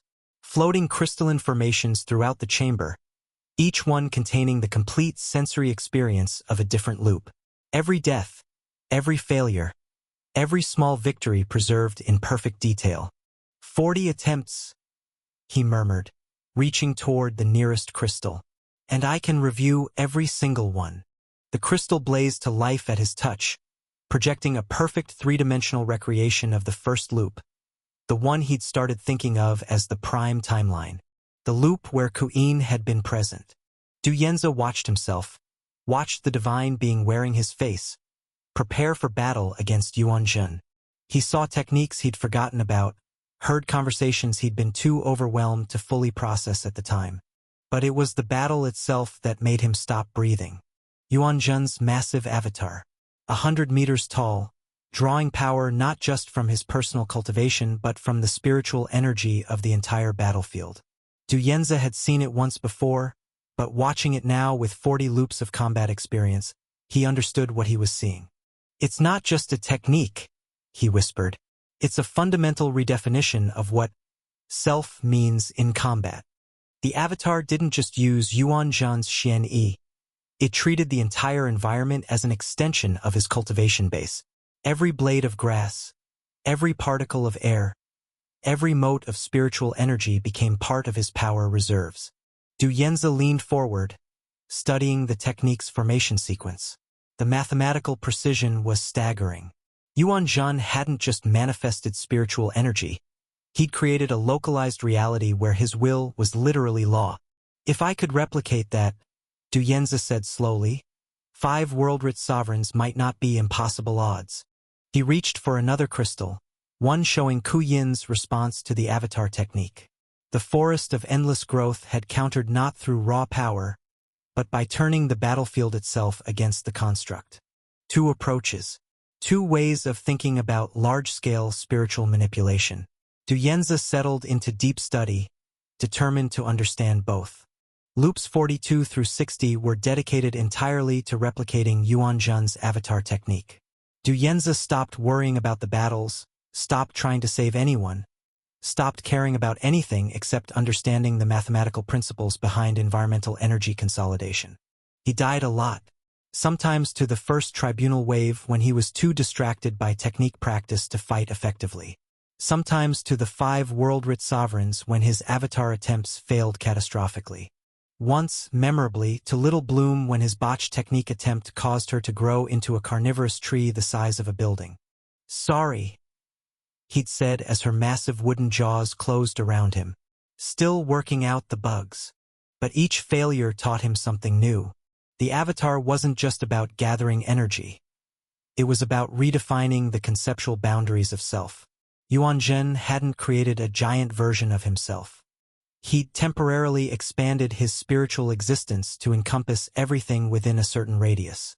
The technique required perfect harmony between ego and environment, absolute conviction in one's right to command natural forces, and mathematical precision that would make scholars weep. Fortunately, Du Yanzi had all the time in the world to practice. Loop 75 brought the first partial success. Du Yanzi managed to manifest a spiritual avatar nearly 30 meters tall before his control wavered and the construct collapsed, taking half the administrative complex with it. "Progress," he muttered from beneath the rubble, ignoring the tribunal members converging on his position. "Definitely progress." Loop 82 saw him achieve stable manifestation at 50 meters. Loop 87 reached 70 meters before catastrophic failure. Loop 93 maintained coherence for almost 30 seconds. But it was Loop 98 that brought the crucial insight.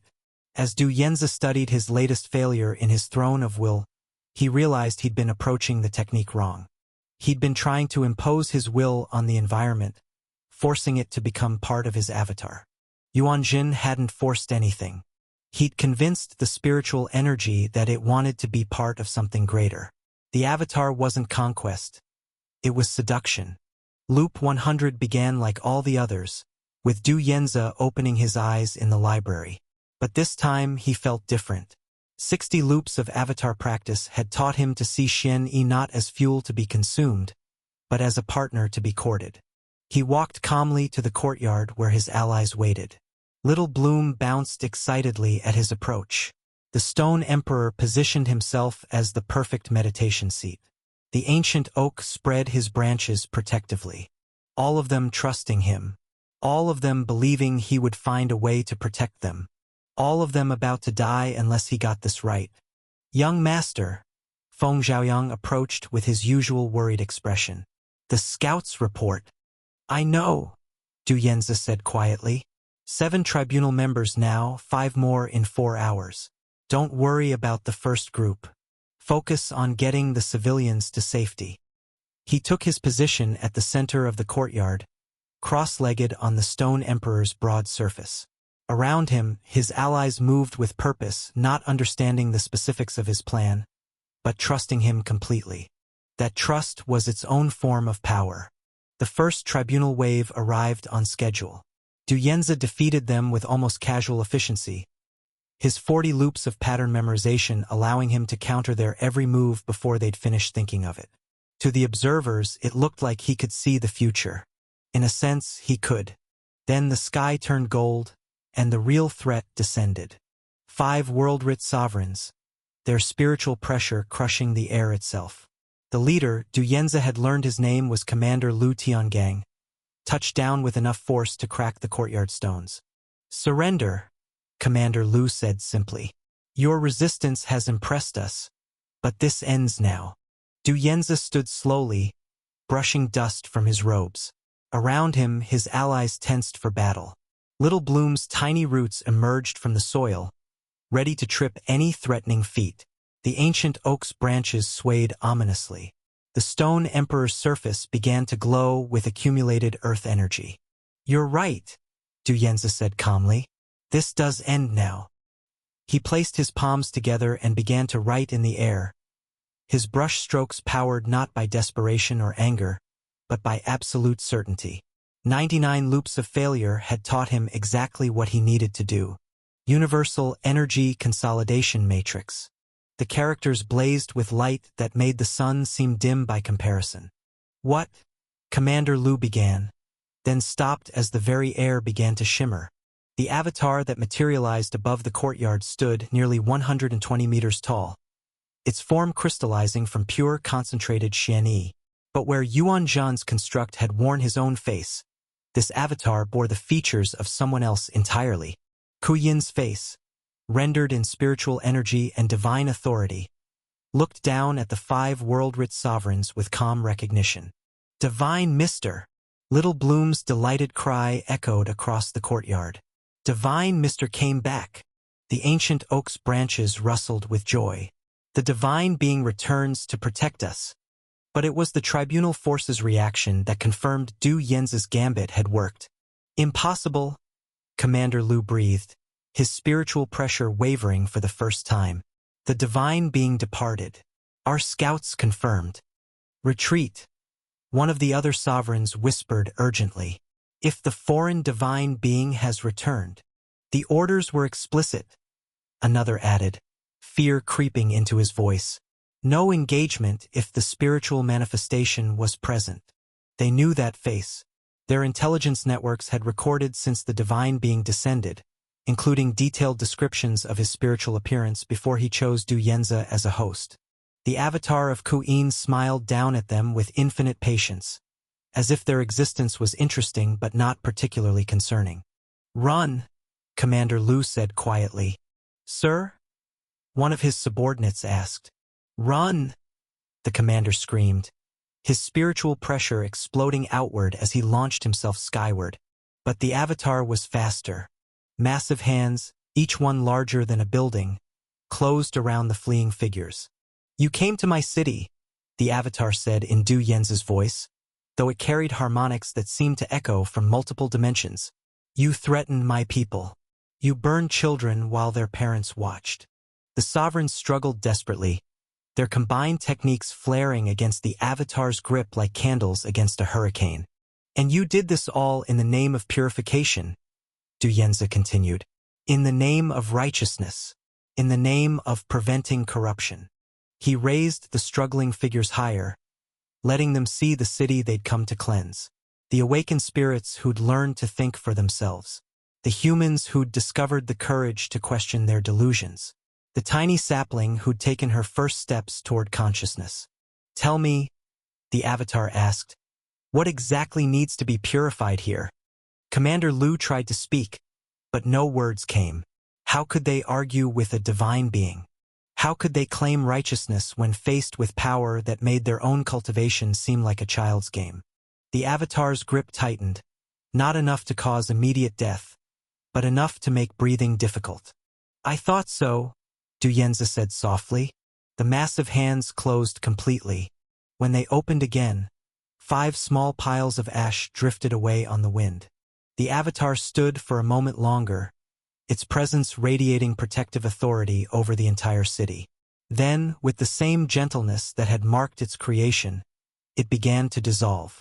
Du Yenza found himself kneeling in the courtyard, spiritually exhausted but triumphant. Around him, his allies stared in amazement at what they'd just witnessed. We did it, he whispered, hardly daring to believe it. We actually did it.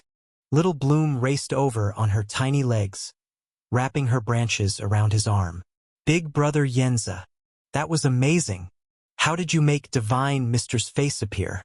Du Yenza gently patted her leafy crown, too emotionally overwhelmed to speak. For the first time in 100 loops, no one had died. For the first time since this nightmare began, everyone he cared about was safe. But even as relief flooded through him, Du Yenza knew this was only the beginning. He'd won a single battle, protected a single city.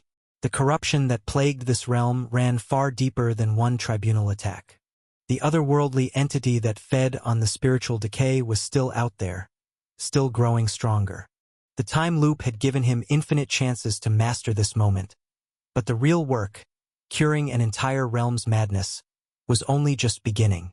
Still, as he sat surrounded by his friends, watching Little Bloom dance with joy while the ancient oak's branches swayed in celebration, Du Yenza allowed himself a moment of pure happiness. He'd done it, against impossible odds, through sheer stubborn determination and 100 deaths' worth of accumulated wisdom. He'd found a way to win. Now he just had to figure out how to save everyone else. Meng Qiao stretched lazily in his cushioned observation chair, one hand reaching for another candied spirit fruit, while the other adjusted the viewing formation floating before him. The projection showed a bird's-eye view of the realm of the chosen, its golden afternoon light making everything look pleasantly warm and inviting. Best job in the sect, he murmured to himself, popping the sweet fruit into his mouth. The juice burst across his tongue with a hint of spiritual energy that made his meridians tingle pleasantly. 1,000 spirit stones a month just to sit here and watch a bunch of delusional mortals play pretend. At 25 and at the elemental realm, Meng Qiao had lucked into what he considered the cushiest assignment in the Azure Peak sect. While other inner disciples risked their lives hunting spirit beasts or mining in dangerous spiritual veins, he got to lounge in the comfortable realm monitoring division, keeping an eye on one of the sect's subject realms. The work was so easy it barely qualified as work at all. The realm of the Chosen had been under sect supervision for over 2 centuries now, and in all that time, the monitoring reports showed the same thing. A stable world full of arrogant locals who thought they were protagonists in some grand story. Occasionally someone would rise to a decent cultivation level and cause minor disturbances, but nothing that ever required actual intervention. Meng Qiao had been assigned to this particular realm for 3 years now, and he'd learned to find the entertainment value in watching the inhabitants' endless delusions of grandeur. Just yesterday he'd watched some self-proclaimed Phoenix Reborn get casually slaughtered by another cultivator calling himself the Sword of Destiny. The whole thing had been so absurd he'd nearly choked on his tea laughing. "Let's see what the Chosen Ones are up to today," he murmured, adjusting the formation to scan across different regions. The viewing array could focus on any part of the realm, zoom in on specific areas, or even track particular individuals if needed. It was an impressive piece of formation work, though Meng Qiao had never bothered to learn how it actually functioned. Why fix what wasn't broken? His attention was immediately caught by unusual activity in the eastern plains outside Hope City. 2 figures stood facing each other while spiritual energy crackled between them like miniature lightning storms. Both were radiating the kind of power that made the viewing formation stabilization arrays work overtime just to maintain a clear image. Well, Meng Qiao said, leaning forward with genuine interest. "Looks like we have some actual combat today." He recognized the spiritual signatures from the sect's tournament records. These weren't random local cultivators. These were outer sect disciples using the realm for their individual elimination match. Yuan Zhen and Ku Yin, 2 of the most talked about participants in this year's competition. Yuan Zhen was the more famous of the 2, a mathematical genius who'd somehow found a way to apply advanced theoretical concepts to cultivation. The guy should have advanced to inner sect status last year, but had chosen to remain in the outer sect for reasons that sparked endless gossip among the disciples. Some said he was gathering combat experience. Others claimed he was waiting for the perfect moment to make his advancement more dramatic. And then there were the rumors that he was the son of the sect master himself. Ku Yin, on the other hand, was the dark horse everyone was watching. Less than a year in the sect and already considered a tournament favorite. Meng Qiao had heard wild stories about the kid's achievements. Suspiciously fast cultivation speed, mysterious techniques, even rumors that he'd somehow gotten personal attention from Elder Qinyong. "This should be interesting," Meng Qiao murmured, reaching for his teacup while keeping his eyes fixed on the projection. The battle that unfolded was unlike anything he'd seen in 3 years of monitoring this realm. Yuan Zhen manifested a massive spiritual avatar that towered over the landscape like some ancient war god, while Ku Yin responded by somehow turning the entire battlefield into a dense forest that seemed to have a mind of its own. "By the heavens," Meng Qiao breathed, nearly dropping his tea as he watched the colossal avatar get overwhelmed by endlessly growing plant life. "That kid's techniques are insane." The fight ended with Yuan Zhen's honorable surrender, both disciples showing the kind of mutual respect that was rare in cultivation battles. Meng Qiao found himself oddly impressed by their conduct. Too many cultivators let victory or defeat turn them into raging beasts or bitter enemies. As Ku Yin's spiritual manifestation departed the realm, Meng Qiao settled back in his chair to watch the aftermath. The real entertainment usually came from seeing how the locals reacted to divine intervention. He'd watched enough descents to know that the inhabitants would spend weeks analyzing every detail, weaving increasingly elaborate stories about what they'd witnessed. But this time felt different. Instead of the usual awed reverence or fearful worship, Meng Qiao noticed something troubling. The local inhabitants who'd been converted by the divine presence weren't returning to their normal delusional behavior.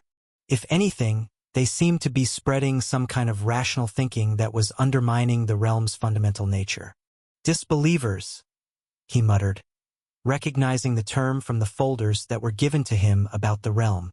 "That's not good." He watched with growing unease as these awakened individuals began systematically converting others through philosophical arguments and demonstrations. The process was spreading like wildfire through Hope City, turning convinced believers into clear-thinking skeptics who questioned everything they'd previously accepted as divine truth. "Come on, you idiots," Meng Qiao said, addressing the projection as if the inhabitants could hear him. "Just go back to believing you're special. It's so much easier that way." But they didn't. Instead, he watched as local tribunal forces arrived to deal with what they clearly saw as a spiritual plague. The white-robed figures moved with the kind of brutality that made Meng Qiao wince, even though he kept reminding himself these weren't real people. The confrontation that followed was devastating. He watched Du Yanzi, the vessel Kuyin had been using, make a desperate last stand with his converted allies. The ancient tree burned alive while a tiny sapling screamed for her papa. Feng Xiaoyang simply ceased to exist, erased by techniques Meng Qiao couldn't even identify. Du Yanzi himself died protecting that little plant spirit, his final act one of pure sacrifice. Meng Qiao found his hands clenched into fists, his tea growing cold as he stared at the aftermath. The emotion hitting him was unexpected and unwelcome. These were just manifestations of someone else's inner world. They weren't real people with real feelings and real relationships. So why did watching them die feel like witnessing an actual tragedy? "Get it together," he told himself firmly. "They're not real. They're just—" The world flickered. Meng Qiao blinked, wondering if something was wrong with his eyes. But no, the projection itself had stuttered, like a formation experiencing spiritual interference. Then the impossible happened. The image began rewinding, not replaying previous scenes, but actually reversing. The smoking ruins of Hope City restored themselves. The dead rose from ash and walked backward into life. The sun in the sky traced backward along its path until— What in the nine hells? Meng Qiao shot upright in his chair, nearly knocking over his tea. The projection now showed the exact same scene he'd been watching 2 days ago. Du Yanzi was waking up in the city lord's library, the same golden afternoon light streaming through the same windows. He fumbled for his monitoring manual, flipping through pages with shaking hands. Time reversal, temporal anomalies, chronological disturbances. Nothing. The manual had no section covering what to do when an entire realm decided to rewind itself. "Maybe it was just a formation glitch," he said aloud, trying to calm his racing heart. "These arrays are complex. Probably just a feedback loop or something." But even as he spoke, he knew it wasn't true. The formation was working perfectly. It was the realm itself that had somehow reset. For the next few hours, Meng Qiao watched with growing fascination and dread as events played out almost identically to what he'd observed before. The only thing missing was the presence of the Azure Peak disciples. Du Yanzi and his allies died the same deaths, the tribunal achieved the same victory, and Meng Qiao felt the same unwelcome grief watching it happen again. Then the world flickered and reset once more. "This is not normal," he whispered, leaning forward to peer intently at the projection. "This is definitely not normal." The third iteration was when he started paying real attention to the details. He tracked Du Yanzi specifically, noting that the young man seemed to be the only constant. Every reset began with him waking up in that library. Every cycle ended with his death at the hands of the tribunal forces. By the fourth reset, Meng Qiao was taking detailed notes, trying to identify any variations in the pattern. But it was the fifth cycle that confirmed his suspicions. He watched Du Yanzi display knowledge and abilities that he hadn't possessed in previous iterations. The young man was the only one remembering, learning, growing stronger with each loop. "A time loop," Meng Qiao breathed. Someone created an actual time loop. He thought back to the battle he'd witnessed between Kuyin and Yuan Zhen. Kuyin had been Du Yanzi's vessel. The strange events had only started after the divine being's departure, which meant— "No way," he said, shaking his head. "There's no way some outer sect disciple created a time loop. That's civilization realm territory. Beyond civilization realm, even." But the evidence was right there in front of him. Every time Du Yanzi died, the realm reset. Every reset began exactly when Kuin had helped the kid break through. The connection was impossible to ignore. Meng Qiao stared at the projection for a long moment, watching Du Yanze begin his sixth attempt at saving his world. The young man's eyes held a haunted, traumatic look. "This is way above my pay grade," Meng Qiao muttered, wiping his clammy palms on his robe. He reached for the communication array that connected him directly to his supervising elder. His fingers hesitated for just a moment before activating the formation. This was not going to be a fun conversation. The array lit up, and after a brief flicker of stabilizing light, Elder Han's face appeared in the hovering projection. Stern, sharp-eyed, and wearing the expression of a man who'd been interrupted during his meditation. "This better be important, Meng Qiao," Elder Han snapped. "I specifically said not to contact me unless—" "I know, Uncle," Meng Qiao cut in, eyes darting toward the recording crystal in the corner. He lowered his voice, trying to sound formal. "I wouldn't bother you unless it was serious. There's been a situation with the realm of the chosen. I think you need to see this." "A situation?" The edge in Elder Han's voice had a new layer now, not just irritation, but suspicion. "What kind of situation? Don't tell me one of your mortals declared themselves an immortal phoenix again. Or are you just bored and looking for a promotion?"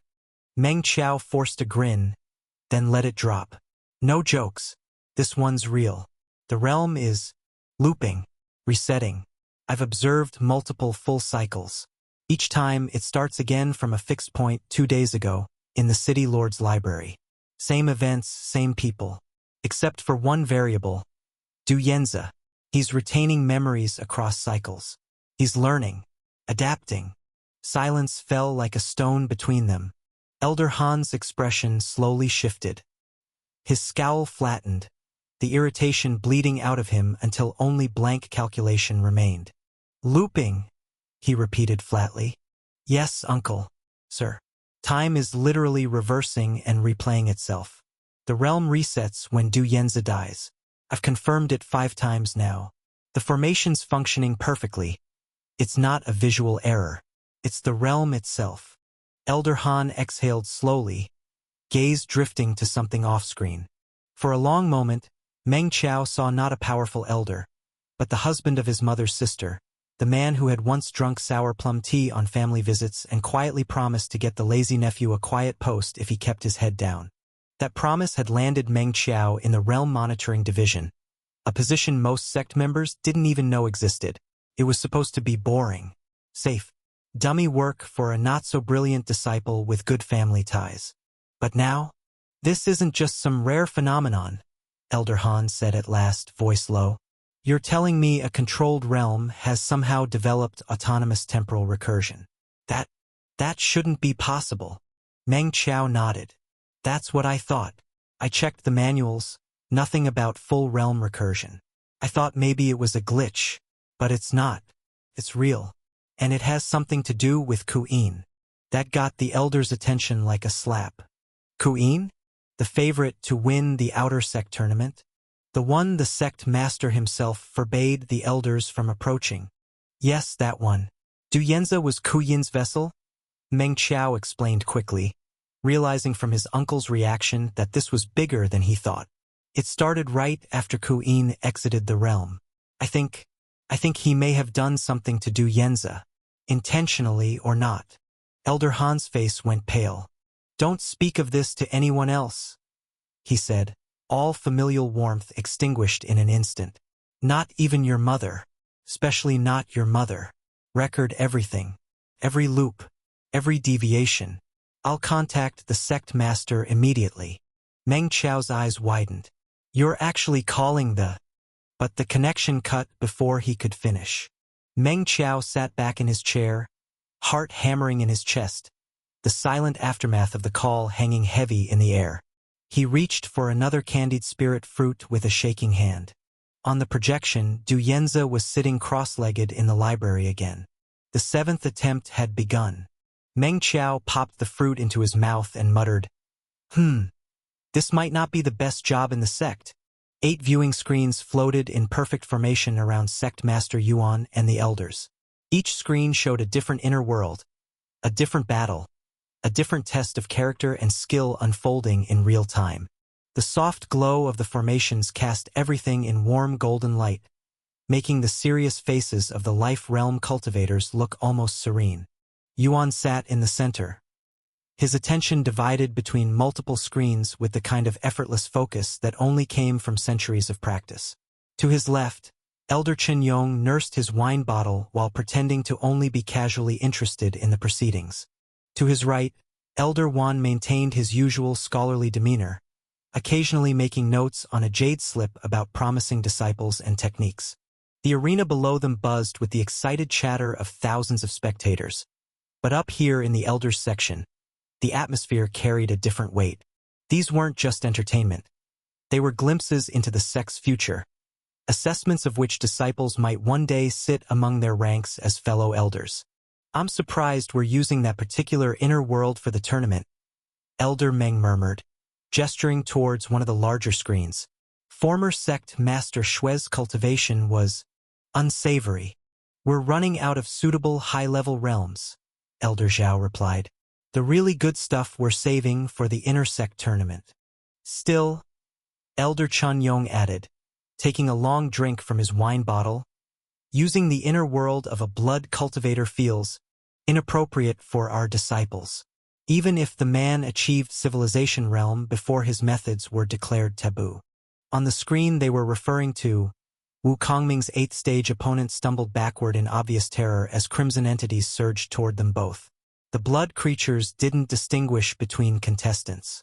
In their realm, there were no such thing as divine beings. There were only sources of sustenance to be drained. Wu Kongming adapted with frightening efficiency, his sword techniques flowing like water as he carved through waves of sanguine horrors while pursuing his fleeing opponent. It was clear the battle wouldn't last long. Yuan's gaze drifted across the various displays. Luo Yichen fought in what appeared to be a perfect replica of the Azure Peak sect's outer districts. But something was fundamentally wrong with the scene. The inhabitants moved with jerky, unnatural motions, and their faces kept shifting between familiar features. Sometimes resembling Luo Yichen himself, sometimes Wu Kongming, sometimes people Yuan didn't recognize but who clearly held significance for the young swordsman. The realm of endless reflections was proving to be a perfect battleground for testing illusion techniques, as Luo Yichen's opponent wove complex mirages that turned the familiar environment into a labyrinth of false memories and phantom identities. But it was only a matter of time before Luo Yichen's mirror water sword style would adapt and cut him down. Wei Lin's battle unfolded in the Eternal Stone Garden, where the Tao of Immutable Foundation had shaped an entire world from living rock. Every inhabitant was a sentient boulder, cliff face, or crystalline formation, and Wei Lin had shocked his opponent by choosing a massive granite monolith as his vessel. His marketplace cultivation method was somehow allowing him to establish trade relationships with the rock beings, exchanging element energy for their inherent stability and defensive properties. Each battle told a story of growth, adaptation, and the cultivation of character under pressure. But it was a particular screen showing the realm of the Chosen that held most of Yuan's attention. Unlike the other inner worlds, this one felt different through the viewing arrays. The spiritual atmosphere was thick with conviction and delusion, every inhabitant radiating the kind of certainty that came from believing they were the center of some greater narrative. It was a realm where the Tao of belief had run completely unchecked, creating a population of individuals who couldn't conceive of their own insignificance. Fascinating environment for a battle, Elder Wan observed, following Yuan's gaze. Though I wonder how our disciples will adapt to fighting in a world where reality bends to conviction rather than natural law. Yuan nodded absently, though his attention was focused on something the other elders couldn't see. Through his Tao of Karma, he could perceive the spiritual threads connecting each participant to the cosmic order. Most disciples showed the standard patterns. Golden threads of positive actions mixed with darker strands representing mistakes and moral compromises, all flowing in the predictable configurations of young cultivators finding their way. But Kuyin's karmic signature was unusual. Even before entering the realm, the boy carried threads that seemed to originate from sources Yuan couldn't identify. There were connections stretching into spiritual dimensions that shouldn't exist, links to entities and places that defied his understanding of how karma typically functioned. It was as if Ku'in existed partially outside the normal framework of cause and effect. This was all likely due to the boy's identity as a world walker. The battles are concluding faster than expected, Elder Chun Yong observed, taking a sip from his wine bottle. These participants are more decisive than previous years. If you spot this narrative on Amazon, know that it has been stolen. Report the violation. Or more desperate, Elder Zhao added with his characteristic pessimism. The stakes are higher this year. Everyone seems to understand that advancement opportunities like this don't come often. Yuan watched as several more screens flickered and went dark, indicating completed battles. The viewing arrays would automatically shift to display the returning spiritual manifestations as they merged back with their physical bodies in the arena below. It was routine, boring even. Yuan had overseen hundreds of these tournaments over the centuries, watching the same patterns repeat. Young cultivators pushing themselves to their limits, some succeeding brilliantly, others failing spectacularly, all of them believing their moment was unique in the history of cultivation. Then Ku Yin's spiritual manifestation returned from the realm of the chosen. Yuan felt the shift before he saw it. The world itself seemed to shiver, reality rippling like a stone dropped into still water. Every karmic thread in his perception blazed with sudden activity, but it was Ku Yin's pattern that made Yuan's breath catch in his throat. The boy's karmic signature exploded. Not gradually, not in the slow accumulation that marked normal spiritual growth, but in an instantaneous eruption of positive karma so massive it made Yuan's enhanced senses real.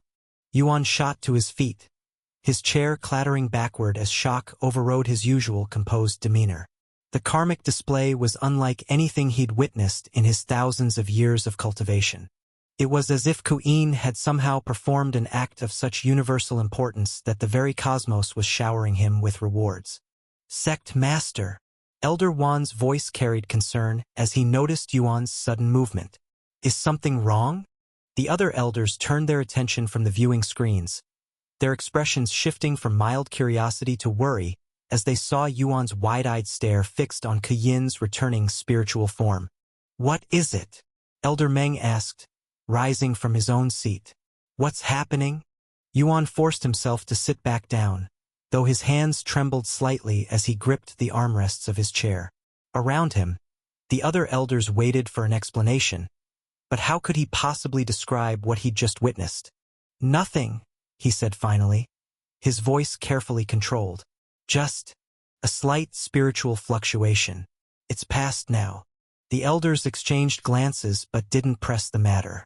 Yuan's reputation for mysterious insights was well established enough that they'd learned not to question his occasional odd reactions. But Yuan barely noticed their concern. His attention was entirely focused on trying to understand what he'd just witnessed. The amount of karma surrounding Ku'in was like comparing the sun to a candle when measured against the other disciples. Hell, it was like comparing the sun to a candle when measured against most life realm cultivators. Yuan had seen ancient masters who'd spent millennia performing good deeds accumulate less karmic weight than what Ku'in had just acquired in a single afternoon. And the most bewildering part was that Yuan had no idea what could have caused it. From what the monitoring formations had shown, Ku'in had entered the realm of the chosen, selected a suitable vessel, and begun converting the local population away from their delusional belief system. Impressive work, certainly, and the kind of systematic approach that created positive karmic threads. But a simple philosophical revolution, even a successful one, wouldn't generate this level of cosmic significance. The only actions that created karma on this scale were those that affected fundamental reality. Saving entire worlds from destruction, preventing cosmic disasters, acts that influenced the fate of millions of beings across multiple generations. But nothing like that had happened in the realm of the chosen. Had it? Yuan settled deeper into his chair, his expression thoughtful as he watched Ku'in continue his apparently peaceful meditation. The young man showed no sign of having just performed some reality-altering feat of cosmic significance. He sat cross-legged on his cushion like any other disciple recovering from spiritual projection, his breathing steady and his spiritual signature calm, which only made the mystery more confounding.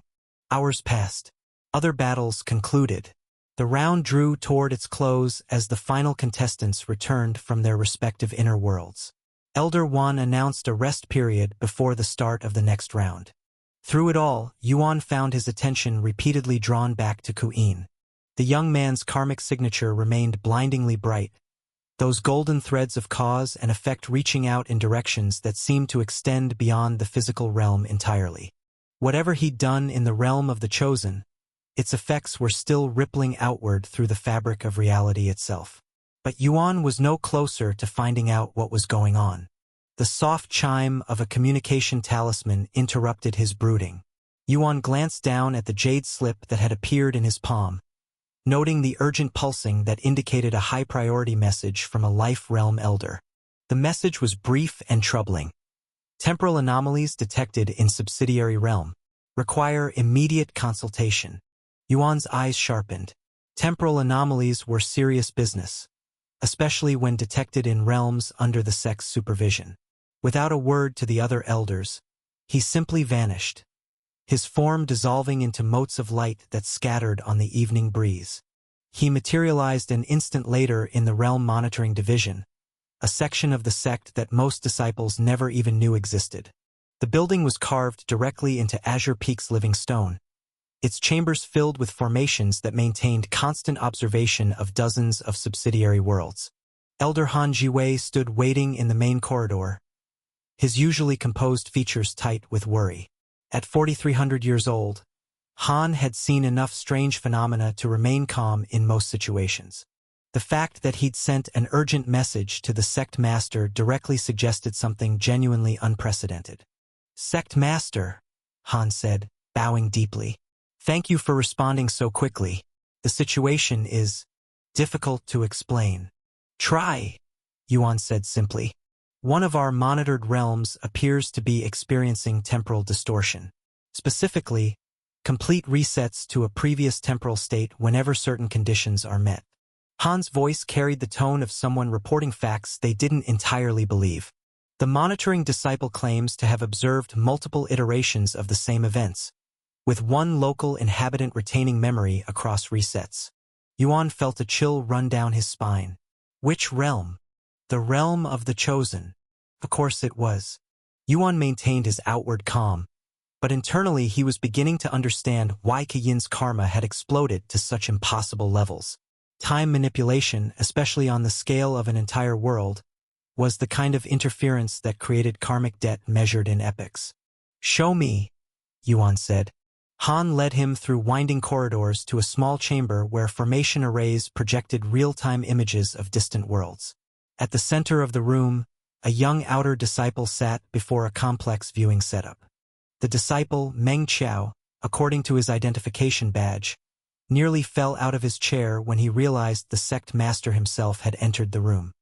"Sect master," Meng Qiao stammered, trying to prostrate himself while simultaneously not abandoning his monitoring duties.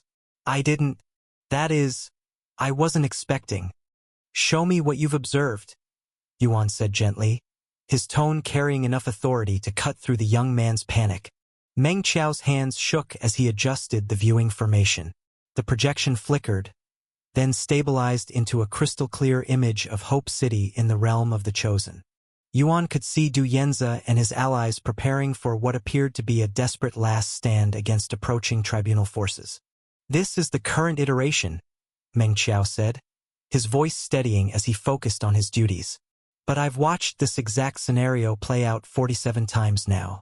Every time Du Yanze dies, the entire realm resets to this same moment 2 days ago. As if summoned by his words, the battle began."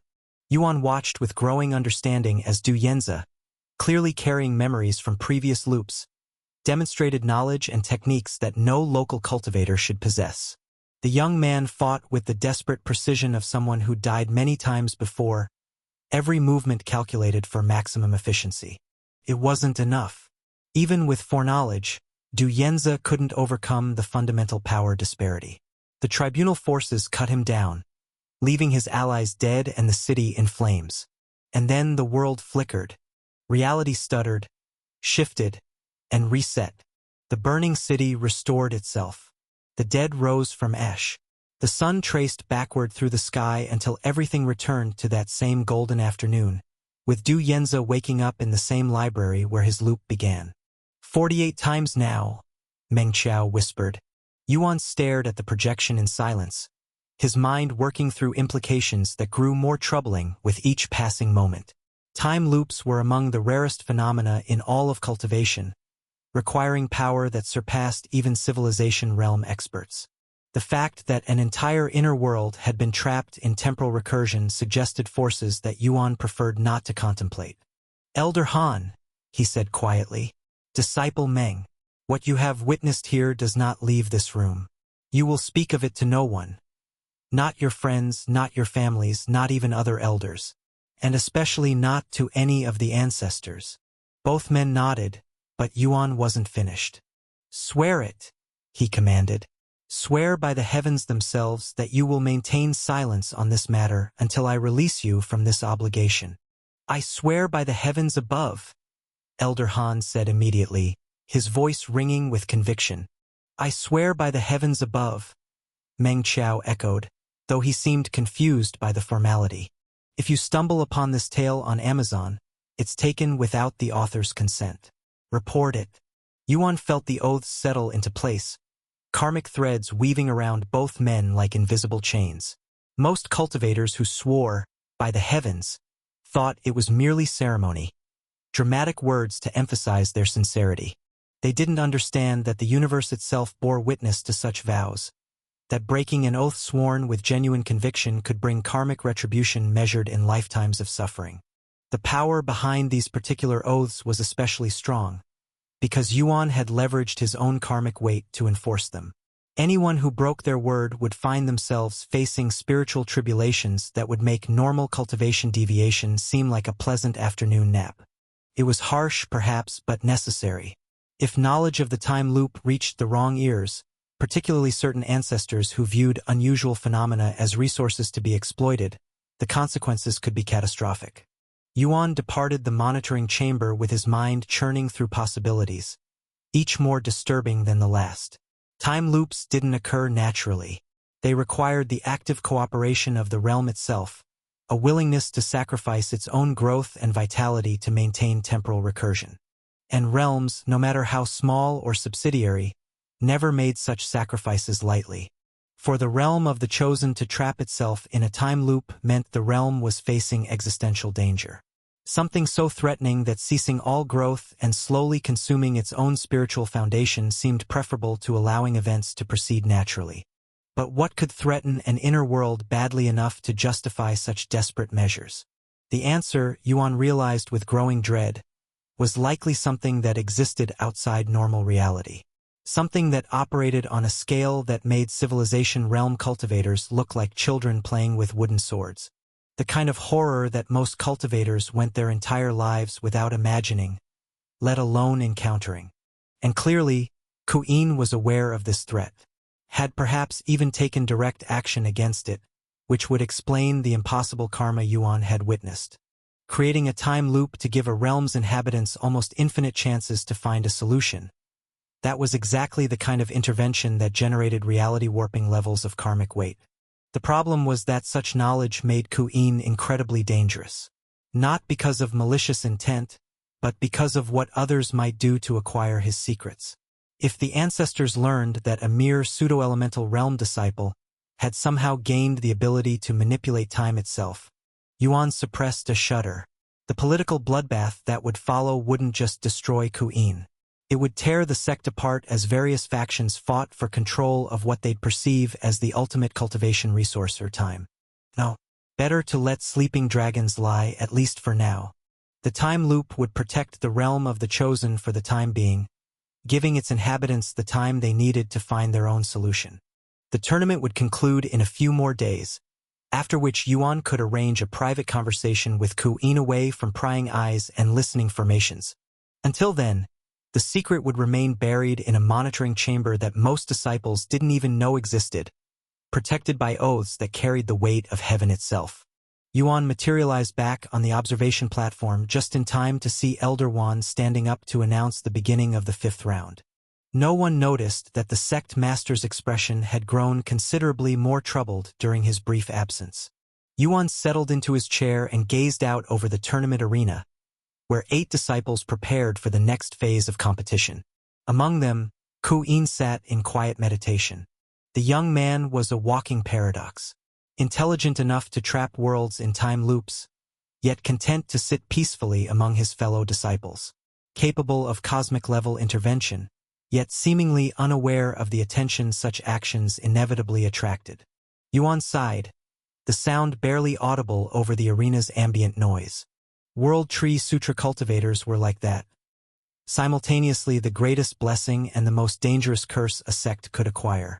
They could elevate an organization to heights undreamed of by normal cultivation methods, their unique abilities opening doors to realms of power that most sects could never even imagine reaching. But they could also bring destruction beyond measure.